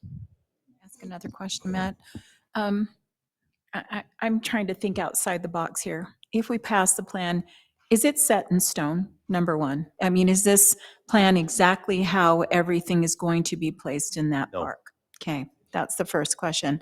Number two, if we get the funding, it is the if we can't get the exact funding that we need at that amount, isn't there going to be an opportunity that we say, okay, maybe we don't have as many jewel boxes, or maybe we don't have such a large building for this area, or maybe we don't have such a large ice ribbon, and that we find ways, isn't this giving us the opportunity as well to adjust to those needs? Whatever the money is there, what we do have, is there a way to take that and size it down, make it still effective, bring in the people that we want, but making it smaller? Isn't Yes, that a possibility? that is correct. Okay. And I think that's, for me, Jamie, I realize this is something that's hard. I've lived in the Valley for 40 years. I know there's people who have been, that those with the biggest questions are those of us who've lived here for many, many years. We remember our community the way it was. We remember that hometown feel. And I realize that however difficult that might be, the reality is right now, we have lost a lot of that. We've lost the opportunity to connect with our neighbors. I think that in downtown, or whatever you want to call it, old town, downtown, those of us who live in that area, we still have that connection, thank heavens. And there's probably pockets across the area, the valley, that have that. But we need to do something before we can't do anything. We've heard it so many times. We hear the constant questioning of decisions that have been made, whether it's by our council, previous councils, and from those who maybe waited too long, or why didn't we do this for the airport sooner, or why didn't we make these decisions sooner? By putting a plan in place, that's all it is. And I think we're trying to put too much into the fact that this is a plan. This is not set in stone. This is not saying this is exactly how it's going to be, and we are spending this much money no matter what. This is how we say, let's look, here's the expense, possible expense, less, more, whatever. But we are trying to find the opportunity to move ahead or open the door for us to have more of what we had before. And this is how we do it, realizing that there's so much that has been taken out of our hands as a community. And this is how we try to get it back. So that's just my thoughts on it. I don't know if that helps. You may not agree, but I'm just hoping that that helps with some questions. So Mike, and then my turn. Well said, Yvonne. Thank you. That So- was well said.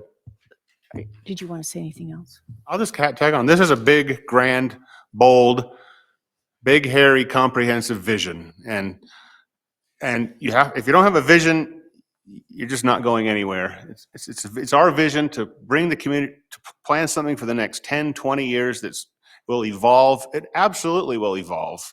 This council will be gone in 4 years.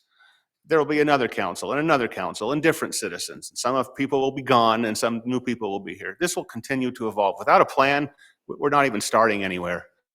So thank you for, again, we've spent 1.5 years talking about this and on this. It's just a big vision. Not a single dollar has been allocated for this. Accepting this plan tonight, just like Yvonne says, is accepting the report. It's done. We're not even approving one thing on it. But it is a vision that we can talk about with the citizens, with the businesses, with our council, with the planning commission, with the staff. It's a place to start and say, how about this thing right here? Is this something we want to talk about and fund? And then maybe in 4 years, someone else will say, how about this thing? So I just think this is great that we're done, that we got it. Kudos to the council and the staff for moving forward. We have a lot of questions. There's a lot of things on here I don't think are great ideas, but it doesn't mean I'm going to go back and work on it. We can accept this as it is and move forward. So I've talked to Jody at the Parks and Cemetery Department, and she is really concerned about this plan because she says that the reservations for family reunions fill up very quickly at our Main Street Park. And she's concerned about construction and design and changing the Main Street Park so that we can't provide, which has been, this incredible location for family reunions. So I wanted the council, I told her I would talk with it about that with you. Either we have to perhaps plan more for family reunions to use the Main Street Park like they're doing already, because it is a very hot location, she says, for that. Or we think about where are other locations within the city that we could provide that same type of service. Would it be Muirfield Park once it's developed, right? I think it's probably the largest one that could work, right? For, in the short term. But there is going to be a big disruption to the current Main Street Park reservations if the park's torn up and then families that are so used to coming here and want to come here are suddenly not able to use that anymore. So we just need to think about that. Mayor, if I may, I've actually spoken about this, and right now the only pavilion at the park is the one on the southwest corner. It's teeny, it's old, it's at the end of its useful life. It doesn't provide a lot of amenities for these families that are gathering and doing a wonderful thing at the park. With the completion of phase 1, the main stage, that can now be rented for the family reunions. It will have a green room, it will have a warming room, it will have some cover on it. It will provide more shade from the sun. And this also provides additional bathrooms up on the stage, which is not necessarily available with the existing pavilion.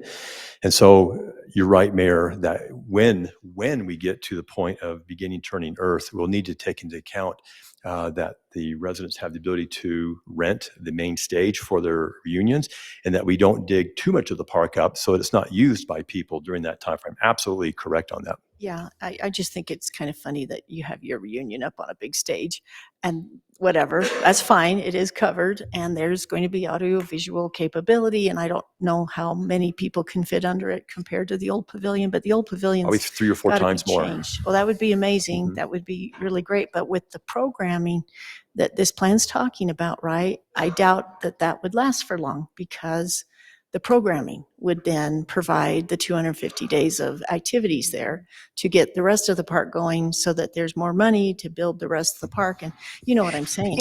I just think we need to really think about having another really nice location for that. I think you're right. I think as part of the design, exploration of the design is making sure that maybe we have a second pavilion that is a bit more accommodating and larger than what we have now. And so that's really a point, Mayor, and the fact that what we have now is probably too small and, quite frankly, again, at the end of its useful life. But maybe we look at providing another pavilion that can have. What about the old Rotary shell? That stays. Yep. That stays, absolutely That stays. stays. So that's a possibility going forward as well. That's absolutely another place. Using that as a potential. Mhm. But I Hi, this is appreciate that Scott. because that's kind of the concern that I want to make sure that as we try to phase into making this better or improve, Mhm. that we do not excuse or neglect what we already have and what we already have in place. And I'm glad that our staff, that's what I want to hear is what are some of the concerns of staff that maybe they feel uncomfortable saying anything because thinking that, Yeah. we don't want to hear from them. But if that's a concern, what can we do? What are other options? I think there's some great options now, but I think as we get into design, exploring the design, and if pavilions are a priority, maybe incorporate another pavilion in this Yeah. besides just the main stage. I can tell you right now that that small pavilion you mentioned, Mayor, and during Heber Market on Main, it's just absolutely too small. It is just It is. inadequate. I mean, I used it when I was a kid. Mhm. It's really old. It was old then, okay? And, we certainly tried to think of other ideas and lots of other plans for the Main Street Park, but nothing to this degree. That's right? correct. And so, like I say, I think it would be wise to, go forward in the Muirfield Park with that pavilion Mhm. that we still need to check and see if we can get the water line under the trail into the conservation Yep. easement area, or having another pavilion with the water and so forth so that we could say, hey, there's this option and this option too. Absolutely. Right? We're not trying to take away what our citizens love about Mhm. Main Street Park. Absolutely. But I think Jamie's concerns about losing trees, I can't stand to lose beautiful trees. It's really a sad thing when it's taken so long to get them, and yet there's a lot more plantings, right? I'm just saying the trade-offs, I just don't think people want to, they feel like, that if it's going to be a construction zone for years, people are not going to like that. And Can you guys hear me? felt this way already, Heard that that, Scott. Yes, Scott, your turn's coming. I'm just saying, they're very sensitive about construction in the park, as you can see, right? Even our large events that are coming in, they're saying, well, we can't have our event because the construction's going on and it's too noisy. And I'm just saying, we've really got to be sensitive about future construction so that people still feel they can enjoy the place if there's changes going forward. That's exactly right, Mayor. And that's why when we get to that point in doing the phasing and the construction, we got to take all that intel in to make right decisions. Absolutely. We also need to make sure that our contractors have really strong deadlines. Okay, Scott, it's your turn. I'd like to make a motion to accept the Plaza Design Program and Management Plan. Is there a second? I'll second that. Can I make a comment before we vote? Plenty of time for discussion. Go ahead. And thanks, Scott, for moving us ahead. I was going to make a comment. I just stayed quiet for too long. Matt, my only concern with passing this right now is literally just the signaling, right? It's just what is it? I realize what we've talked about tonight. I realize the question Yvonne asked and how it was answered. I get that. That is really hard to get out to residents, right? When we pass something, they look at this and they think all of these things are coming on day one, right? I know you and I have talked about it, but I'm still, I still am of the opinion that the current plan on page, what is this, 6, has way too little grass, for instance. I mean, just to throw this out there, but there's like the Majestic Lawn, which I think is a silly name, but all of the section where there's this the Market Trail, that could all be grass. And I know you talked about it. Those tents could be up there. I think as we go forward, one of the most important things that we have to do is outline what it could look like and what it will look like as we think about phasing in different things. Because I'm still of the opinion that talking about all of these different jewel boxes and talking about all of these different things all at the exact same time makes it seem like we're signing off on everything at the exact same time. I realize that there's these phases, but it's really hard to explain to people, which is the only reason that I just don't like how it came forward this time with what it means with the general acceptance. I almost would rather that the wording said something like, are we good to to approve up to this amount to, in the RFP communications to get somebody to start designing, and didn't have the word acceptance, because I think that there's something there that's a little bit hard to quantify. And I realize I'm struggling with the words, but it's hard to quantify because I look at this plan and I actually don't like most of the plan, but I do like the idea of what we're trying to do. I do think that we are going in the right direction. Frankly, by the time it's finished, I think I will probably like it a lot better because there will be other parks around town that we can go to for a grass space if I want. But I just look at this and I think, and I see this hardscape underneath the section 10, which again is called the Market Trail. I don't know why we would put hardscape underneath shade trees to where we don't have to. It could be grass for a long time. We could pave parts of it as we need to.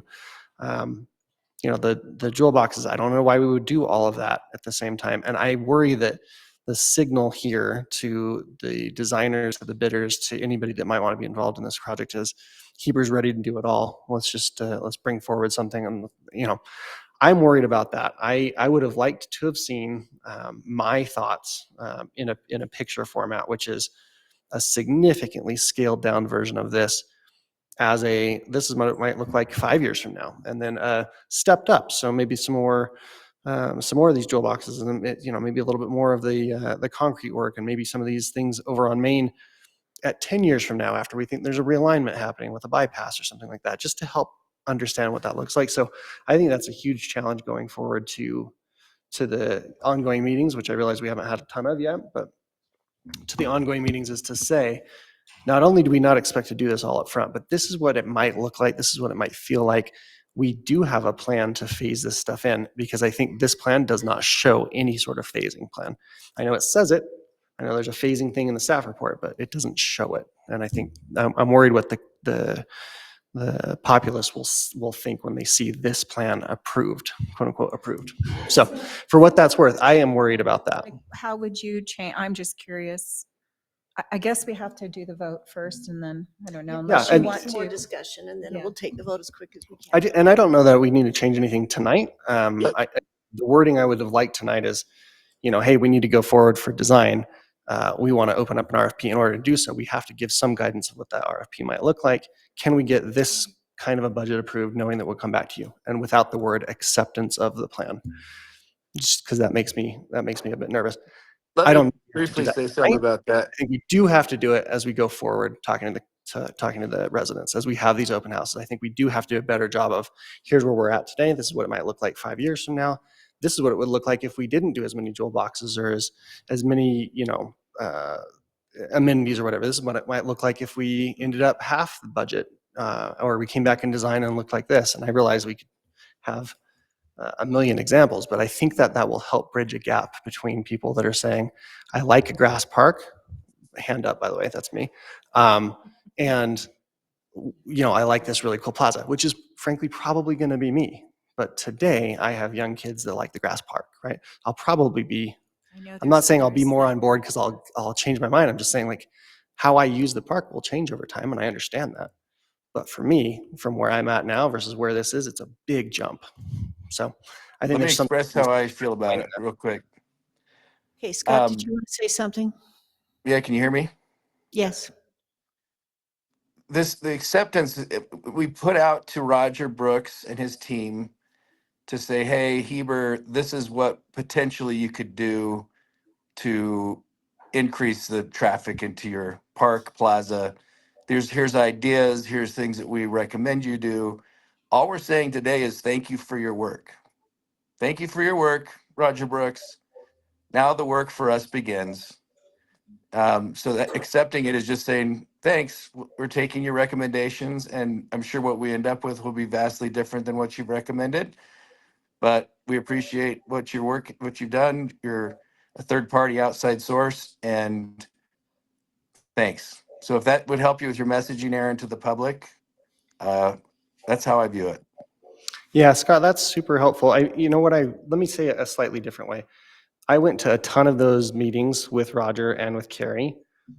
And I feel like when they asked me questions and I gave back my insights, I don't see that anywhere in the plan. And I realize that I might be a minority there, but it makes me nervous that I didn't see that.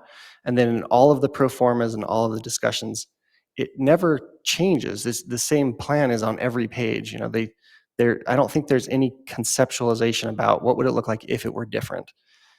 And that feels like a miss to me because, for instance, we recently had we had that presentation from Phil about the, I've forgotten the name of it, the amphitheater, where we had a couple of different thoughts as far as this is what we can probably do, this is what we'd like to do, and this is what it should look like if we did it all. And by the way, this is what the pro forma looks like if it's this type, and here's what it would look like if it's this type. And I just felt a lot more comfortable about that. And again, maybe it's just my comfort, but I feel like I might be aligning with a couple of people that I've heard from in saying what they asked me, what I wanted to see, I don't see anywhere in the plan, which just makes me nervous that we are actually going toward this plan. I realize we're not committing to it tonight, but if they asked for my input and didn't change it yet, why would I think they'll change it next time they ask for my input? Does that make sense, Scott? Yeah, it does make sense.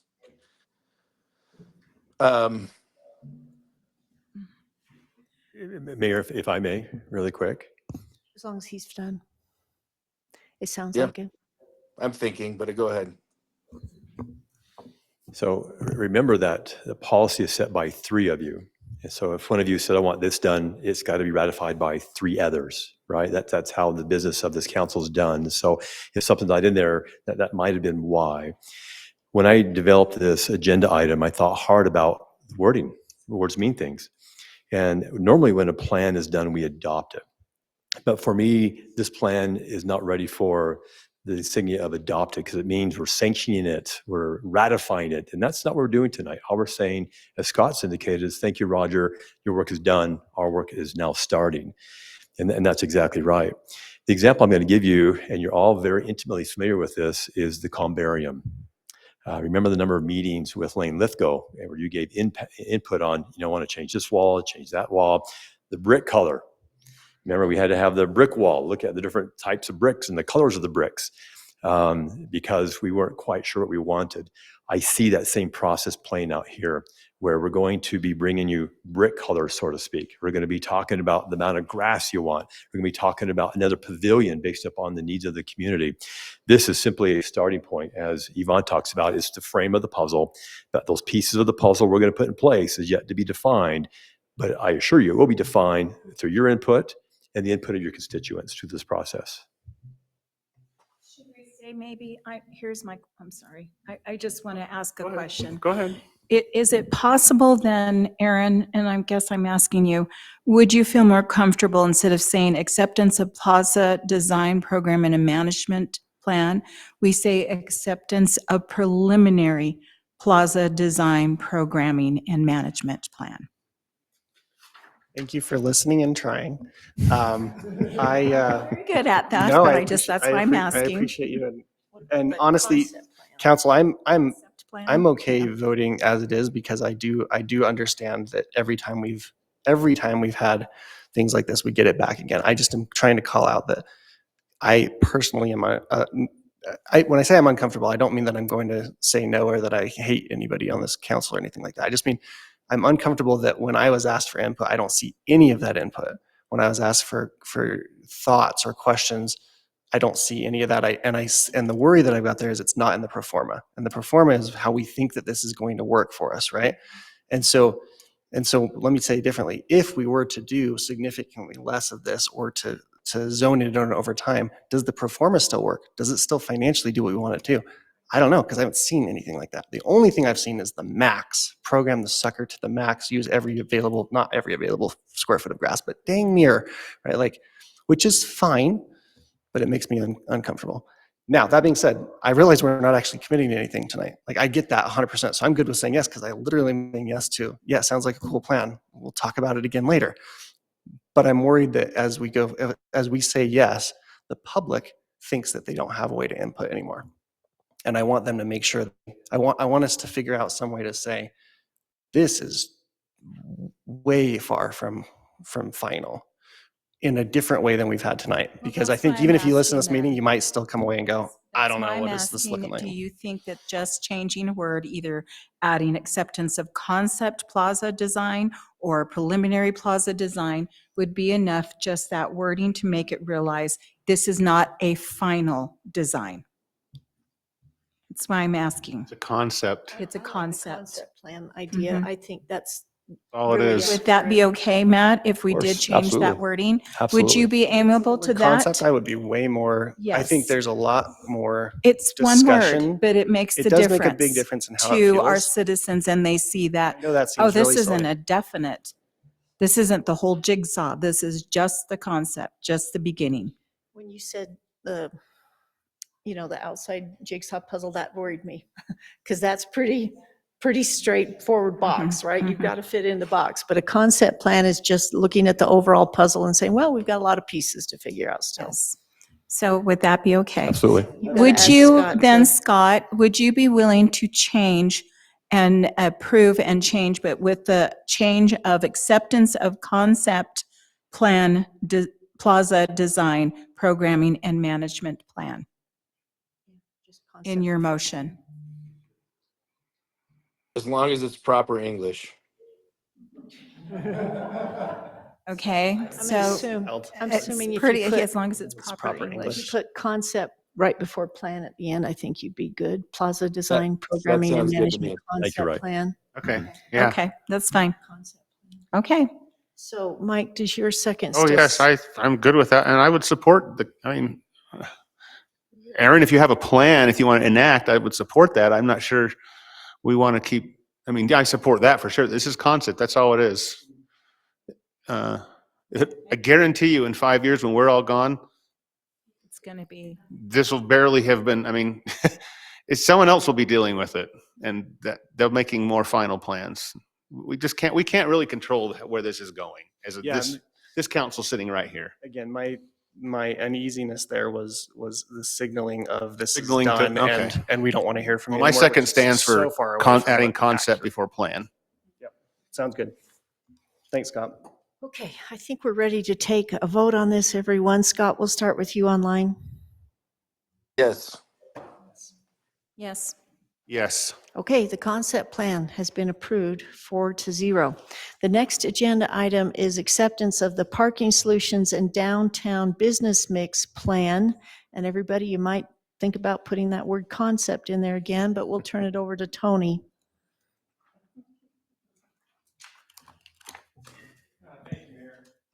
I think this is a lot easier to wrap your hands around. It's a lot simpler. We talked about it at the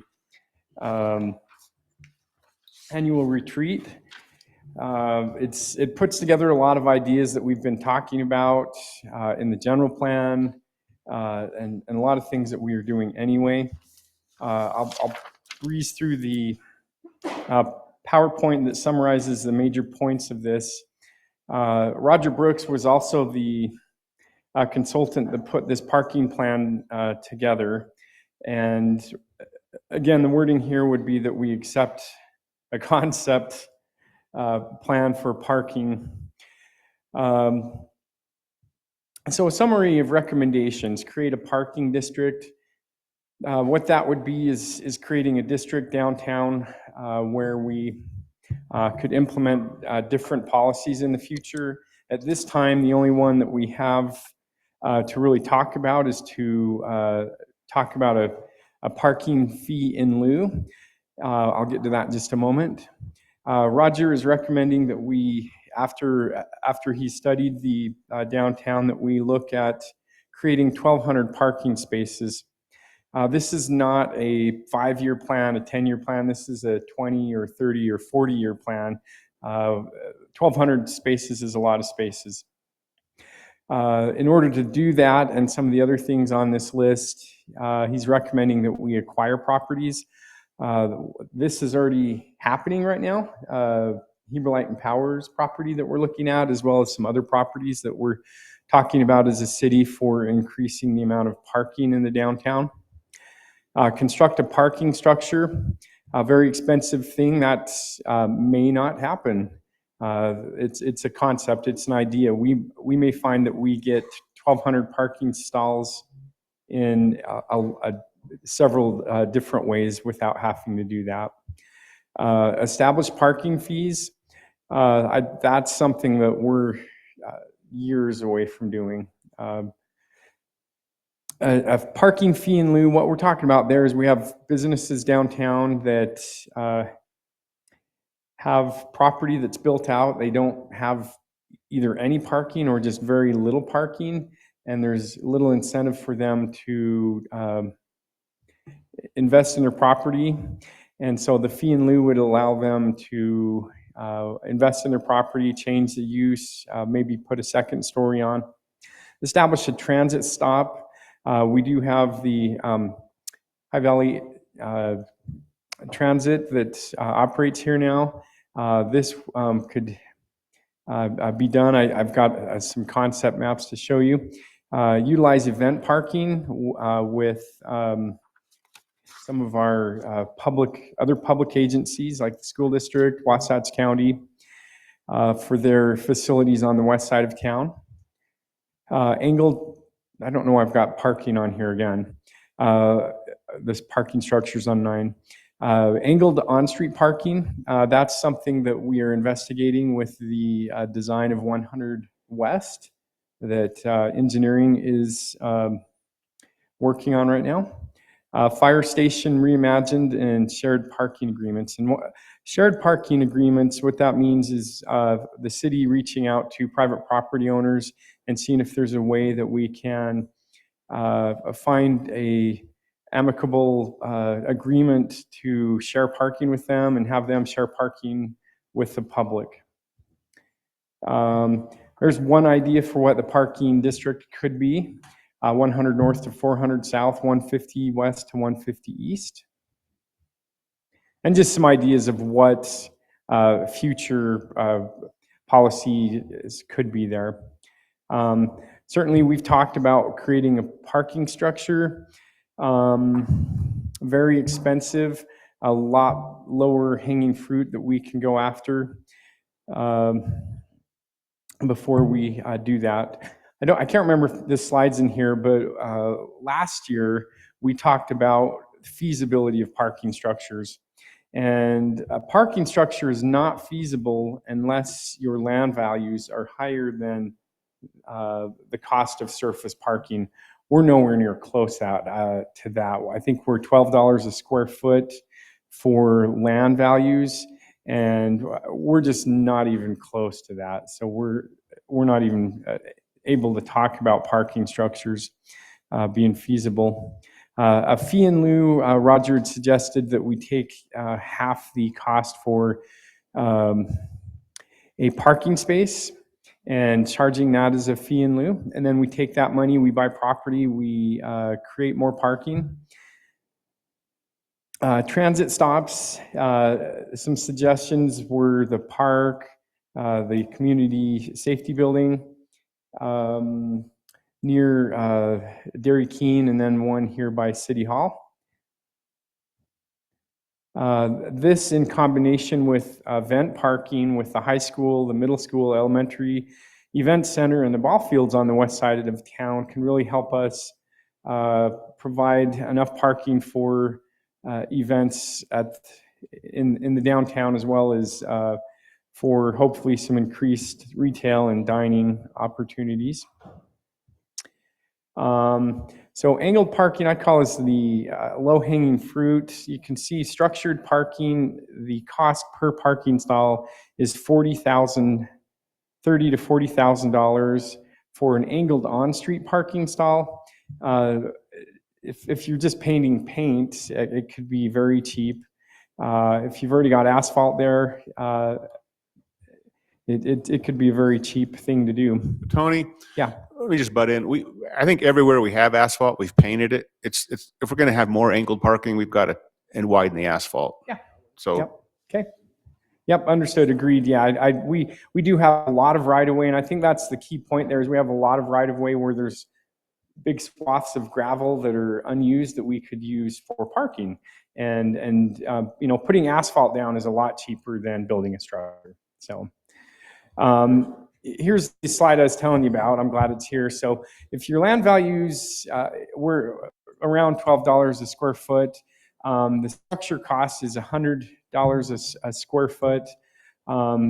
It's not even close. So we're many years from being able to say that it makes sense to build a parking structure. Lots of other options that we can look at. Just an idea for what parking, angled parking could be. I think Roger Brooks suggests something even a little bit different than I've done. This was last year's slide that I presented to council. As we talk about C Street and how we reimagine the Heber Light and Power site, this is just a quick concept that I threw together of showing how much more parking that we could have. For example, the fire station, there is no parking there right there. It's just a whole bunch of bays. And so it would be fairly easy to get a lot more parking there where none exists right now. Shared parking arrangements. So this map just identifies where several larger parking areas are, many of which are dark and empty after 5 o'clock. One of the primary ones I want to point out right here is our parking lot. Over the years, as I've worked here for Heber City and I've came downtown to go to a movie, it just surprises me that I'm the only one parking in our parking lot and walking either to the Ideal or the Avon Theater, or if I'm going to Melvin's or something, these parking lots are empty. And so I think another one besides just these agreements is just communicating with maps, wayfinding signage that there already is public parking available. So I think it's just a public messaging in part, as well as, like I said, wayfinding signage. So this is just this pretty much the same slide as the first one. I wanted to point out with the asterisks, I'm just pointing out a lot of these are already underway. I'll just show you quickly what the, let's see, the parking study that Roger did here. So you can see what it looks like.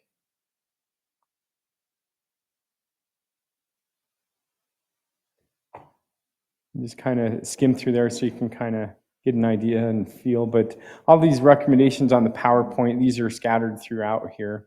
And again, you're not locked in. To me, it's a lot easier to get my hand around what this is saying. It's stuff we're already doing, but it's just putting it on paper so that we have kind of like a strategic plan or a plan of attack to start looking at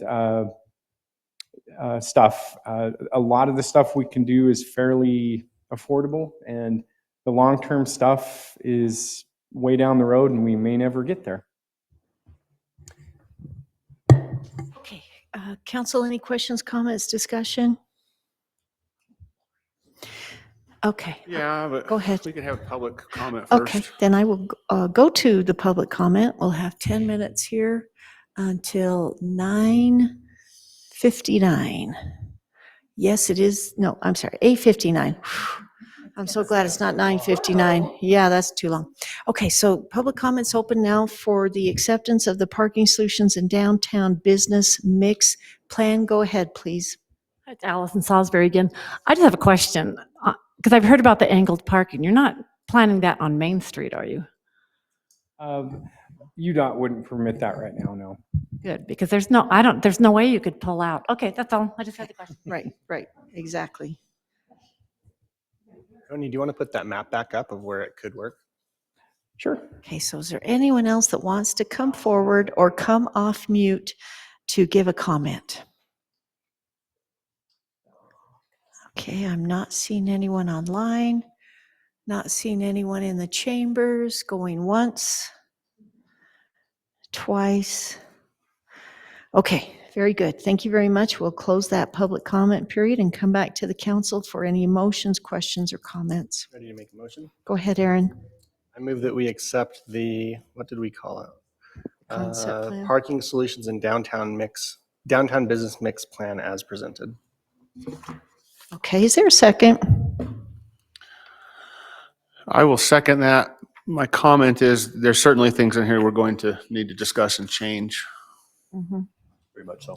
Yes, and one. It's a vision. Again, it's a big vision. We're going in the right. We're already going down this road, but I think it's great to have it now in a document that we can then edit. It's easier to edit things than to create them sometimes.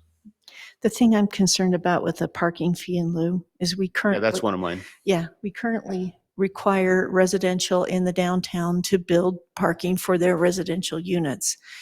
Parking fee in lieu, if we somehow got rid of that residential parking, we would be in a reactive position to be always playing catch up, providing residential or commercial parking. And that is a bad place to be unless we can get, all of these parking agreements in place. But even then, they're not going to want full-time residents parking in their business areas. So the fee in lieu, when you said it was only for half the cost, you see what I mean? That half the cost maybe could go to a third of the cost. I'm not sure. I'm just saying that because we're trying to provide the additional parking above what they're required to build, but we're not requiring it for commercial at this point. So Yeah, so I think this there'd be is- a gradient difference between residential and commercial fee and lieu. That's all. Mike and I already talked about this, and he feels that the fee in lieu is substantially low. So just because those numbers are there doesn't mean that you're saying, hey, these are the numbers we're going to do. First of all. Secondly, the more I think about this, the more timing is crucial. A fee in lieu probably isn't something you want to do first, right? A fee in lieu is actually something you could adopt fairly easily, but we ought to put a lot of thought into it, both in how much we're going to pay, how it's timed with us acquiring other properties and doing other tools like zoning and in relation to the plaza. You don't want to do a magnificent plaza and then not have parking. Likewise, you don't want to have a great big parking lot if it's going to be empty. So I think these will be used in increments, and it will, when we're ready to do these tools, we will go after them. But the fee in lieu, I think, is not going to be something we do first, in my opinion. Yeah, there's a lot of. Mayor, if I can really quick. Go ahead, Matt. As you're aware, I've managed a lot of cities who have historic downtowns, and you have to look at this as a tool in a toolbox. There will be many tools that we leverage to bring about the necessary parking we need for the downtown. The people that Tony and I have heard from is that parking is the greatest limiting factor for the downtown's transformation into a destination.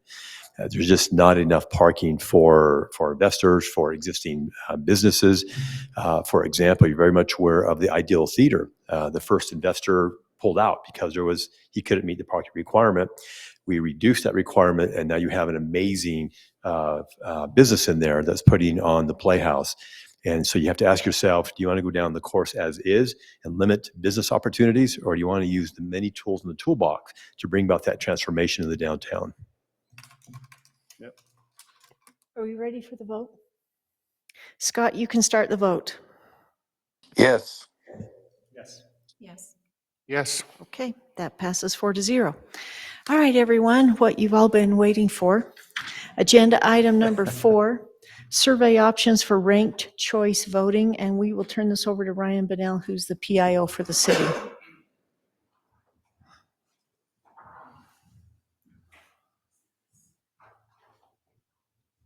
Hi. Tony, can you mind running the slide deck for me? So 13 days ago, I was given an assignment after the last council meeting. I would like to lead in by stating that assignment.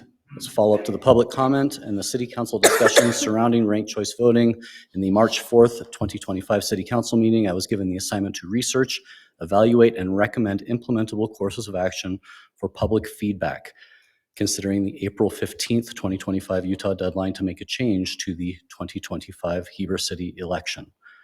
Do you want to be able to get the mouse so you can run your presentation? Sorry, He's ready for the, he's ready for the next slide. That one. There's only a couple. So Well, you can control it if you'd like. it'll make sense. For clarity, the deadline isn't April 15th, right? That's just our second meeting. I would like to be also clear on what my assignment is not. My assignment is not to make a decision whether we should be doing ranked choice voting or not. I am trying to provide council with my interpretation of our feedback options and what's implementable should we go down that road. So what is coming up for council? These are the two questions, as I understood them, that came from the last council discussion. Should Heber City continue to use ranked choice voting, and what types of public outreach should be engaged to poll citizen opinion on ranked choice voting? As far as background, time is our biggest enemy right now. It becomes very difficult to do a comprehensive campaign in a matter of weeks.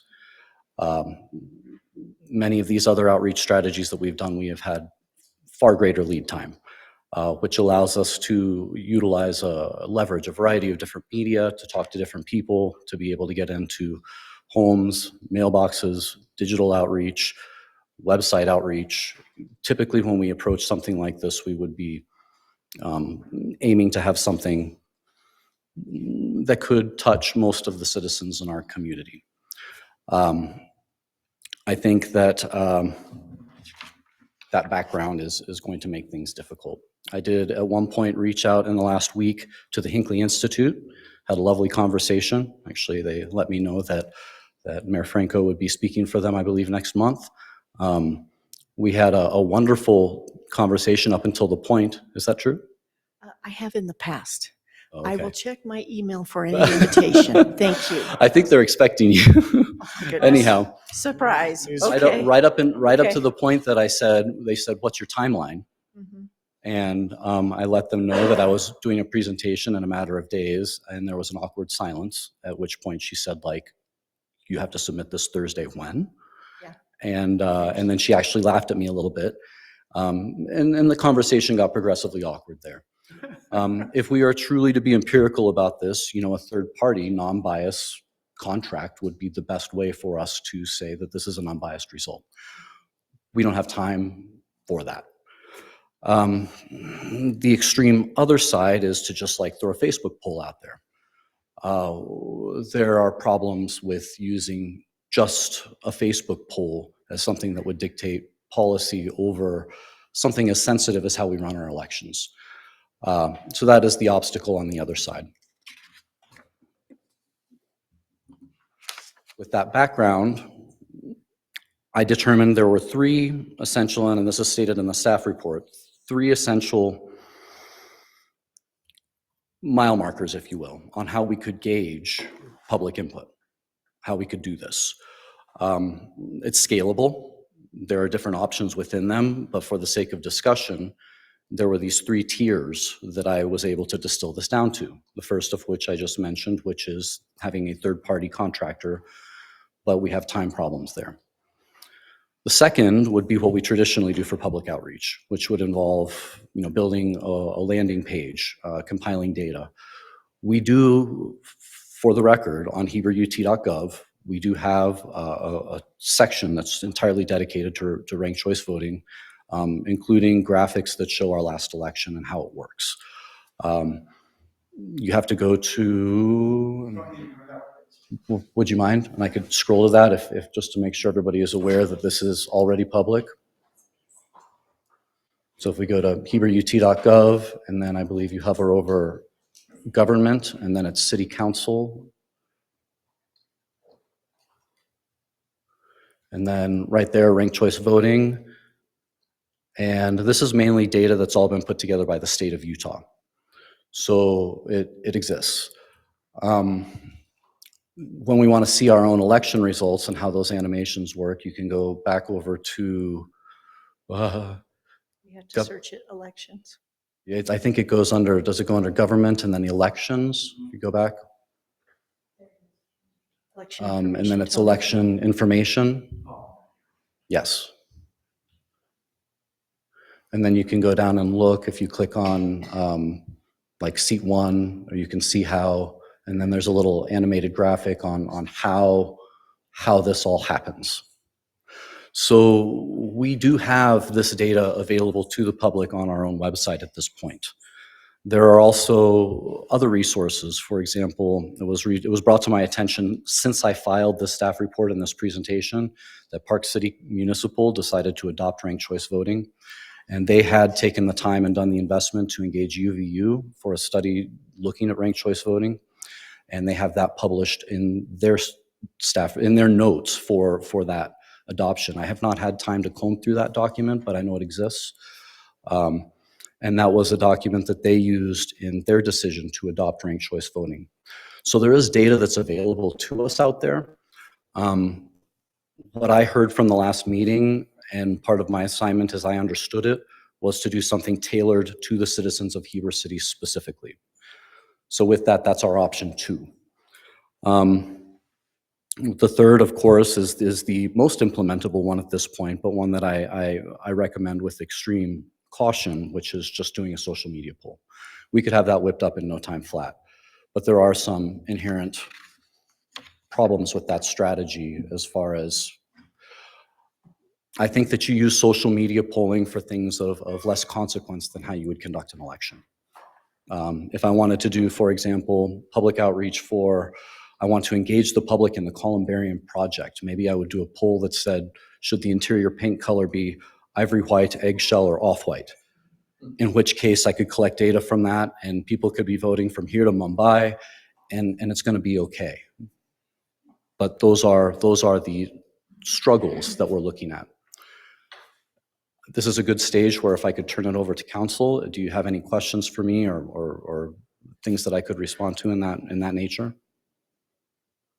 Do you have any idea what the first one would cost? The one outreach that I did was to the Hinckley Institute. They seem to be the professionals with the University of Utah on that. I asked them, I said, just give me a ballpark, give me an idea. That was last Tuesday, and I have yet to receive an official email. So I don't know. The more professional you go, the longer it will take to get that up and running. That's my opinion. But we used to have a Qualtrics account here at the city, and we could develop our own surveys quite easily. I don't think we have that anymore. Is that right, Matt? The last thing we did was with the airport, what, 3 years ago, 2 years ago? I don't recall that. But we can, once we have our account with them, then we get so many uses, depending on what you purchase, where we can design it ourselves and get it sent out. The only thing is it would not be sent out. It would just be published on our website, and we track that like we've done with Anthem, where it's one ISP response. But I don't know how Qualtrics does that through there. Yeah, I don't know either. And, there's privacy concerns. So I think it could be done faster and professionally that way. But it's like doing social media, except through Qualtrics, right? Where if we ask for addresses or voter registration numbers, you see what I mean? Then who's going to do all that checking, right? To make sure that's a legitimate Heber citizen. There's a great idea that came up while I was researching this. And we do have a resident expert on ranked choice voting. And I did interview Trina on this as I was trying to become more familiar myself with the process and asking my own questions and trying to wrap my head around it. She had told me that, and I think it's a brilliant idea, that we could potentially send out a ballot, if you would, with our water bill. Yes. And I thought that was a very clever solution. That this would be something that would just by the nature of do you pay a water bill or not would really define who are the stakeholders in Heber City. Then Well, thousands of Heber City residents don't pay water bills because I don't get a water bill from Heber City. That's true. Red Ledges gets it through NVSSD. So we could work with them, but then you're limiting it to one vote per household. You see what I mean? And my household has quite a few more voters, right, in that household, and others do, and some others don't. So, I like that idea, but how do you accommodate for more voters in the same household? It is a problem. Again, I'm just trying to present ideas and options, and hopefully the decision-making body of our government can help out with that. I feel like my job is to bring these options forward so that you may discuss them. Can I say something? Go ahead, Scott. I've actually read the whole UVU report, and it's extremely thorough. It's basically 2 surveys that they ran in 2021 and 2023. And I'm not sure we'd have to do our own survey looking at the information that they received. I mean, it's kind of what we would think as far as who is approving of or liking ranked choice voting, who isn't. It's pretty evenly divided. There's no clear winner. I mean, definitely the people who likely or like somewhat and like a great deal outnumber the people who dislike somewhat and dislike a great deal. Talks about the satisfied with the method for the election, and on that one, it's very satisfied and somewhat satisfied, way outnumbers the not too satisfied and not at all satisfied. I mean, there's data that's already there. I don't think we have to reinvent the wheel to see that, yeah, there's people that do like it, there's people that don't. Let's just look at our own personal situation in Heber City and say, do we want to use this voting method or not? And I told one of the folks who wrote a letter to me specifically, and he said, you know, if you vote to use ranked choice voting, you don't have my vote. And I said, that's pretty sad reason to not get your vote. If I bowed to everyone who threatened me with losing their vote because of something so trivial, that would not be the city council person I'd want to be. So I think it's something that's definitely divided. There's people that like it. There's people that don't. We've received both letters. I do know that the letters that of the people who have say they support ranked choice voting there's been a lot more detail and background in their letters, where I've just received plenty of one-liners that say, I hate ranked choice voting and there's no reason why. I personally would really not like ranked choice voting in a partisan election. I don't think with partisan politics, ranked choice would be the way to go, but in a city election where there's no parties, it just makes all the sense in the world to me to use ranked choice voting for that. So I think it's way too late to try to come to our own conclusion in Heber City about, this election. I'd like to table the discussion till Sid's here too, to have him weigh in on it as well. But I mean, that's pushing us right up against the deadline. There's data that's available. We can look at the data and it's unbiased. It's from a university. It's just stating, here's the facts, here's the surveys we conducted. And it does lean slightly to the side of people liking ranked choice voting over not liking it. So if we know that, we should make the decision to move forward with ranked choice voting. If we're scared of a minority of people who are vehemently opposed, then we need to make that decision and not go with ranked choice voting.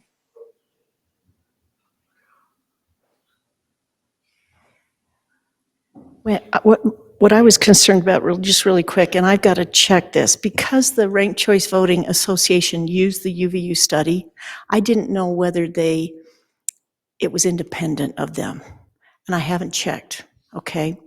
I thought that because they promoted it so much that it was not an independent study, but I don't know. I'd have to go back in and check that. I think they obviously promoted it because it supports ranked choice voting, but it was definitely independent. I've checked it, I've They read it. used a lot of, I wasn't quite done. They used a lot of voting theories that even I am saying, where in the world did they come up with this theory? All of those different theoretical situations of why supposedly it was better. Because of the recent data that we've just had in the last election that's showing over 55% of the 3,089 voters that were wanting to vote, over 55% of them didn't vote in rounds 5 through 11. When the majority's not voting and they're doing these undervotes where they're not being counted, when the majority is not being counted, that is totally different data that is really not explained to our public. And then they get very dissatisfied because they thought they'd voted. They thought they'd done their job.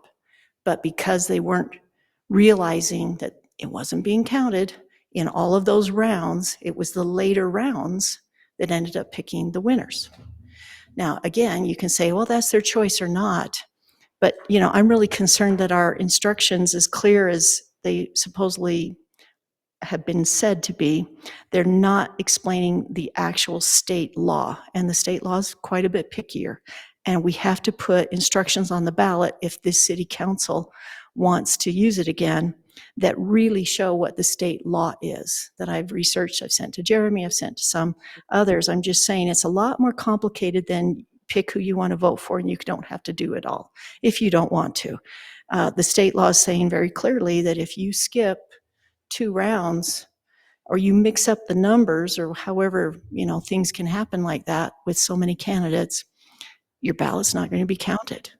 And voters need to know that. It can't just be, oh, it's your choice on how much you want to vote or not. It has to be, if you skip 2 more consecutive rounds. Okay, I'm going on a tangent right now, but I'm just saying I don't know if the UVU study is independent as we want or applies to this city's specific outcomes.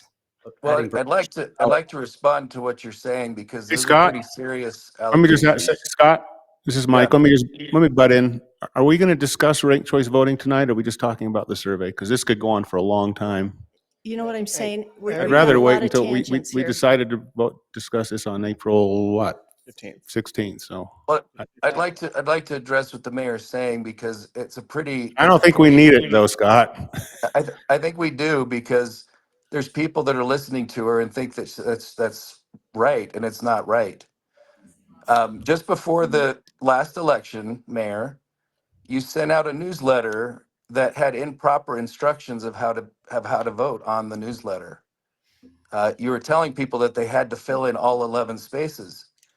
So That's what the if state somebody, code says. So let me read it to you wait, since you're claiming that I am not being can I accurate. please So can I please are you finish ready to can I listen please to the state finish code? can I please finish my comment? Fine. If somebody votes for the 3 people they want, and then they're forced to vote on the other individuals, and people don't win till later in the rounds, they're still going to end up voting for the people who win. If you're voting for the people who aren't winning, it's not that your votes don't count, it's just that you voted for the people who aren't winning. So to say that 55% of people, their vote didn't count, and Trina has the number of people whose votes, the votes just didn't count because of legitimate reasons. We But can you pull don't it up have on the to vote. website. You don't have to vote for all 11 people. And it Obviously, this stated is that a point clearly of in the contention. instructions. Obviously, this is a point of contention where you're looking at it from your perspective. I'm trying to look at real numbers. And it is on the city's website that over 55% undervoted in those rounds is part of the canvas. It's there. It's not in the fancy chart that flips up and flips up and flips up. It's in the official canvas.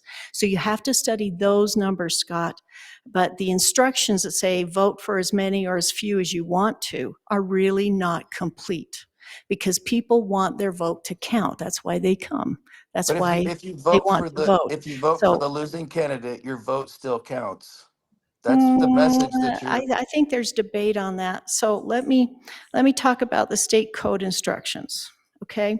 And this is out of, and again, I'm sorry we have to Mayor, spend so much time I on would really this. like to just move on. I'd like to make a motion to continue this item till April I would 15th. like to This has say. become an Mayor has argument about ranked choice voting, and it's Well, not I'm on our just agenda saying, tonight. I've been accused of lying. I've been accused Well, of just because we keep leading talking people about this astray. without. And I just wanted to make sure it's clear. In Title 20, Chapter 4, 20A-4, that's the same thing, 602, right? Your information that maybe the city could use it in 2027 and go forward. No, at this point, the law says January 1st, no more, right? So it's this year or nothing, just with current state law. And then secondly, is talking about what is valid or not. Your ballot is only valid if you do certain things, okay? You've got to indicate voters' preference for each phase. And here's the quote, all previous ballot counting phases, all previous. That means every single round, if you want your ballot to count. If the voter skips a number, I'm quoting again from the law, in the event that the voter skips a number in filling out the rankings and number one, they better make sure their order of preference for the candidates is clear and not Yeah, skip so, two or more. I'm reading the code, Scott. The but voter that's does not, not skip two or more consecutive numbers at any point in the preference ratings, okay? Because otherwise, you don't have a valid ballot. It turns it can I into a explain what that means? free-for-all. Because you obviously don't understand. Oh, obviously, I. If you vote for 3 people and you skip a round and vote Mhm. again, your vote's not going to count because you have to vote consecutive rounds. If you vote for 3 people and don't vote again, your vote still counts. Well, that was the point, and that's I'd like exactly to what have I was saying, Jeremy, I'd like to that have if you Jeremy don't vote in all opine rounds, your vote doesn't as, count. thanks for talking over me again. I'd like Jeremy to opine on this as the city attorney and Trina to let us know officially how many counts, or how many ballots didn't So count in the last election. Scott, I'm gonna I've made a actually recommendation. I've made a opportunity suggestion. here. I know, but I've I'm made a suggestion. I'd like to hear from the attorney and from Trina because they have the data. Well, we'll just And pull it up and look at real if you numbers can't if you really respect want. we're that, gonna start and we're gonna sit and argue. I'm Aaron not hasn't arguing. spoken, She I haven't doesn't. spoken, and we will probably I'd like have to hear from something to Jeremy say and about Trina, that as please. I make a motion to hear from Jeremy and Trina on this because you cannot keep saying these type of things. It's inflammatory.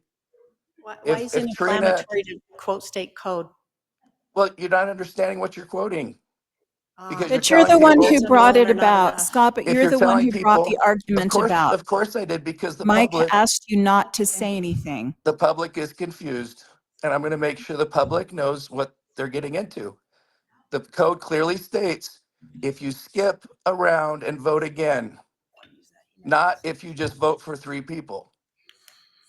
People can choose to vote however they want. That part we No, all agree on. It's just how is the ballot actually counted? well, Okay, what I'm referring to is the number of undervotes that are officially listed in the official canvas. Those okay, are not debated. They're not you know the lies, most in the room. As we all and know, they are you know not the most, counted. and none of So us know Scott, what anything. I'm saying, if you'll just listen and I've try to listened stop to you over and disputing. over again, and you just keep talking over me. Obviously, none of us know anything, and you know everything. I want an The only one opinion. who's talking over anyone, Scott, is you. You need to No, really Yvonne, stop and give us an I opportunity want an to opinion from end this Jeremy. discussion. I want I to listen to think, Jeremy, the lawyer. If you're talking about law, I want to hear the lawyer say it, not the mayor. She's not a lawyer. Jeremy, do you want to look at that email that I've sent you earlier today on the state code? Do you want to quote any of that I've been trying to quote?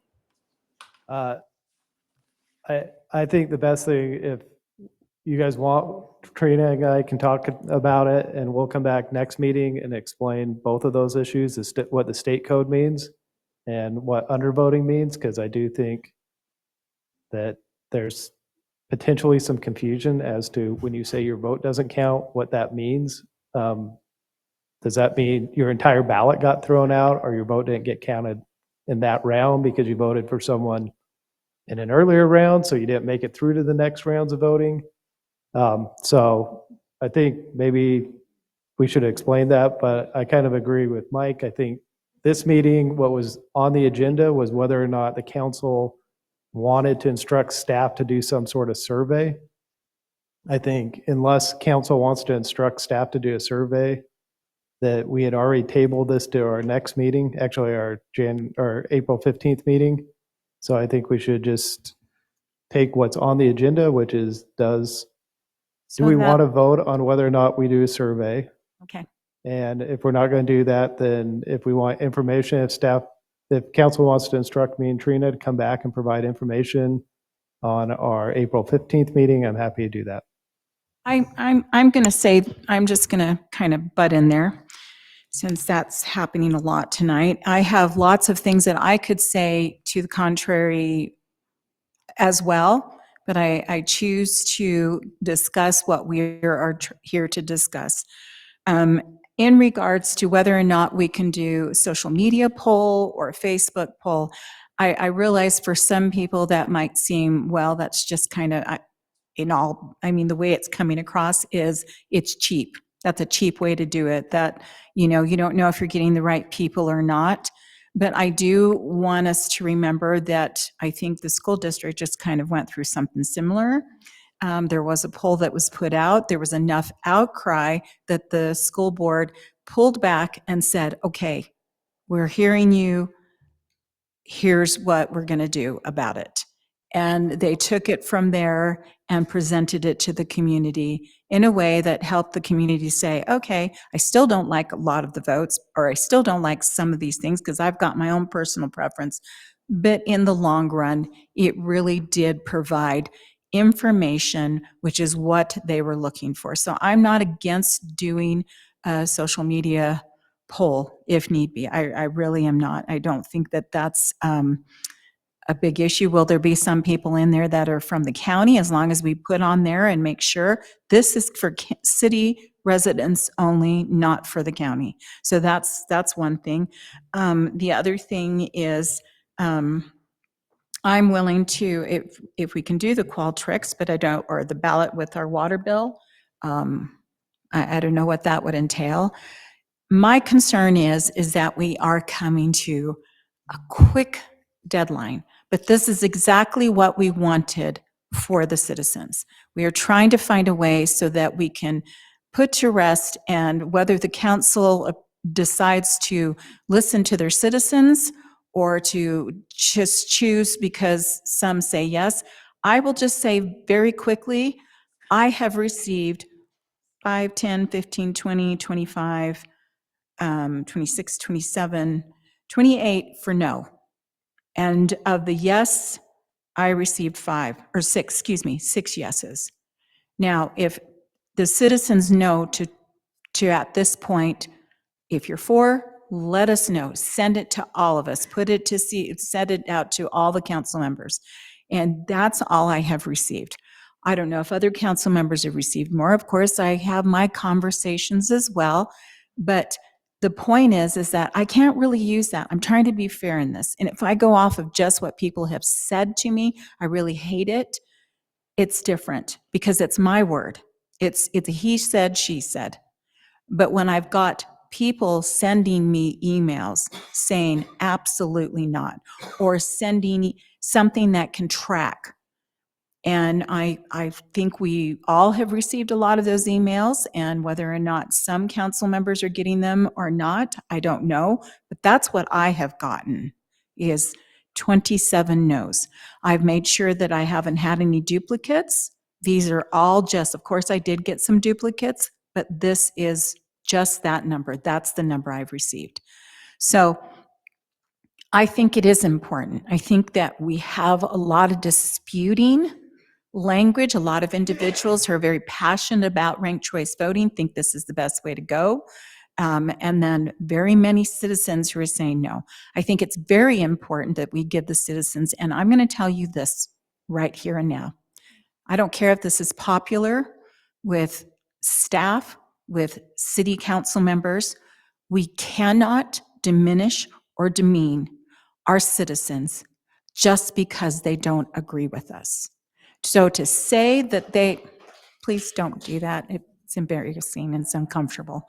But to say that, if you can't figure it out, well, then that's on you and it's your problem. Maybe you shouldn't vote, because I'm going to remind us all of this very important detail, if you will.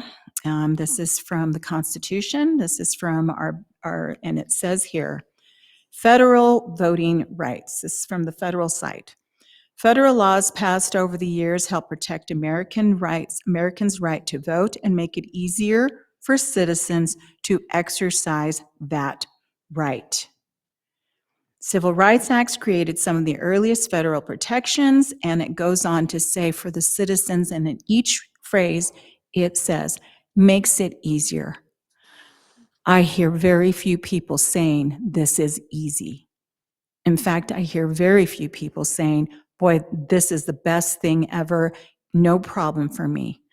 I think that if we are not making sure we're reaching our citizens as a base, as a whole, And if they're feeling uncomfortable, if they're questioning, if I'm getting phone calls from little old ladies saying, I don't get this, and this is the second time they've done it, I'm not going to sit there and say, well, maybe you should go see the doctor because you just obviously aren't getting it. That's unfair. It's demeaning. It's disrespectful. And that's not what I'm here for. So in my mind, let's put forward a poll. I don't care how it is, if it's done with the social media or if you can come up with something that's a little bit better. I'm fine for that. I think we need to, whatever's the quickest and the easiest to get that information down. And I do think that we can do it in a way that will reach a lot of citizens. May not give us 100%, but let's be honest, ranked choice voting isn't 100%. So I think that's where we need to go. That's all I have to say. That's it. I just have to say really quick that voting is never trivial. Voting is sacred. We need to do everything we can so that we can be accountable to the people and we see what the majority wants. That's where I'm coming from. Go ahead, Aaron. I won't be nearly as contentious tonight. No, you're good. I just wanted to be sure that we're still sticking with the plan to actually make motions and vote on this on April 15th. Sounds like we are, sort of. There were a couple of comments. Yes. The reason I pushed it out so far was so we could gather as much information as possible. We could understand it better. We could research it better. We could hear from as many citizens as possible. I'll echo Yvonne in that the comments I've gotten so far have been overwhelmingly negative, but perhaps that will change. That's just what I've gotten so far. I'll just throw that out there.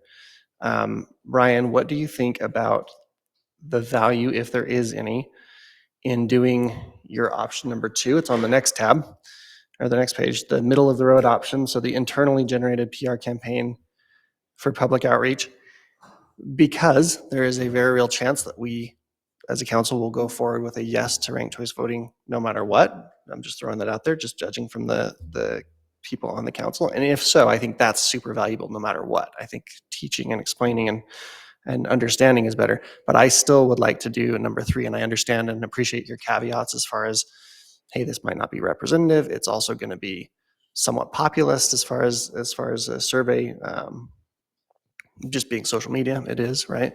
And also we might not know that they're here, but I think it's still worth doing, just largely. I mean, I realize that it might not be, and I hear and understand your caveats, but I don't think at this point, and I'm just judging off of what you said as far about it being expensive and taking time, I don't think option number 1 does make sense, just because I didn't realize it was so hard to get one off the ground. I just didn't know that. That's why I asked staff to come back with recommendations.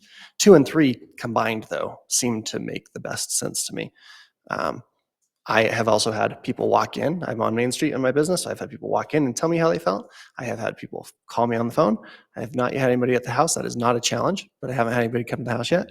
But I've actually gotten a ton of outreach just in 2 weeks. And I think that will intensify and continue as we get closer, which is fantastic. We want to hear from people, but I'd love to do 2 and 3. Do you think that's going to be helpful or no? I do. I think that people speaking to their elected representatives, I think is fantastic.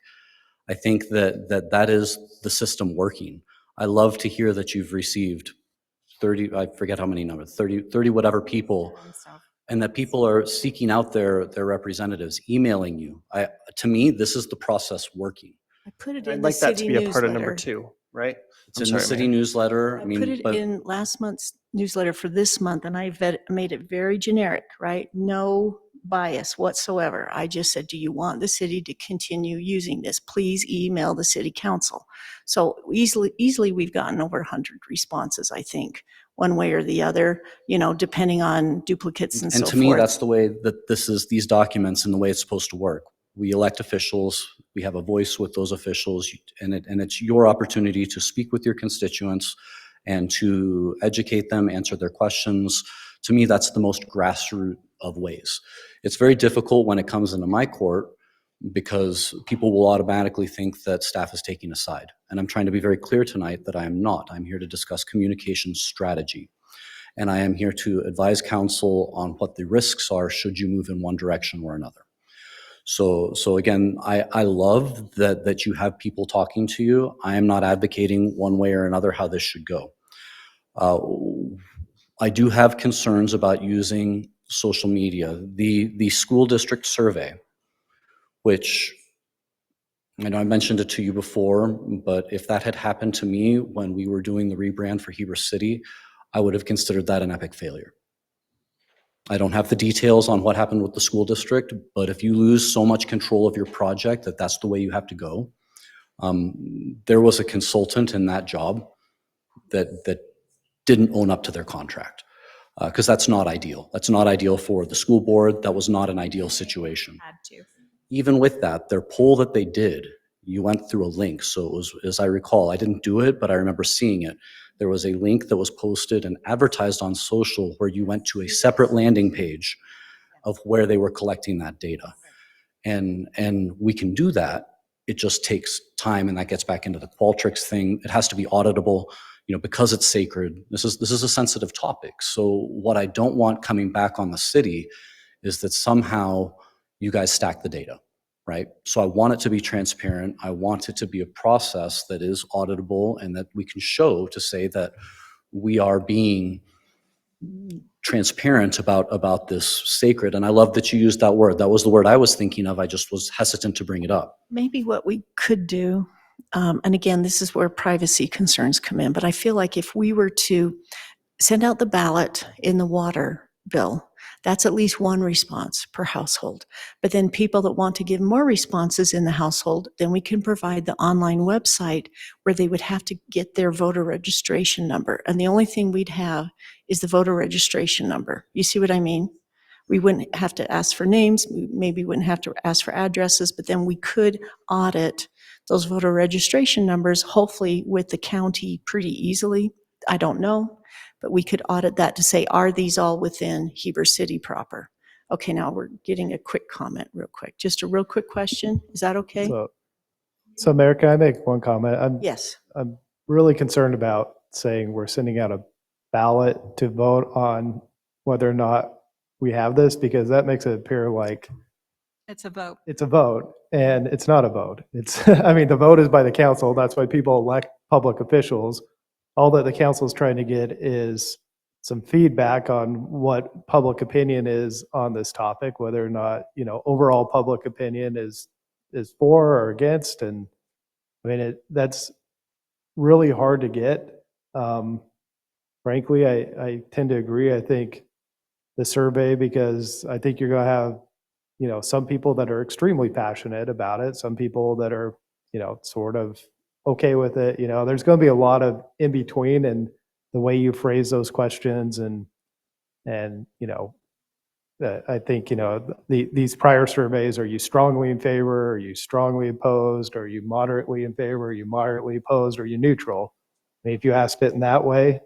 So I'd much rather see just maybe a mailer go out that says you can go online and fill out this survey, but I'm really concerned about calling it a ballot or having like someone like vote and send back in their vote, because that makes it appear like it's a Will it be vote. binding? Poll, is that safe verbiage?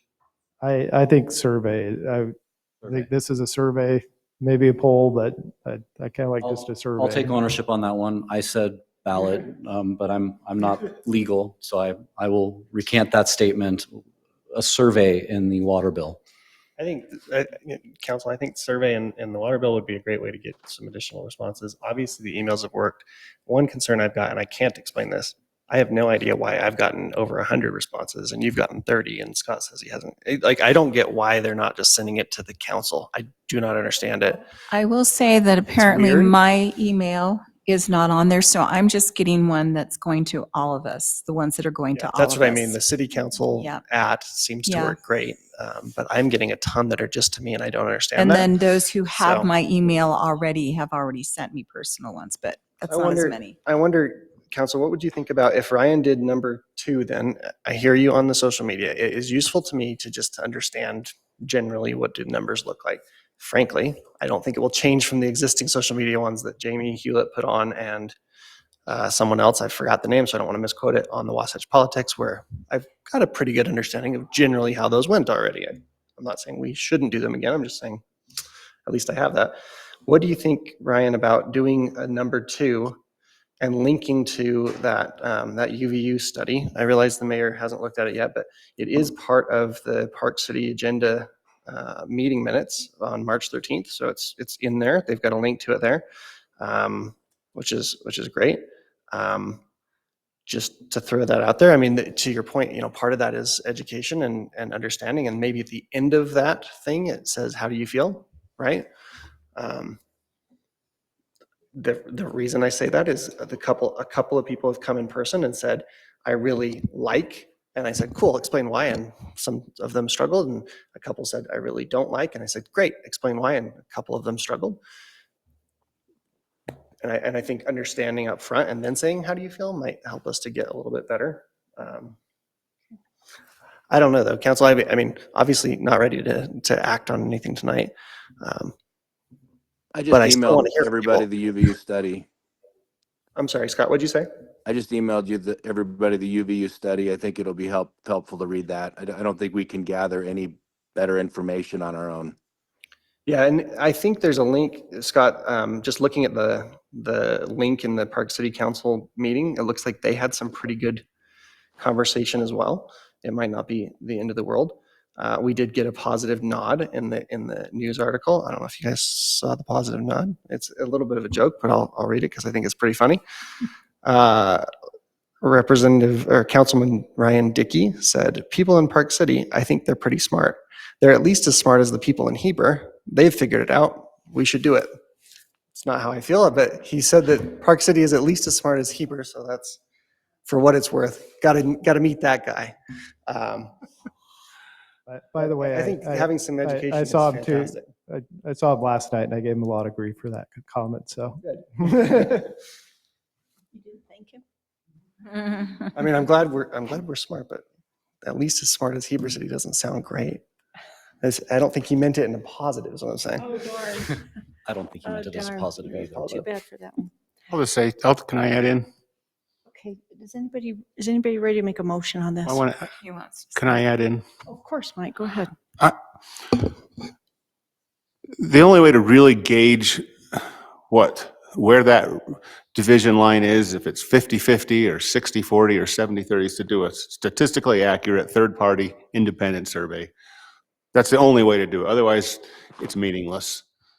The most meaningless thing would be a Facebook survey. I mean, it's worth what you pay for it, which is nothing.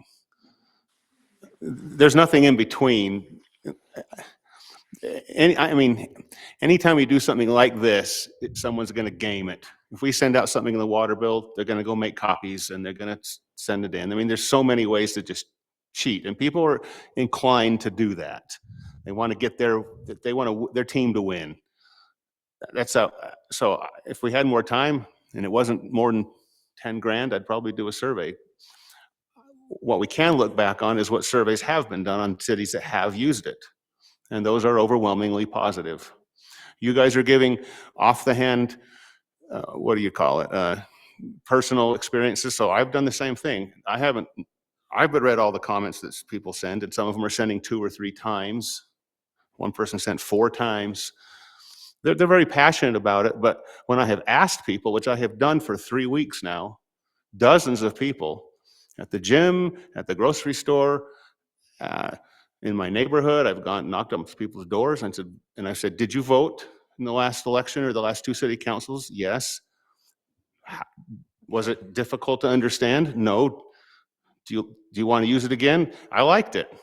We have statistically, I'll let you finish. Well, we've all been sharing these, Mayor, so I'm not going to get left out. It's impossible to know what kind of a pool of how valid that is. It's completely just personal preference. So again, we're elected here to talk to people, to study, to research, and to make a decision, and we're going to have to do that. Well, let me just give you the insight on political science surveys that are statistically correct. If you ask people if they voted before, they will always say yes, and they will never admit that they didn't. Okay, that is statistically significant for decades in political science surveys. And yet when you start adding up all the people that said yes, they voted, it's always more than the total that actually voted. I'm just saying. Well, I'm Well, glad I think that when you we- talk to people in town and say, did you vote in the city council election, last election? Well, that- They're going to tell you the truth. They're going to say no or yes. I know people that didn't vote. They said no. Everybody says they voted for the winners too, just so you know. Ryan, I read through, and I mean you no offense when I say this, but I read through the stuff here, and when I got to the actual wording in the staff report, I very much thought you were leaning us one direction, just the way that it's worded. I thought you were leaning us one direction and didn't want to. And frankly, I even reached out to a couple of people and said, I feel like we're being asked to vote tonight, which I realize now isn't the case. It's a tricky topic, and I don't know how you would have worded it differently now that I'm reading it and understanding where you're coming from. I'm glad we have the extra time. Council, I would love to send something out in the building again, ask for some comments coming in. I don't know how we can get the surveys. I don't mind the emails. I think they should be sent to everybody though, because I do not like the idea that we're getting different things. It's just weird. I don't get it. I don't understand it. I guess we could forward them to each other, but it seems like a waste of time. No, that's I fine. put it in the city newsletter. I had it sent to the public comment city council. So we'd all get the emails and they would go to Trina for inclusion in the minutes. So they would be officially recorded, right? Other people that choose, to send them to you individually or whatever, obviously we're not getting all of those. Now, this is something we Okay. could do a social media post on. Social where to media, email into. make Yeah. no mistake, social media polls have their place, and social media is a tool that can be leveraged. They're just a topic of this sensitivity I don't think should be turned over to social media for a definitive decision. So like if we made a social media campaign saying, we want feedback on this going directly to council, and here are the instructions on how you should talk to your elected officials, that's 100% implementable. We could have that up and running no time flat. That's fantastic. I know that the public has waited to give public comment on this item. So I need to open it up for public comment, okay? And then we'll make some motions after that. So if you don't mind, you feel free to sit right there, Ryan, if you'd like. Okay, everyone, we're going to open up the public comment on the survey options for the ranked choice voting. You're welcome to come forward and have your 3 minutes, or you're welcome to come off mute and I'll call on you. Well, while she's coming up, Jeremy, can you, or Matt, I don't care who, can somebody work on what language would be like in a motion that would be saying, let's do one of these options, but not vote tonight? Because I'm worried that the language in the current motions all seem to say we're not changing the policy. I realize maybe it's just saying that for tonight, but I'm worried that it's actually voting. Just to be absolutely clear, all that we're voting on tonight, because last meeting we tabled the actual vote on whether or not we want to have ranked choice voting to the 15th. So council already voted on that. That's already been voted on.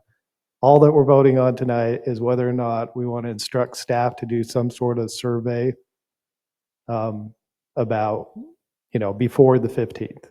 Okay. So So you like the wording is okay as it is? I was just saying, if you want to work on wording that we might be able to use here in a couple minutes, that'd be awesome. again, I think the wording, just to be clear, I think the wording would be, I make a motion that we instruct staff to do a Facebook survey, put a flyer in the water bill or something like that, or just put out information, whatever you want staff to do prior to the 15th. Yeah, great. Thank you. Sorry, Allison. My name's Allison Salisbury. Number one, I'm very insulted that my vote has been called trivial, or my thoughts are trivial. I saw what I said before. I like the idea of the survey. I really would love it explained in the survey, not just do you like it, do you not like it.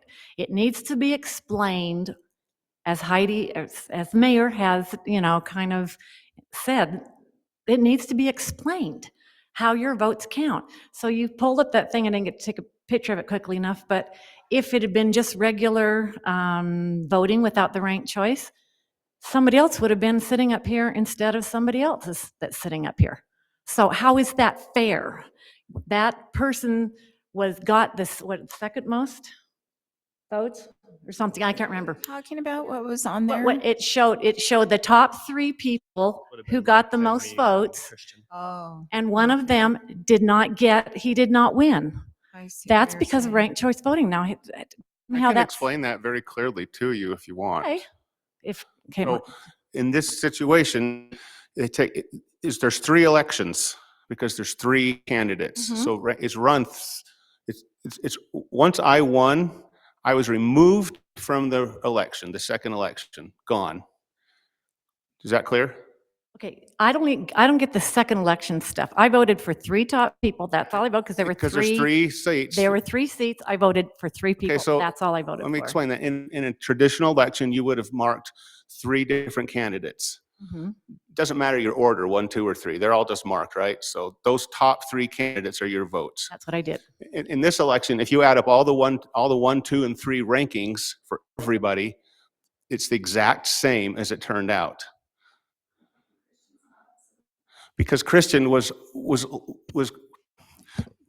desired by a smaller group of people than the people who voted for Aaron and Sid and I. That's why.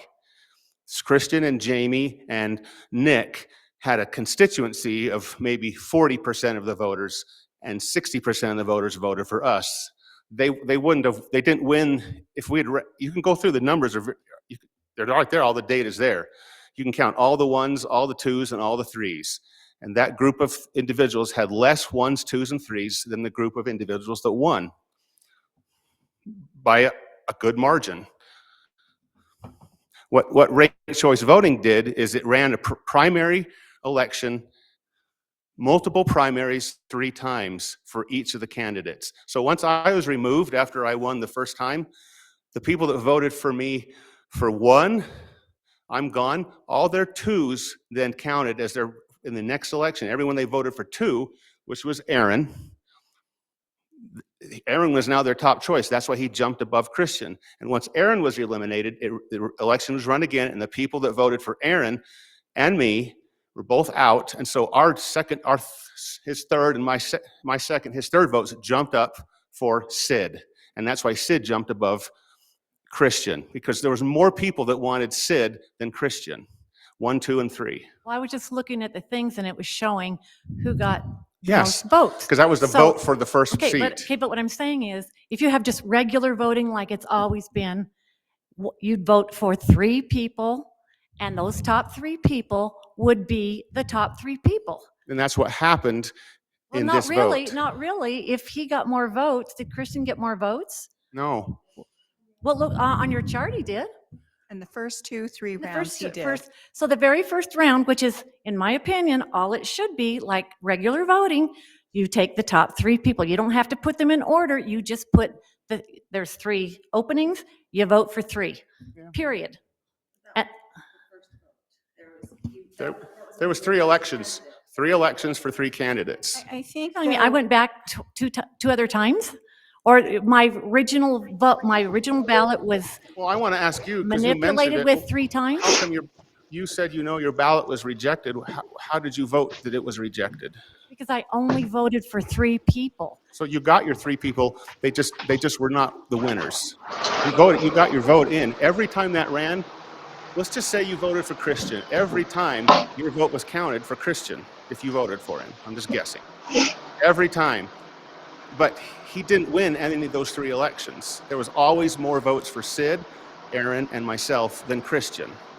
Christian was 4th. Not as their first, second. It was usually those votes that are for Sid, Aaron, or Many Aaron, people or voted for Sid, Aaron, and Mike. Maybe he was their second vote, but then because the other 2 were pulled Why out, does then he it puts him up why does there. he even have to be a second And vote? I think that's, I'm just going to say No, I'm just saying the ranking I understand thing. where you're coming I know. from. So why do you have to rank? This is my first. And I think that's your there's concern. I 3 get what you're there's trying to 3 say. seats. I get I'm what you're voting trying to say. 3 times.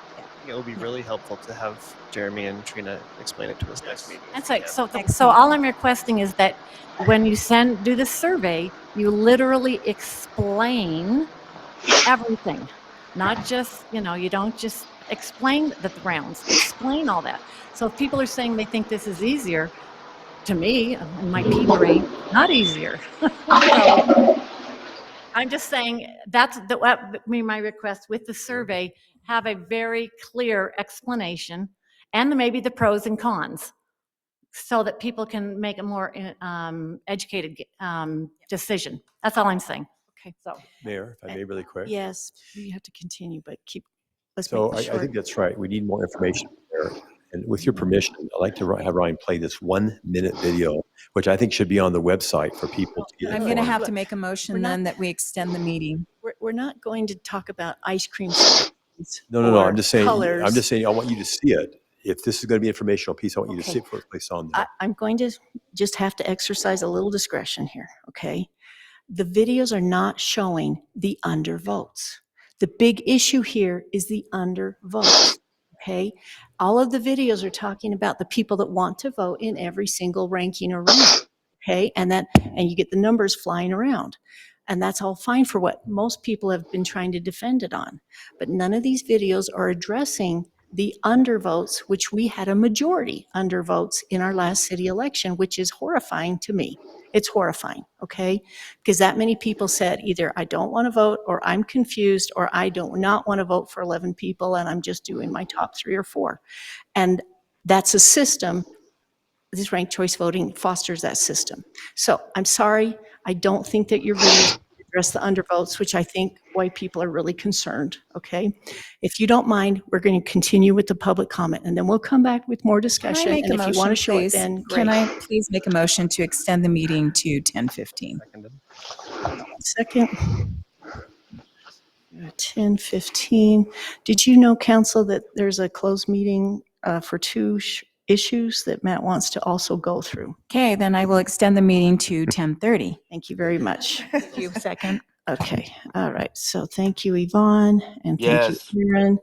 Okay, so that's 1 yes. Keep going. Yes. Yvonne. Yes. Okay, so we're going to go to 10:30. Please continue with your public comments. I am an expert in this field.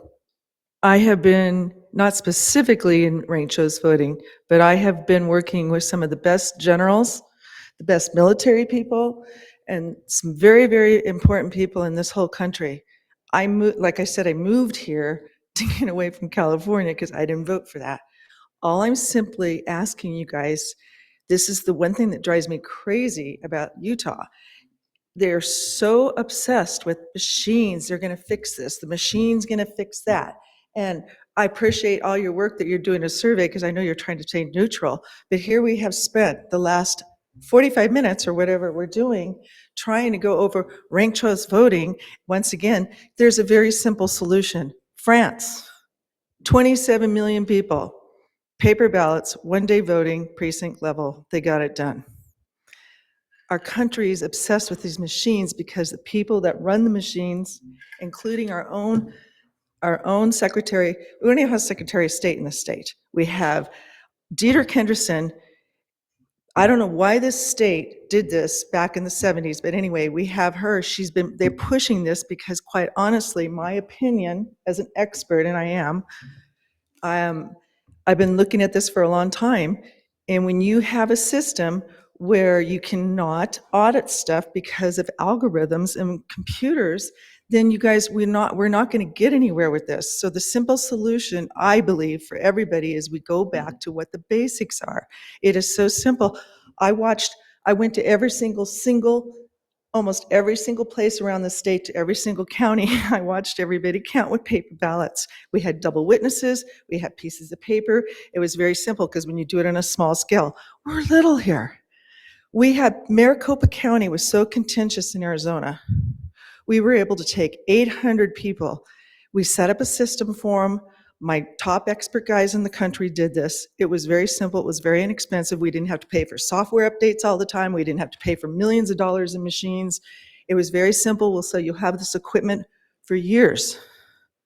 And when we were done, they all said, we may have not liked the outcome, but we all agreed that we had custody. We all had custody and we witnessed and watched. So I'm just asking you guys, since the trend you can see is going around the country, there was a reason why this legislature got so much pressure all over the state to vote. The ranked choice voting was simply a pilot run, and they had it in certain counties. And I know a lot about this because I know a lot of the people that are working in the counties that are doing this. When they passed this legislation recently to say we're going to phase it out, and they voted for it, they left it up to the counties to decide if they're going to keep it or not.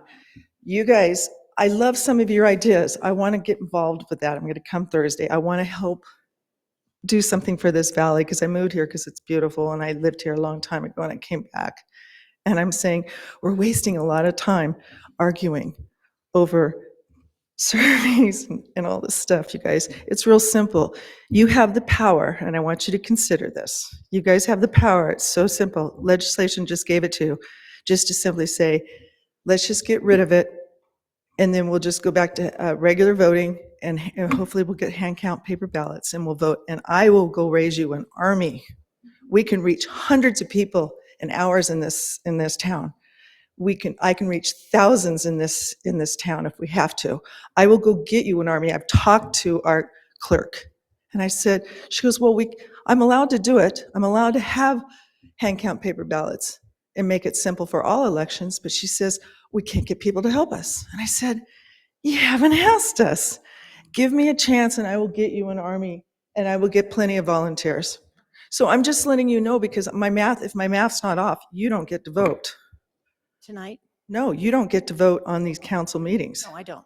So Unless even there's a though tie I vote. understand you're kind of saying there's statistics, and with all due respect to Scott Phillips, I don't really trust the university doing these things, because these systems are designed to keep people in power. Let me ask you guys a question. Who's the person that controls the software when you guys run these ranked choice votings? And don't you work with the gal who handles this for the whole state? Who's the person that's in charge of the software? It's a third party. And how are we able to audit algorithms? Nobody is smart enough to do that, you guys. I'm pretty techie. We appreciate your comment. Jill, I just want to past time. verify. You're Jill Weston. I'm Jill Watson. Watson, okay. W-A-T-S-O-N. Thank you. And I'm sure that I would love to get more information about your expertise and any organizations that you've worked with on this, because it sounds very interesting to me. I'm just asking you one simple question, you guys. Consider that the simple solution where everybody will be happy, not that it was okay to do it and there were stats that say some people like it, some people don't like it. If you go back to the basics where we all have control, win or lose, then you don't have any contention, and you guys aren't on the line, because I know a lot of people that aren't going to tolerate this in this valley. Thanks. Just saying, okay? Thank you, Jill. Okay, let me see. What time was I going to? And with all of the back and forth, I think I can allow one more comment right now, please, under the 10 minutes. Tom Reed, I like to keep it short and sweet.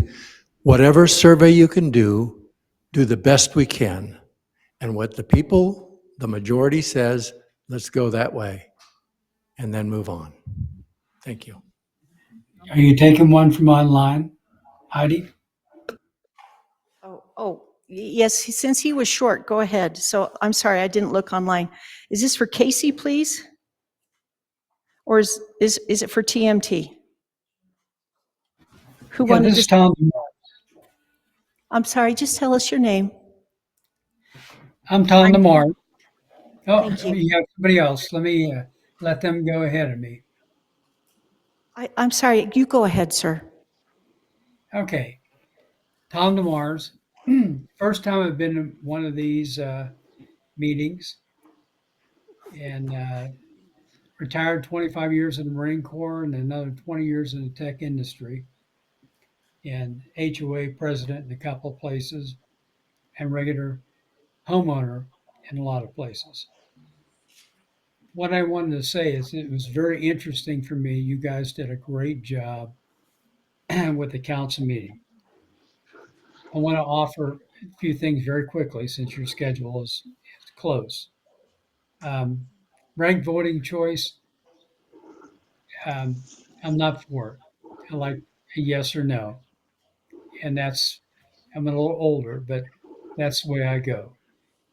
And the reason is because if somebody is convinced that they want a certain result, they'll vote for somebody that will deliver that. The other aspect is that, and I'm going to go quickly through a few communications. We moved back here 3 years ago. We were over on the other side of the mountains before, but communications, we get the newsletter, but there are some things I heard tonight that I never heard about through communications from Heber City. So I'm going to have to learn how I do that. But you have to understand that that there are people in varying ages. They don't do Facebook and social media and the like, and they're not necessarily going to. They might get the newsletter, but there are some that are not going to get any of those. And so you've got a lot of things you're doing great on the board, the council, that you need to kind of communicate. And so finding some mechanisms and communications that will give you across a broader spectrum is going to be good. The last thing is, and I'll be quick about this, part of my career was doing high tech development and other things that changed the lives of people and military across the board. One of the things that you find out when you do those things that are major changes, like the plans you're doing now, is that you need to have an evolutionary development mechanology that you implement that engages your users or your citizens, that really delivers the best design results and the best acceptance as you go forward. So I'm going to stop there. I gave you I gave you my thoughts on that. Thank you very much for all your service. Thank you, Tyler. That was a mouthful. Thank you very much. Okay, everyone, Mayor? because of the back and forth, I've got to call on a couple more people here online. So TMT and then Mike, and then we're done with the public comment. So TMT, go ahead. This is Tracy Taylor. It says TMT on it. I didn't realize that. It's Tracy Taylor. Can you hear me? Yes. Okay.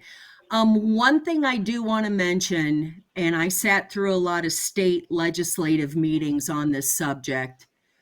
The one thing everybody brought up who was against ranked choice voting was this one thing. These surveys that have been done by universities and by different towns, and they go, yes, we love ranked choice voting. There was never a question on that survey of, are you aware whether your ballot counted this election or if your ballot was discarded? Nobody knows in these surveys whether their vote even counted or not.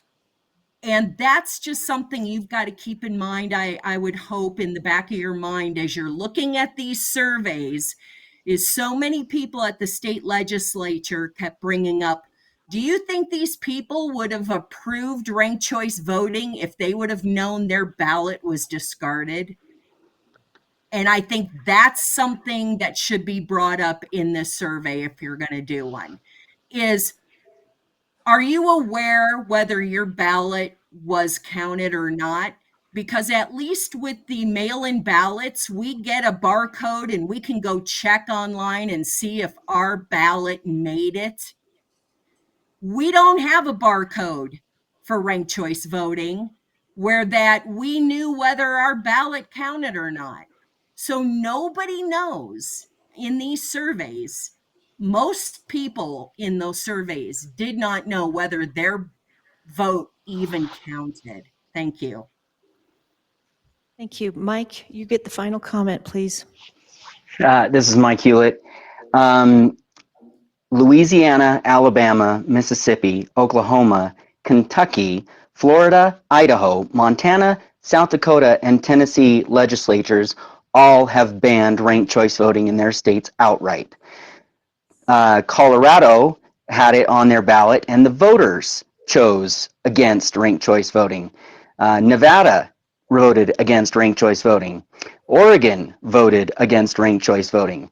Alaska is the only state that keeps it, and we have the worst senator in the entire US government as their representative that nobody actually wanted, and that's what you get when you have ranked choice voting. You get someone that no one wanted. And the last thing I'll say, as far as the down ballot votes, which nobody ever addresses, like the mayor said, no one ever addresses how those down ballot votes count. Mike Johnston reached his 50% threshold on the 10th round of vote counting, which means that the people who ranked him 10 out of 11 is the reason why he's sitting up there. Ranked choice voting is a disaster. Please, please, please get this atrocity out of our county and city. Okay, we will close the public comment now. I'm Thank going to you, respond to everyone, that, for Mayor. participating. The reason I won was because Aaron was number 3 all the way up. It was on the last case when Aaron was eliminated and all those other votes came to me. It wasn't the 10th votes, it was the second votes. That's the truth, Mike. As you can tell, it's very complicated to where everyone opinions they think is correct. And it's not cut and dried on how this all plays out, because again, videos and such don't address all of the votes that didn't get counted either. Ryan, we're back to you. And now, council, if you want to make a motion, that's fine too. I'd like to make a motion. Please do. Good luck how this is going to sound. I don't know. Okay. I'd like to move that we instruct staff, Ryan, probably in this case, but I'll just say staff, to create, what did you call it, Ryan? Survey? Nope. Sorry. To create educational public outreach campaign coupled with a social media campaign directing residents to reach out to the council with that public comment email address. I think, frankly, email, be careful how I say this because I'm actually not trying at all to be offensive to anybody, but I think email is a low enough bar that people could be expected to write an email.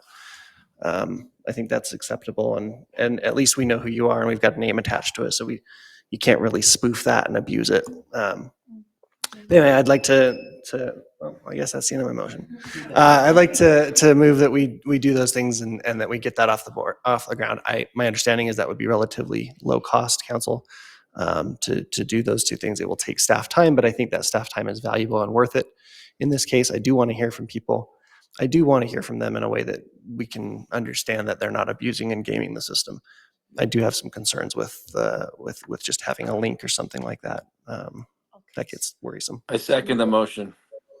Okay, so it's just to clarify, because I'm just trying to make sure everybody understands as well as me. You are saying you want people to email the council, whether they like it or not, and then we would provide this email, right, with the public comments, so it comes to everybody. Ask them not to use individual emails, but to send it to the group, right? I mean, if somebody still wants to email me directly, I want to hear from them. Yeah, but let me clarify. Okay. I would like to direct staff that they create this public outreach campaign explaining and helping to understand, or helping people understand what ranked choice voting is, period. Also, that we direct them at the end of that and separately through a social media campaign to reach out to us.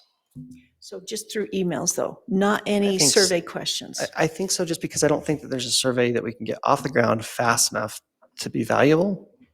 And I'm the one that moved for the survey, but I've learned enough tonight to realize that perhaps that's the wrong word.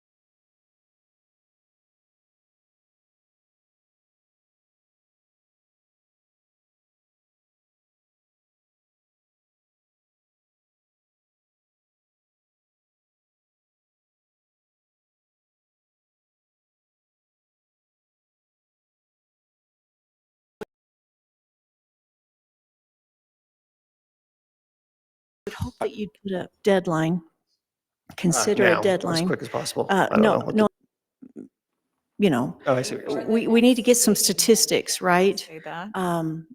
Yeah, we know, well, the next meeting may not be till April 15th, depending on how you guys vote on the next agenda Respectfully, item. can I disagree with you respectfully on that? I think, I don't want to set a deadline because if somebody remembers that they have a comment or they have a mentality 2 minutes before the vote on that day, I want them to email me. Okay, So- well, what about April 15th then, as the deadline? Yeah, Because I mean, that's when we you're could gonna put the take notice, vote. you know, in the thing that says, please write in before April 15th, but at the same time, I'm going to still listen to them if they write the next day. Of course, it's just that then the vote might be Sure. over with. And to be clear, and this is a council comment, this isn't part of the motion, but for public record, I'm not expecting that the public is voting on how we vote. I just want to hear from people. With that campaign, I actually really like the way this direction is going. We could scale this to a way, the gentleman that pointed out that not everybody is on Facebook. I hear this all the time. I know a lot of people that are tech savvy that choose not to be on that particular platform. They don't like the discourse. We could potentially put a postcard in the mail with a QR code going to our ranked choice page and say, email your council member. And say, this is our call to action. It would put it on council to filter that information, but that is, what I like about this is it's a direct citizen input to their elected body. And I feel like that is the most genuine way to communicate in a representative democracy. So I, as a communications professional, I would approve of this approach. Absolutely. I mean, one other tiny little idea, this doesn't have to be part of the motion, but an idea for public outreach. Maybe we end up with signs on the road like we have with our public notices. Not the same because that's probably legal, but something like, hey, this is coming up. We want to hear from you. I actually do want to hear from people. And I realize, council, that that's going to suck for our inboxes, but so be it. That's okay, that's why we're here. Is there any other questions on the motion? Can you do? I seconded it. Yes, we can do Someone's saying that signs. there's we no could sound. Potentially do Oh, a there's sound. Scott mail can hear us. campaign. We can certainly put it on social. These are the traditional channels that we use for outreach. I also like repetition in our communication strategy because we train our people to know to look to certain places for that interaction. So I think that we should use some of these tactics that we've used perhaps for all of our Envision outreach and do with mail and social and perhaps send out a text. That was brought up earlier today, and let's blast it out there. And as long as you guys are willing to sort through those emails, I think that we can pull that off on time. Okay, we're ready to vote? Reminder, my motion was for a public outreach campaign. How he does it is staff direction. Okay, but to email us at the public comment council email. So the call to action is to How- email how your else- council member. Yeah. How else you go about it? Go for it. Okay. are Scott we- had a second. I don't know if you heard him. No, I was just talking about any further discussion, not any further motions, unless you guys want to make them. All right, are we ready to vote? Scott, you go first. Yes. Yes. Yes. No. Okay, so that motion still passes 3-1. Everyone, the next agenda item is potential cancellation of April 1st. Oh, thank you, Ryan. Good luck. Thanks, Ryan. Potential cancellation of April 1st, 2025 City Council meeting. Scott, this is your agenda item. I move that we cancel the April 1st city council meeting. Do you want to give any reason, please? I don't think we'll have a quorum at spring break. Does anybody want to second that motion? Who's not going to be here? I'm not. I didn't know it was spring break, so I didn't either. I guess I would have made it happen, but Oh, okay, spring break. yeah, Uh, good to know. I'll be here. Let's just find out who will be here. I'll be here. I'll be here. Let's just vote and not be here. Will you be gone? Let's I don't have any- take the day off. Okay, it seems like, It's all up to your vote. We can take the day off or not. What do you want to vote? Ivana, you I will be motion that here. we do. I'm going to be here. Okay, right now we've got a quorum that can be here. So does anybody want to second his motion? I mean, I'll second it so we can have a vote on it. Okay, that's fine. So let's take a vote on it. Go ahead, You know Scott. about Sid? I say You yes. three are here. Yes.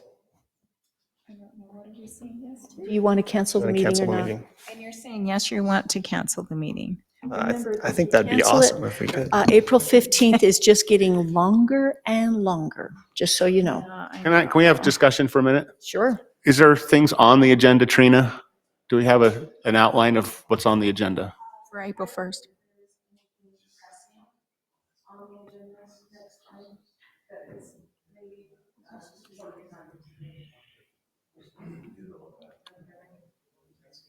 Will it cause problems for what you just motioned? It always just depends on what shows up by then.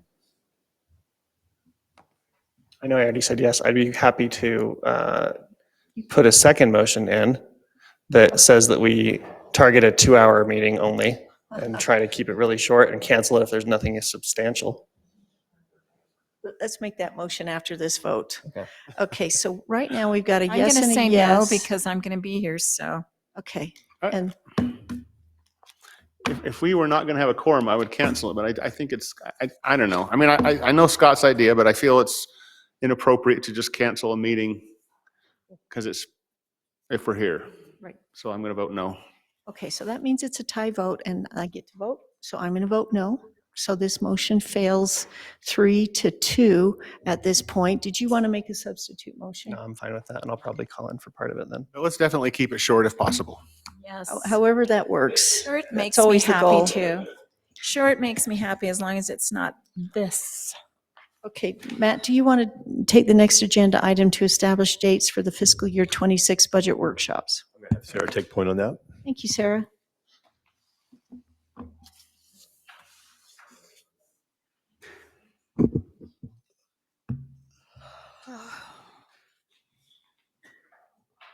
Thank you, Council. I sent you an email and about the dates that the mayor has Yes. recommended. She then replied to that email. The original suggestion was, well, let me back up. We need 2 days from you because we'll have 2 budget meetings. So they generally are close together. I guess they don't have to be back to back, but they're generally within 2 or 3 days apart. So the mayor suggested some dates in April, the 21st, 22nd, 28 or 29, and then I guess the 21st is off the table. MAG has called a meeting on us and they beat you. Yeah. What can I say? So So those are the mayor's suggestions, but I hope I gave you enough time to look at your Work for the own mayor. schedule. I think they work, we don't have any other meetings scheduled those evenings that I know of, right? No other committee meetings. So Were the 21st, 22nd? not the 21st now, we have a sorry. meeting for Mag. Mag's got the meeting there, but, and Yvonne and I are on that committee. So the 22nd, which would be Tuesday, which means planning commission, which we could have it over at the police building, I hope, if it's not crowded, chief. And then there's also the 24th. If you want to do the 25th, you can submit that, or the 26th, or the 28th. That's an open evening. 29th, there's no city council meeting. There's no planning commission meeting, right? On think so. Tuesday, the 29th, so maybe that's an option too.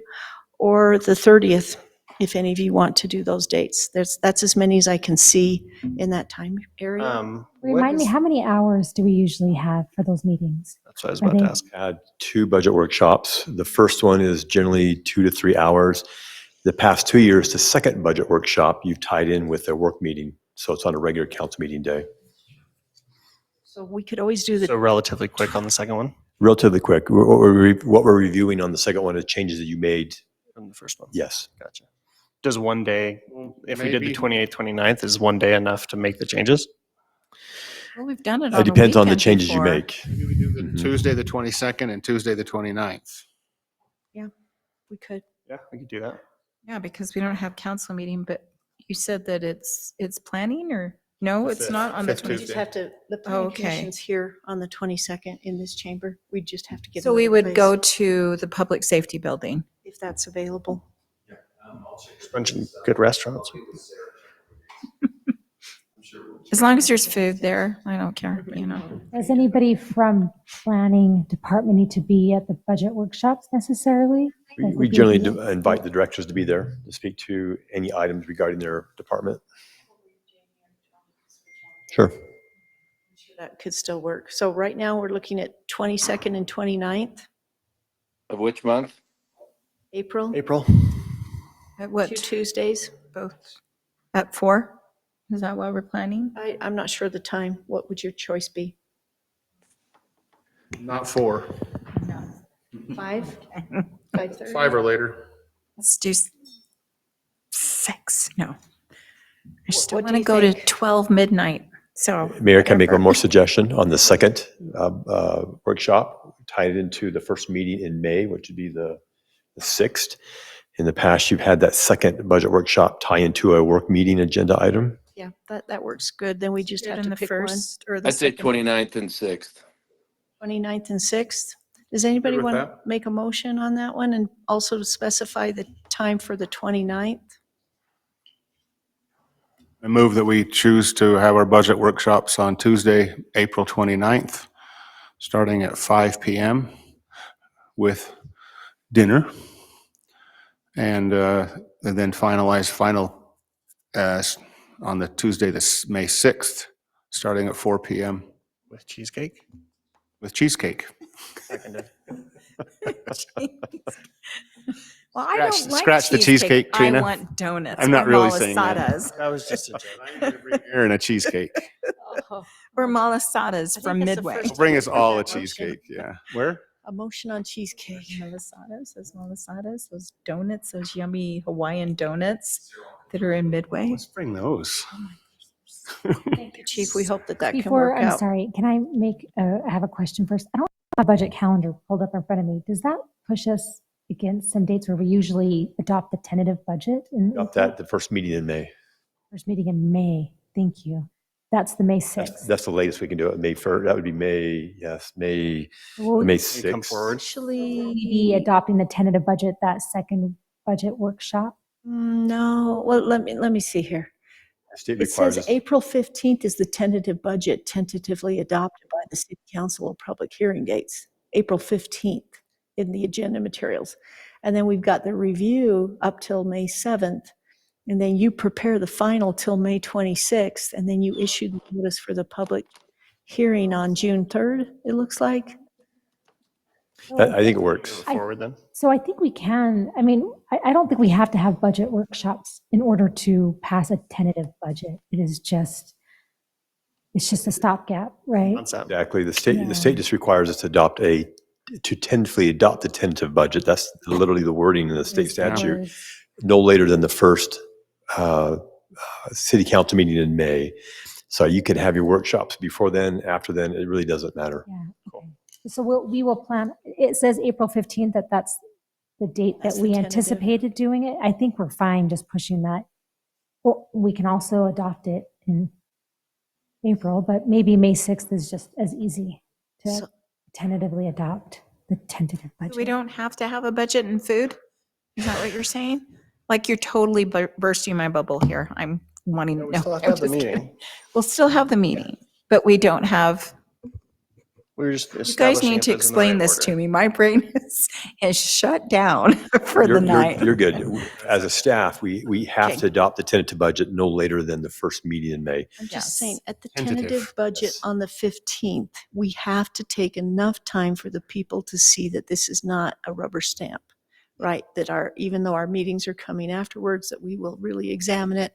We have to have a thorough or concise or clear enough presentation on the 15th that the public realizes that we're going to be discussing, these major items before anything is finalized. That's I all. may have put the 15th just to make sure we met the state compliance deadline, so I don't, Isn't that what we just did tonight, though? We've normally no? done that the first meeting in June, have you hold the public hearing, and then have you either adopted that night or the I was second gonna meeting in say, June.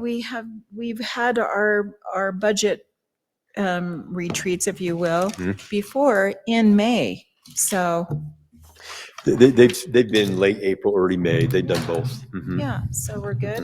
Yeah, I think you're great. Doing it the way we're doing it right now. You're great. So we're still having the food. Okay, well, Okay, let's good. take the vote. Good to know. Scott, And you take the cheesecake. first vote.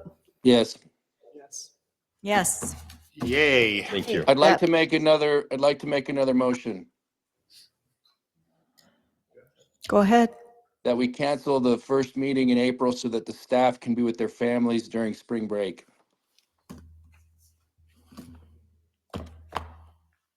Staff hook now.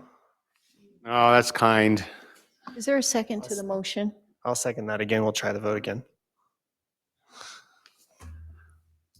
Okay, hang on one second. I have to kind of find a space for this because it's out of order. And wait a minute. The only ones that can make a motion like this to reconsider, and Jeremy, you'll have to help me with this because in the rules of order, okay, it's basically the same motion as before. So the only ones that can make the motion to reconsider are the ones that voted no, not the ones Make that a voted motion that we yes. cancel the April 1st meeting so that staff can enjoy spring break with their families. Okay, all right. So now that is Mike Johnston's reconsideration, and you're still seconding it. Okay, are we ready with the vote? Yes. Okay. Yes. Well, how about that? That passed 4-0. Okay, the next agenda item. He manipulated the system to make it sound like he cared about our staff. We do. We care about you guys. I know vote was I just was so strategic, huh? surprised that you guys were so self-centered about it. You gonna, take us up? Okay. Okay, Obviously, I'm actually, kidding. We're going to do communication items next. So Matt, turn that over to you on communication. Mayor, I don't have any items. I do need to get to those two closed session items, though. Okay, then I need a motion to go into closed session to discuss the purchase or sale of real property and personnel. So moved. And I second. Okay, and all in favor of going into the closed session? Scott, go Yes. ahead. Aye. Yes. Yes. Okay, that motion passes 3-0, which is the quorum. Aaron Cheatwood has just stepped out for a minute. He'll be back to join us. Okay, now we're going to go into closed session, everybody, and let me close the door. Night, everybody.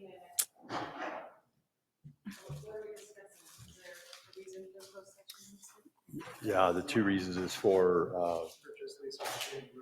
personnel. And personnel. So can we do the purchase exchange part first so I can record it as required? Okay. Personnel second. Okay.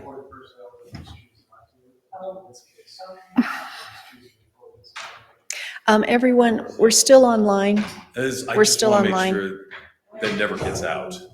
Thank you. That's my main concern. Shouldn't say anything else, I guess. Careful, Trina. Say anything else? Go first, I get it done real fast. Your audio on the council chambers.